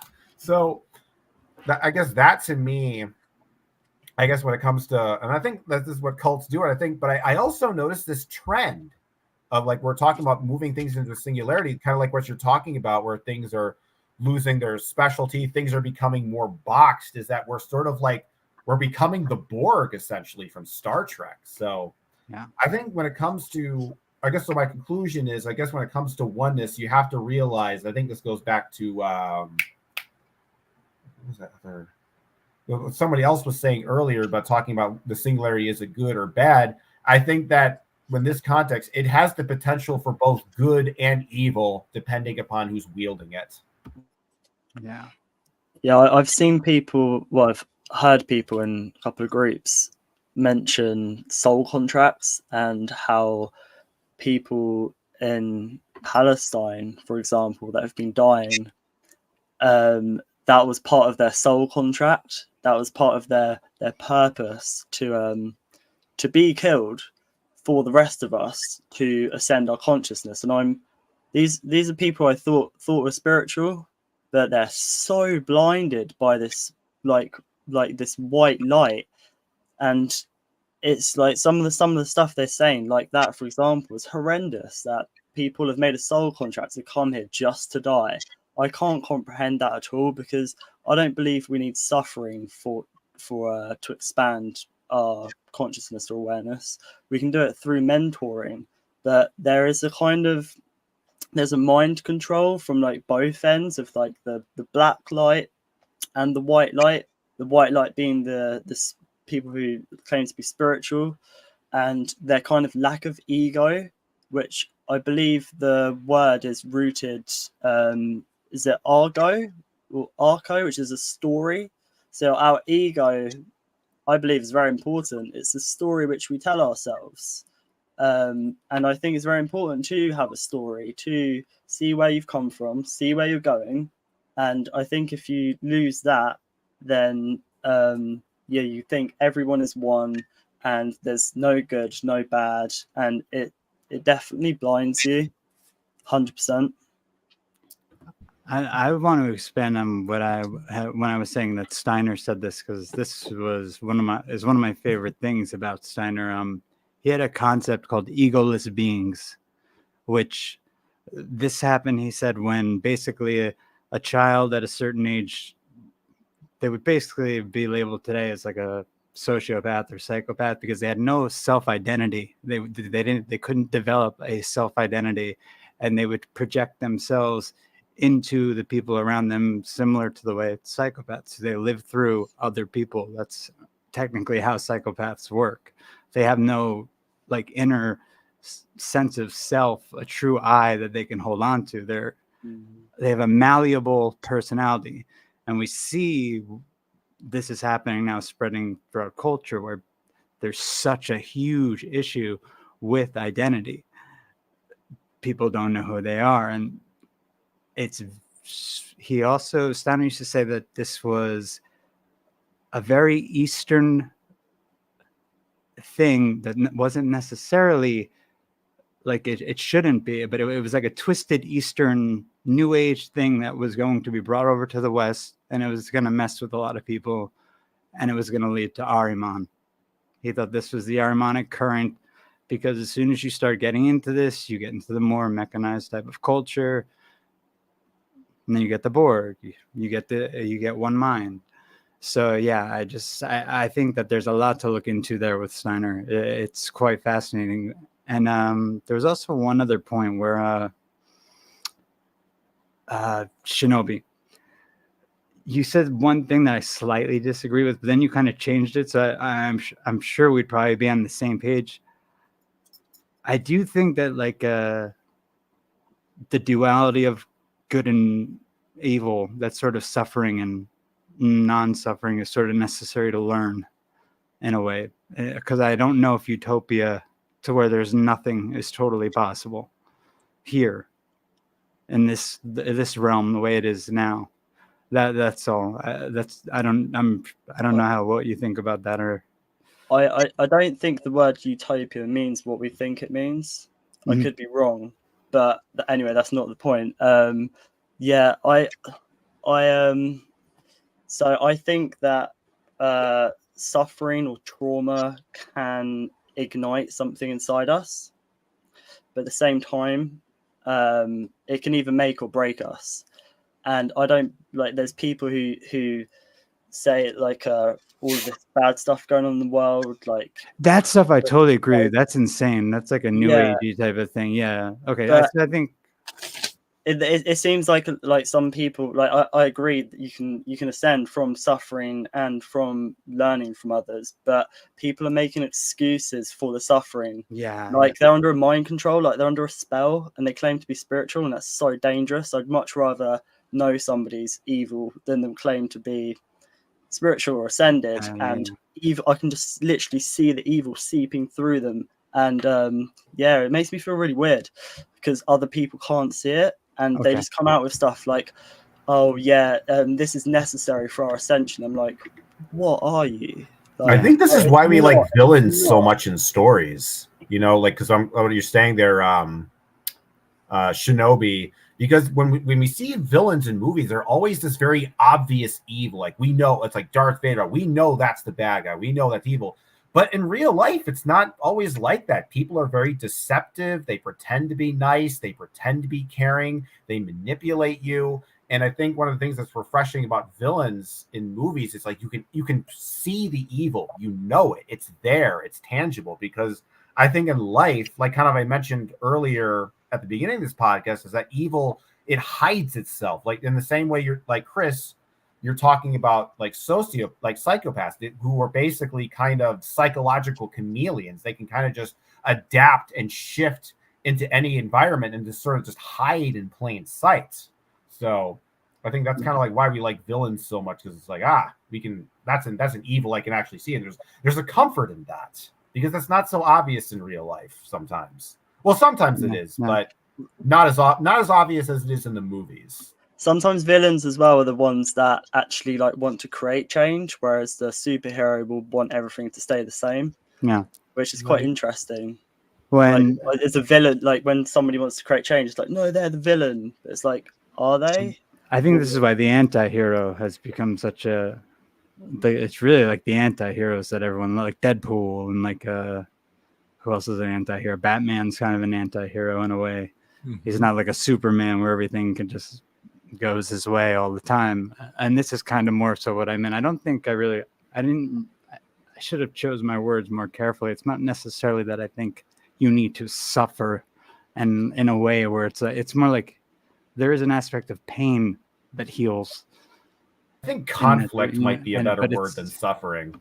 It's like it's like the hero's journey type of idea. You need to overcome something to learn, to grow. So there's no growth just without pain in a way or struggle. Yeah, there's a saying that the tiny seed knew that in order to grow, it had to be buried in darkness. There you go, exactly. The seed is our pineal gland, and it's in darkness, and it can only get light from the outside. And what I see at the moment is lots of people's pineal gland blossoming, but some are a bit too scared, a bit too afraid to blossom, so they keep themselves buried in the darkness. And then these huge overgeneralizations of what the darkness actually is. Yeah. And also the Buddha, I see the word as bud ha. It's emerged from the darkness, and it buds. The bud ha. That's nice, yeah. Split the word. I'm seeing the words here. The word suffer and the word super is the same word. Whoa. Before it was changed, it's the F and the P are interchangeable. That's like 101 on all ancient language. Wow. You know, So the and word suffer and super. So if you want to become strong, you got to pick up weights. Yeah. Otherwise, your Yeah. muscles don't get stronger. There's suffering is part of becoming super, and a villain is somebody who gets his will on. wow, that's I know great. what I want. I want to do it. But so that very strong personal direction of my fate, taking my fate on, which we've been taught is a Luciferian concept of like, the whole idea of like satanic philosophy and cosmology is that we are the ones that drive fate. We are in charge of fate. There is no higher power. I am the higher power, which is an interesting concept. I just want to address what we were talking about originally, but it is actually exactly what we're talking about now, is this idea of being part of a team. I think when we were talking about the singularity of like the group as one, I think the group as one, as a natural anarchic, with anarchy present, is a healthy dynamic. But when there is somebody with a stick saying, okay, you stand there, you stand there, you stand there, then everybody else is subjugating their will to the one with the stick. But in a natural, organic, like let's think of a relationship, a man and a woman. There's a certain amount of fear of losing yourself in a relationship, isn't there? Because your individuality and your who you are can get lost in this dynamic of who you are part of, what you are part of in a family. But what is a family other than the singularity? So singularity doesn't necessarily have to mean the loss of personal momentum, doesn't have to mean the loss of personal direction. It's just about integrity. If we are part of a group, I think it's healthy. Like, look at a football team. Look at what they can achieve that one person can't do. If you want to build something big, you can't carry those things all by yourself. You need a group of people, like 3 people, to lift one thing. But there's not one person standing there with a stick saying, okay, you're going to carry that. You're going to do this. You're going to do this. You all just use your common intelligence and go, oh, you're trying to lift that. Yeah, I can help you. We can do this together. So there's something powerful about doing things together, about standing together, about standing as a group. We can do so much more as a group. So I think I can equate this to my fear of getting too close to people when I was young, because I was scared I would lose my ESP in other people. That might sound weird. There was a subconscious fear that I would accidentally take on their program as my own when I actually can see their program through a different program. And so there was this almost fear, and I had to almost surrender to it in order to realize, I am what I am. I'm going to be what I'm going to be.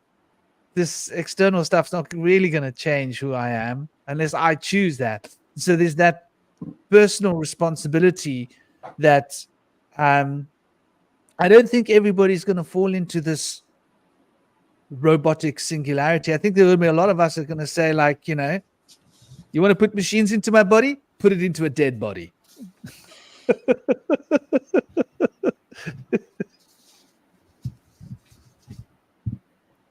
I would say that. So I want to weave on that Superman. Superman, it encodes sperm in. Sperm in. And something I've learned recently is called the zinc spark. And this is, they finally captured it on film, allegedly. And this is the moment that the sperm goes in the egg, it emits what's called the zinc spark. And now that I know this, I realize I'm just now catching on to the sense of the word zinc chronicity. And that zinc chronicity is when something that has traveled through an obstacle course of unthinkable distance and effort to come to us here in the present moment and to inseminate our thoughts with revelation that births a new concept for it. Like what I'm saying right now is a synchronicity in everybody's mind that they're going to be like, oh man, yeah, synchronicity for the rest of my life is like giving birth to a new concept and kind of opening new doors. So yeah, I think Jung knew about the zinc spark when he named it the synchronicity. Number 30 on the periodic table, by the way. Zinc, number 30. That's interesting. It's number 30, which is a 3, because the 3 on the Enneagram is the Pata, which is the masculine. And if you heard of Pharaoh rods, one is zinc, one's copper. I think they have them batteries as well. If you hold these rods, it like heats up your body. So the copper is obviously the feminine, and then the zinc would be the masculine. So it's interesting that sperm's called the zinc, and that's a 30 as well. Yeah, all fits. And That's also, very interesting. I believe, Carry on. the zodiac is generally segmented it up into 30 degrees, in the tropical systems. It's segmented into 30 degrees each, which is, very powerful correspondence, the 3 times 120 with that. Do you know if it goes up to 30 or is 29 degrees the last degree? Oh, that's a good question. Leaving Because- like a day Yeah. out of time or 1 degree for the dividing line. That's a Yeah. great point. Because I'm not sure if because I know it is 30 degrees, but I don't think people have 30 degrees in their chart. It's 29. Wow. Then you go to the next zodiac. Yeah. That is cool. That's neat that the 29 is right at the bridge of the 30. So the Yeah. copper's 29 and the next phase up is 30. Mm. Man, that is fascinating. I love that. Yeah, the old fasty calendar, they used to have a day out of time between every month. And so they would have a day of sacrifices that would technically not be a Monday or a Tuesday. They actually named the days of the week A, B, C, D, E, F, G, H. And when you got to the H, they would have a day out of time and then would have a B, C, D, E, F, G, H in the fasty calendar. So yeah, Interesting. they had an observance for the in-between space, so to say. Oh, that's very interesting. Yeah, because And 8 days.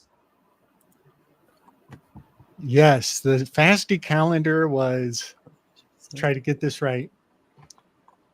It was a 40-day month with 8-day weeks. So that's 5 weeks, making a 40-day calendar. But then they had days out of time between the months for sacrifices. But the wild thing about this is they had those days out of time. They were kind of festival days, but that meant that the stock market was running like clockwork because they could anticipate your pauses. And so studying calendars, I'm always also considering what the stock market was of their time and how those systems work. Because when they can anticipate stops or pauses or shifts in behavior, then they can monopolize on that anticipation.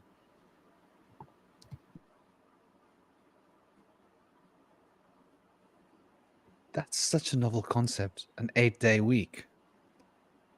Because we're so engrossed into the 7-day week, the 7 planets.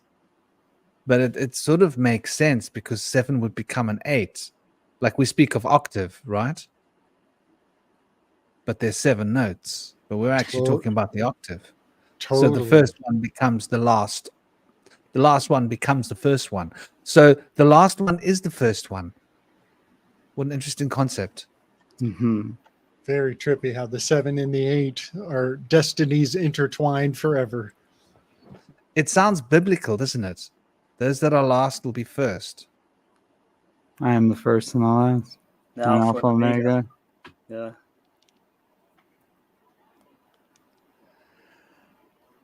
Definitely something to consider. Wow. So we haven't really delved deeply into natural magic, but we've been touching on the surface of the pond. But when we're talking about this cone of power, right, the singularity that is within us, that is manifesting this universe through us, and we're each in our own privately manifested universe in a co-creative space of synergy with other people's personally manifested universes that all seem to be zinking up, ruled by the copper, the cop mushrooms. I love to eat. I love eating brown mushrooms. Oh gosh, I eat a lot of copper. Makes your bones nice and not too brittle. Huh? You don't want to get a bone break? Eat lots of copper because it puts the weight into the bones, but they've got a certain amount of pliability so they don't crack too easily and don't hit too much calcium. Pump in the phosphorus. But the whole idea, and I've sort of lost my stream of thought there in a moment. I caught myself off guard with what seems to be a silly joke.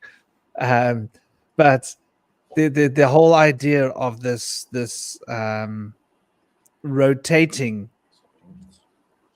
spiral cone around our heads of our energy fields, which seems to be an emergence of a singularity through which we can communicate. I believe that singularity is replicating itself through our DNA fields, and that the DNA fast spinning acoustic field is the emergence of a singularity through which the acoustic cymatic resonance gets the other amino acid chains of hormones in line, gets him to dance to the right music, so that the hormones can say to the central nervous system, listen, this is the music, you better keep time.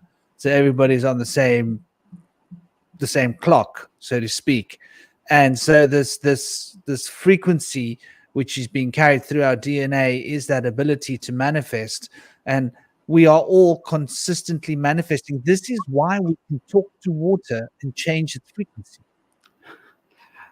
It's so strange that you just said. I'm literally looking at a spiraling centrifuge of water right now. Just randomly popped it up as you were saying that.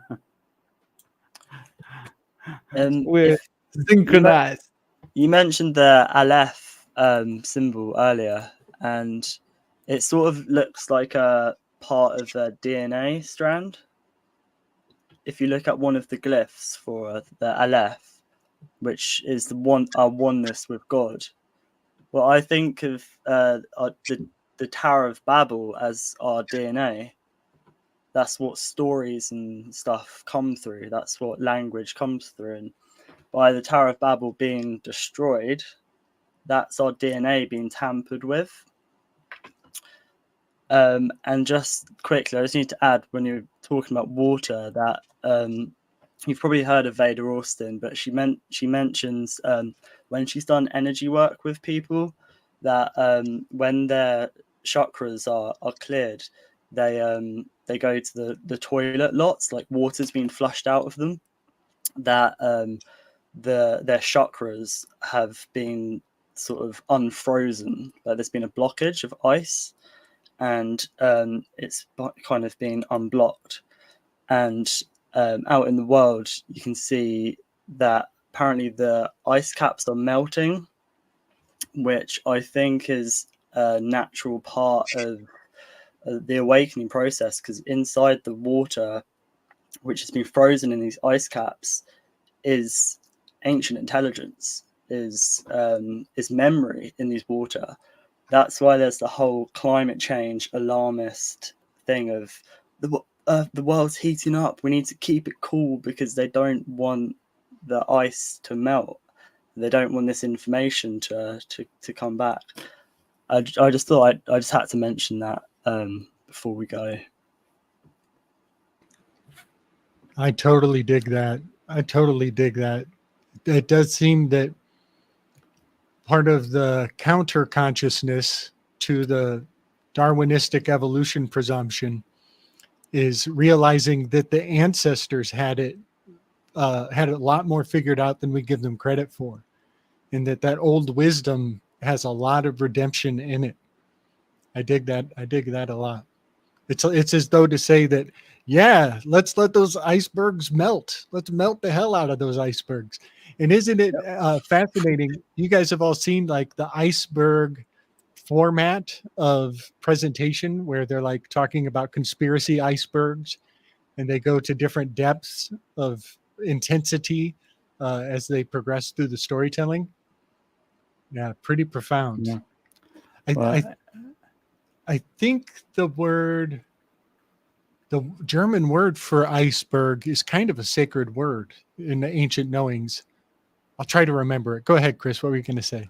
I was going to say there's also this idea that Ken Wheeler discusses about the secret of the Pythagoreans being actually the geometry of water as in H2O water, the angles being the Magick angles. I believe one is the 108 point.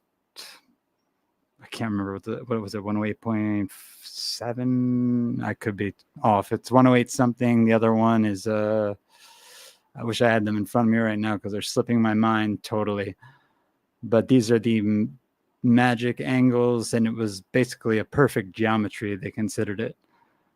He has a bunch of PDFs and stuff like that he are on his videos, and he has a bunch of even just videos where he attempts to explain this in as best as he can, but he sometimes can talk a little bit above certain levels of understanding in that realm of field. Was it field theory? I guess you would call it. Was really what he's talking about. So when he gets into some of the language, it gets difficult. But if you look at the PDFs, you'll understand what he means. And he's also, I believe, a translator of ancient Pali. So then he gets this idea that water basically is the reason we're able to transmit our soul to back and forth from the source, because water, it allows that to happen, basically. I think there's a lot to that, because I'm thinking of the high Trojan, that is sitting with the oxy. Is it an oxymoron? Genesis. And there's two of them. There has to be two of these oxymoron genes. The triangle. Genes. Yeah. And I noticed in deeper states of meditation that oxygen is the currency of thought. And so let's say you're in a really deep state of meditation and you don't need to breathe very often, and you can keep track of your breaths, like 60 breaths is an hour, and you can keep track of how many hours you've been sitting for by how many breaths you've had.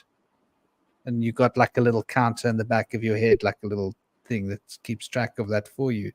So you don't have to think about it. It's just there. And the moment you allow your mind to start thinking, this is, oh my God, I need oxygen.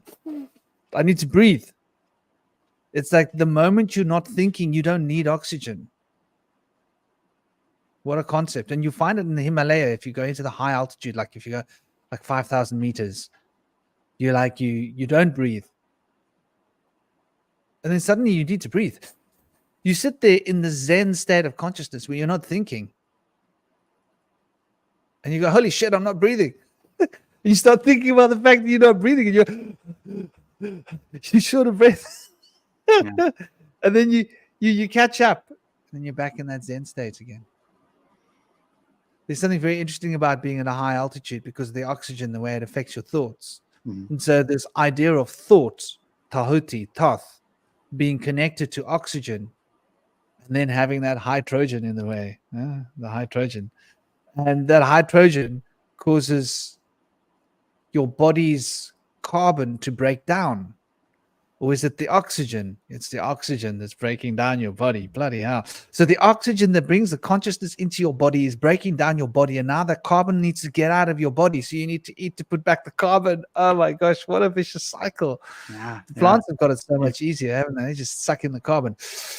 But there's something interesting. You dry out as you die. You dry out. Yeah, but you're literally breathing out bits of yourself. Mm-hmm. What a concept.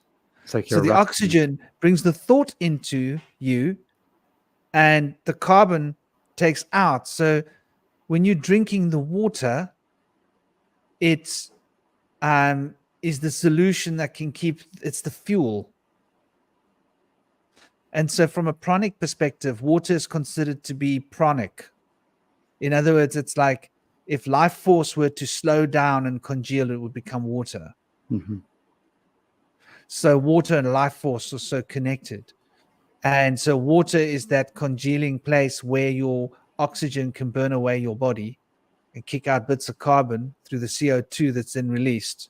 Because the oxygen isn't broken down. You just borrow the oxygen. Like the oxygen does a loop of thought, comes back. Well, I'm going to take one carbon, please. Out he goes. The next oxygen does one loop of thought. You owe me a carbon. There's a financial transaction happening here between the oxygen and the carbon in the body, and you're breathing yourself out there. So you got to keep eating like now that you're breathing, because the water is giving you the energy for this CO2 oxygen factory to work. But now you need to replace the minerals that can put the carbon back in your body, and so you got to eat everything else. Yeah. What a concept. Yeah, there's more to that. If I find the PDF, I'll share it. Chris, what was when you guys did the periodic table of elements, were you doing it sequentially, or were you guys jumping around to the cool ones? We were we're about to be on the last alkaline metal in group 1. So we went down group 1 first. Okay. So we're about, I think it's what francium, I think is yeah. Sir Francis Francium Bacon. Yeah. So that's what we. So however many are in that group, which I can't even remember now. What is it? 1, 2, 3, 4. I don't want to guess. Maybe 9. Hold on. Maybe 9. Yeah, that's what I want to. 1, 2, 3, 4, 5, 6, 7. 7. Okay. Yeah. So that's the next one we're doing. Nice. Yeah. Yeah. The periodic table is so mystical and meaningful. Yeah. It's fascinating. I really do think that there's more going on than what meets the eyes. Even if you did study it for a lifetime per the mainstream description of what's going on, you would never know it all. But I see a lot going on in the occulted ethers. I think to a large degree, there is something of because there are so many deified characters. And there's so many stories that map onto just one element itself. It's insane. It is. It's like it's an entire library, this periodic table of elements. I love that you guys were going one element at a time, because it really is like an entire show, an entire episode. And it's really hard. It gets difficult because there's just some weaves that you don't even know where to start looking. Totally. So it's like, I think one of the best ones was probably potassium, the video we did on potassium, because there was so much there. There was so much that related to the to Scorpio and everything going on right now, and Tulsi Gabbard, like just things that it's insane how much was in that, just from that element we were able to weave out. But what's your podcast called, Chris? Excuse me, I'm sorry, I didn't hear you. Sorry, it's I go on Emily Moyer's podcast. So it's hers is usually the one I do with hers on her Patreon / Off Planet Media. But she has a YouTube too that she posts some of them on. I believe there might be 1 or 2 on there that are public.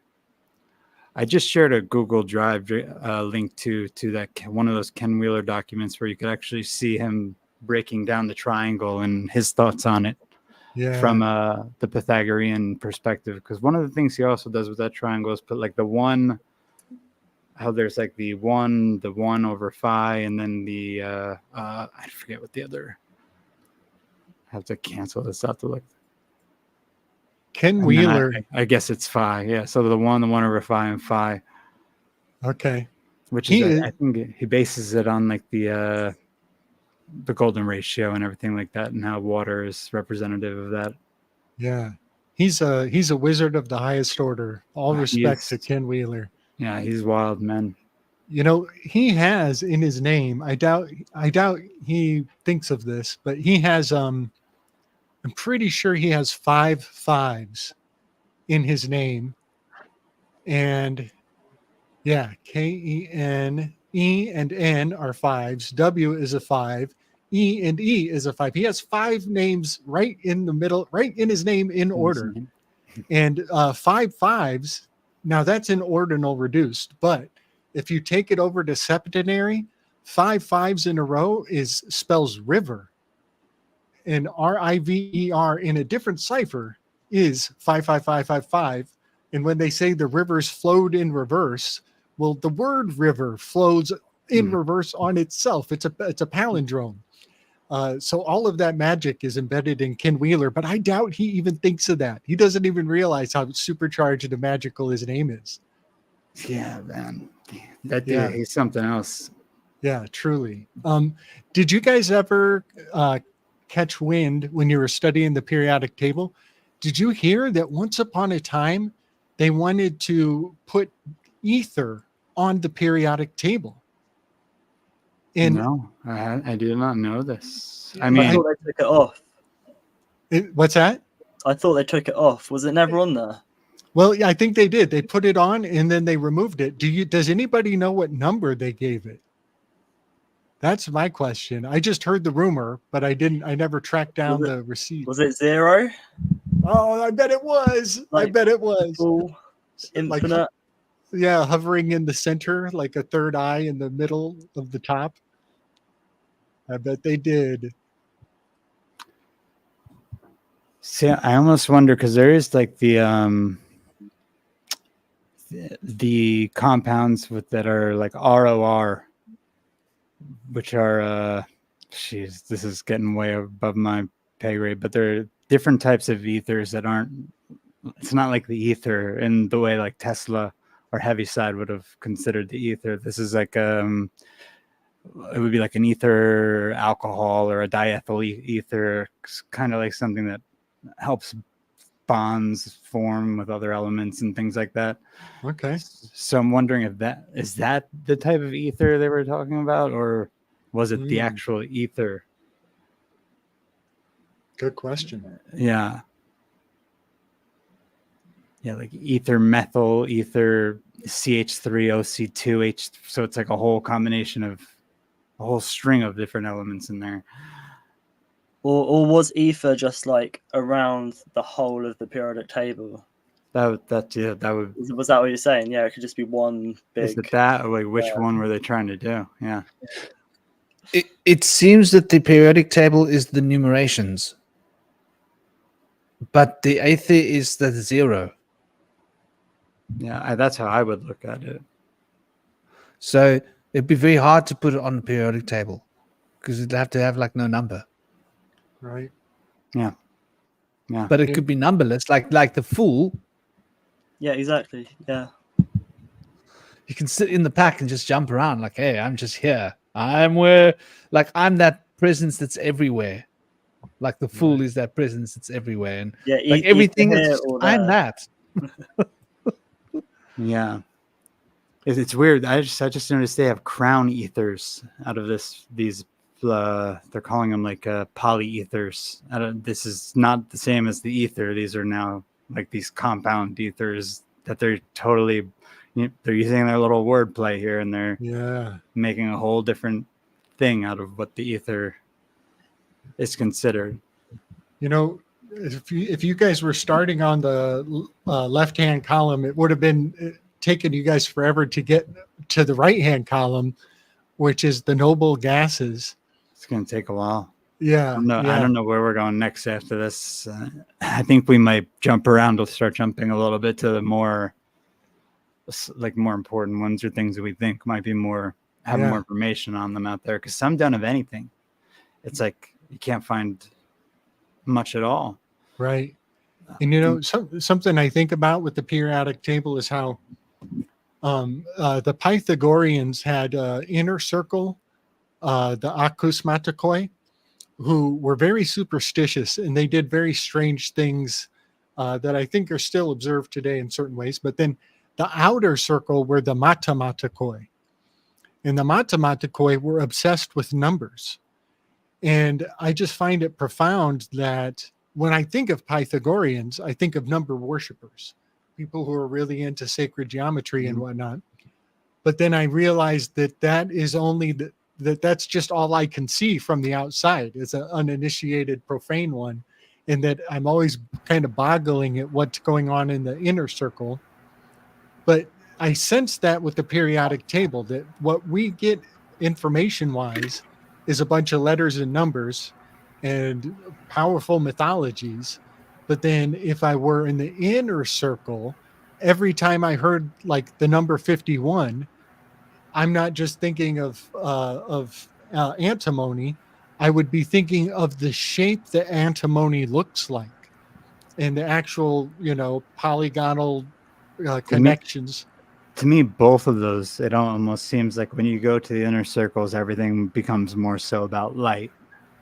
Because that's what I found with like even the periodic tables, that in the beginning, a lot of what they were doing was reverse engineering and discovering elements through spectroscopy.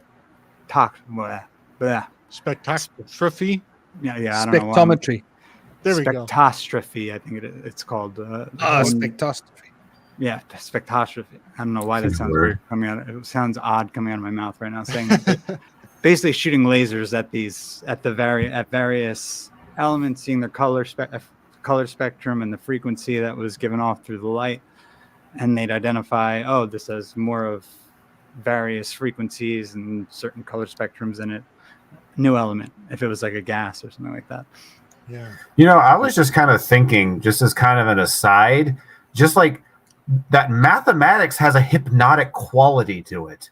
Like when I listen to someone, break down some kind of a numerological analysis where you get this number and you add this number and you subtract this number and multiply it. You take the numbers, you take the digits and add them together. And there's the whole time I'm listening to that, you kind of feel like this feels like a kind of trance. This is almost like a kind of like a musical kind of spectacle. And then I was thinking about kind of how numbers differ aesthetically from the kind of the more spiritual, occult-minded context versus that kind of that raw, hard scientific context. So I think about when it comes to numbers in science, numbers are about precision. It's not about whether the number is, it's pretty or it fits nicely. We just want the exact number. And there's all these numbers with like these, hundreds of decimal points of just random numbers. Whereas in spirituality, numbers, it's more about music and symmetry, that all the numbers kind of coalesce in a sort of harmonic way. When you listen to these numbers, people talk about it, in a way, it's a kind of like an emotionless variant of music in a sense. And there's that hypnotic quality. So I'm kind of thinking when it comes to like numbers, it is a kind of like, there's a kind of a language subjective way to kind of like express it. And I was also thinking like this and about the idea of like experimenting with like base 12 number systems. I think would be be interesting because you're working with the enneagram, which is obviously there's the 9 points. What if you tried doing a 1 point, like a 1 decimal system, a 2 decimal, 3 out 9, and then see how those correlate with the 9 things on the enneagram? That'd be kind of interesting. That would be very interesting. I dig that. I have thought, because there are wings in the Enneagram, there are places that you could convert it into a 12. If you highlight the dividing points, the 9 could become a 12 conceivably. So there is a way to do that. That I can already imagine. And, something I was talking about a while ago about math, it has it's kind of based in what we call facts or truth, or, because it follows its set parameters, there is an ability to agree upon its righteousness because it has its parameters. but it generally has no aesthetic until we implement it into geometry. And so once it goes into geometry, math gains aesthetic value. And then when you pull it out of 2 dimensions into 3 dimensions, then it can start to dance. And it has even more aesthetic resonance, essentially. But yeah, I love that what you're saying about how math straight and raw is kind of hypnotic. It's like there's an obedience to it where it's like, okay, yeah, I guess you're right. Okay, this is inevitably going somewhere. And once we get there, we've discovered something.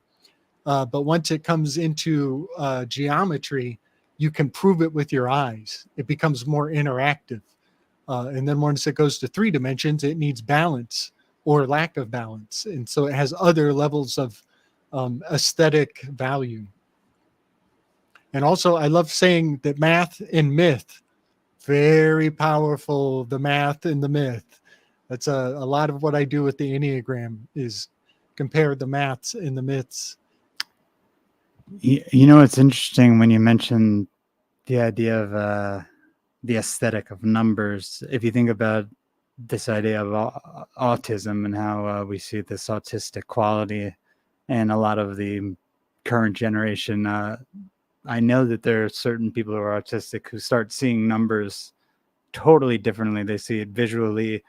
They start getting images, either scary things or beautiful things, depending on which number it is in their head. So that's like an interesting little just change in how consciousness seems to be, I guess, perceiving numbers with some people. Yeah.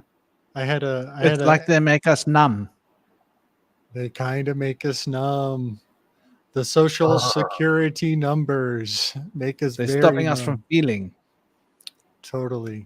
locking us into the skull cap, Well, it's like they want disconnecting from the heart. if they want the autists of sort, that means they want them to see and work with numbers in that sort of way for some reason. Yeah. Like, which is, I guess, I mean, that's how you become more machine-like, I guess. Treat numbers like art. You know, I had a sweetheart. She had synesthesia, where Synesthesia. I have that. Yeah. yes. Is yours numbers and letters with color? I or have that actually. Yes. that exact one. Mm-hmm. That's Some so other ones, interesting. too. Okay. Yeah, I think I caught it, but only through the power of suggestion. You know, it was like, because I would quiz her all the time. I would be like, and she'd be like, green and yellow. And then I would check again later. What's a 1-2? Yellow and green. And so eventually, after testing, it's like asking a person when they're colorblind, what color do you see on a thing? You know, So, yeah. honestly, when it comes to synesthesia, it's one of those things you just assume everybody perceives things like that. It's just like, wait, people don't perceive numbers as colored? It's like you just take it for granted. You just think it's kind of normal until someone actually points it out to you. But for me, it's like how I would describe what it's basically like. So let's say for like how grapheme color synesthesia works. Let's say I have the word red, but I paint it in blue letters. See, you see that the letters that make up the word red are blue, but you know in your mind that the word red is referring to the color red. So each letter and number is like that. So I may see like the letter X and it's in like a white text or a black text, but I perceive X as a kind of like a purplish violet. So it's almost like it's like my mind is like telling me like this letter is supposed to be this color and this is wrong. I don't know, it's kind of weird. It's sort of like, but it's like it's automatic. You can't really control it either. I wonder, has anybody ever done like a vast survey of synthesists to see if there is some consistency in there? The weird thing is there's not a lot of I think there's consistency in some parameters. Like I know a lot of people perceived letter A as red, but other than that, there's a lot of like, you know, there's a lot of different stuff. It's like everybody has a kind of like a different pattern. And sometimes I always thought that maybe like what one's synesthetic associations are with each letter and each number is a kind of like DNA, like a spiritual DNA code of sorts. Like you have a unique relationship, because I also have musical synesthesia. So I'm just like, my brain is just crazy, basically what I'm saying. But it's like everybody has like a different relationship with certain like notes and letters. Like there's certain like notes on like the keyboard that evoke kind of like an ugly color, but a lot of times like songs will be played like, oh, this is supposed to be like a happy, upbeat sort of song, but because the melody that the song is playing in is an ugly color, I'll actually emotionally perceive that song as being like somewhat depressing, because it evokes this very drab kind of like beige brown color. It's supposed to maybe like a vivid orange or blue or something like that. So it's very, it's very, you perceive things in a very different way. And I guess it's also like when I make music, I also kind of use that as a template to figure out what kind of like notes and harmonies that I use in my sounds. So like evoke specific like color sensations. That's awesome. Sounds like eurythmy from anthroposophy too. Wait, say that again? There's something called eurythmy, I believe, that Rudolf Steiner taught in anthroposophy, where it was like you say a vowel or a letter, and somehow then you figure out what movement or color or image that kind of makes you think about it's a certain kind of artistic expression. Gotcha. I'd have to look into it more. I don't know much But about it. I think what is kind of universal though, are you guys familiar with the Kiki Bobua study at all? Yeah, buddy. So basically they do a test with people, and there's two shapes on the board. There's one that's really like kind of angular and like prickly looking, and the other one is very round and bubbly. And almost universally, everyone says the sharp prickly thing as Kiki and the round bubbly thing as Buboa. So stuff like that always kind of makes me like second guess the nature of language, and maybe it's not quite as arbitrary. I honestly think that mute language was probably invented by ancient people who had some form of synesthesia, because that seems to be the only way to kind of make sense of it. They would come up with certain sounds and symbols that correspond to certain ideas. And I think that with synesthesia, it's like you kind of have that automatically, and that kind of ties in with McKenna's stoned ape theory, the idea that the sort of psilocybin mushrooms kind of generated synesthesia in these ancient primates, allowing them to create the acquisition of language and music and so forth. Yeah. I love the Kiki and Bobua experiment, and how consonants are much like Kiki and also much considered masculine, and vowels are much like Buboa and are considered feminine. And alchemically, those correspondences right there those are fundamental building blocks that you can expand out upon systematically. And then another component to this is, many languages have gender in the language. And English we've been castrated from gender. And so in a vast way, I think part of decolonializing my mind is moving into these hermetic principles of gender and realizing that the old minds definitely saw the potency of masculine, feminine in sound, in phonetics at large. Guys, I got to cut out. I got to run. I got to go take a walk and stretch. I've been podcasting all week. I was looking at my dogs. My dogs are telling me the same thing. Man. And then I got to take I reckon we've the vet soon. We've been cranking out 5.25 hours. Yeah, we've been going for a while. I was late. I apologize, but it's been awesome. Thank you guys in the chat. I hope you guys got what you came for. We didn't go into natural magic too much, but I suppose I think in some way we talked about nature a lot. Works in a sense. So Theurgy? tangentially we got into that, but yeah, not quite into the specific Some category. Theurgy? Well, understanding how the mundane is not so mundane, that there are deeper levels of meaning and energy and potential within it, sort of gives us an idea of why deciding to move a cup around your living room and draw a picture on your floor or light a candle can be symbolic of something profound, because a candle's not a candle. Yeah. I mean, just So, look at yeah, the but language thank you, that guys. affects everyone. That's the media right now. They're using the hardcore, what would have been called black magic back in the day. You Big time. keeps make people manifest things that you want through lies, or yeah. Yeah. You know, we did a live stream on my channel last night, and we were I talking about. watched it. You did? Nice. That's great. Yeah. Yeah. We were talking about media showers. Yeah.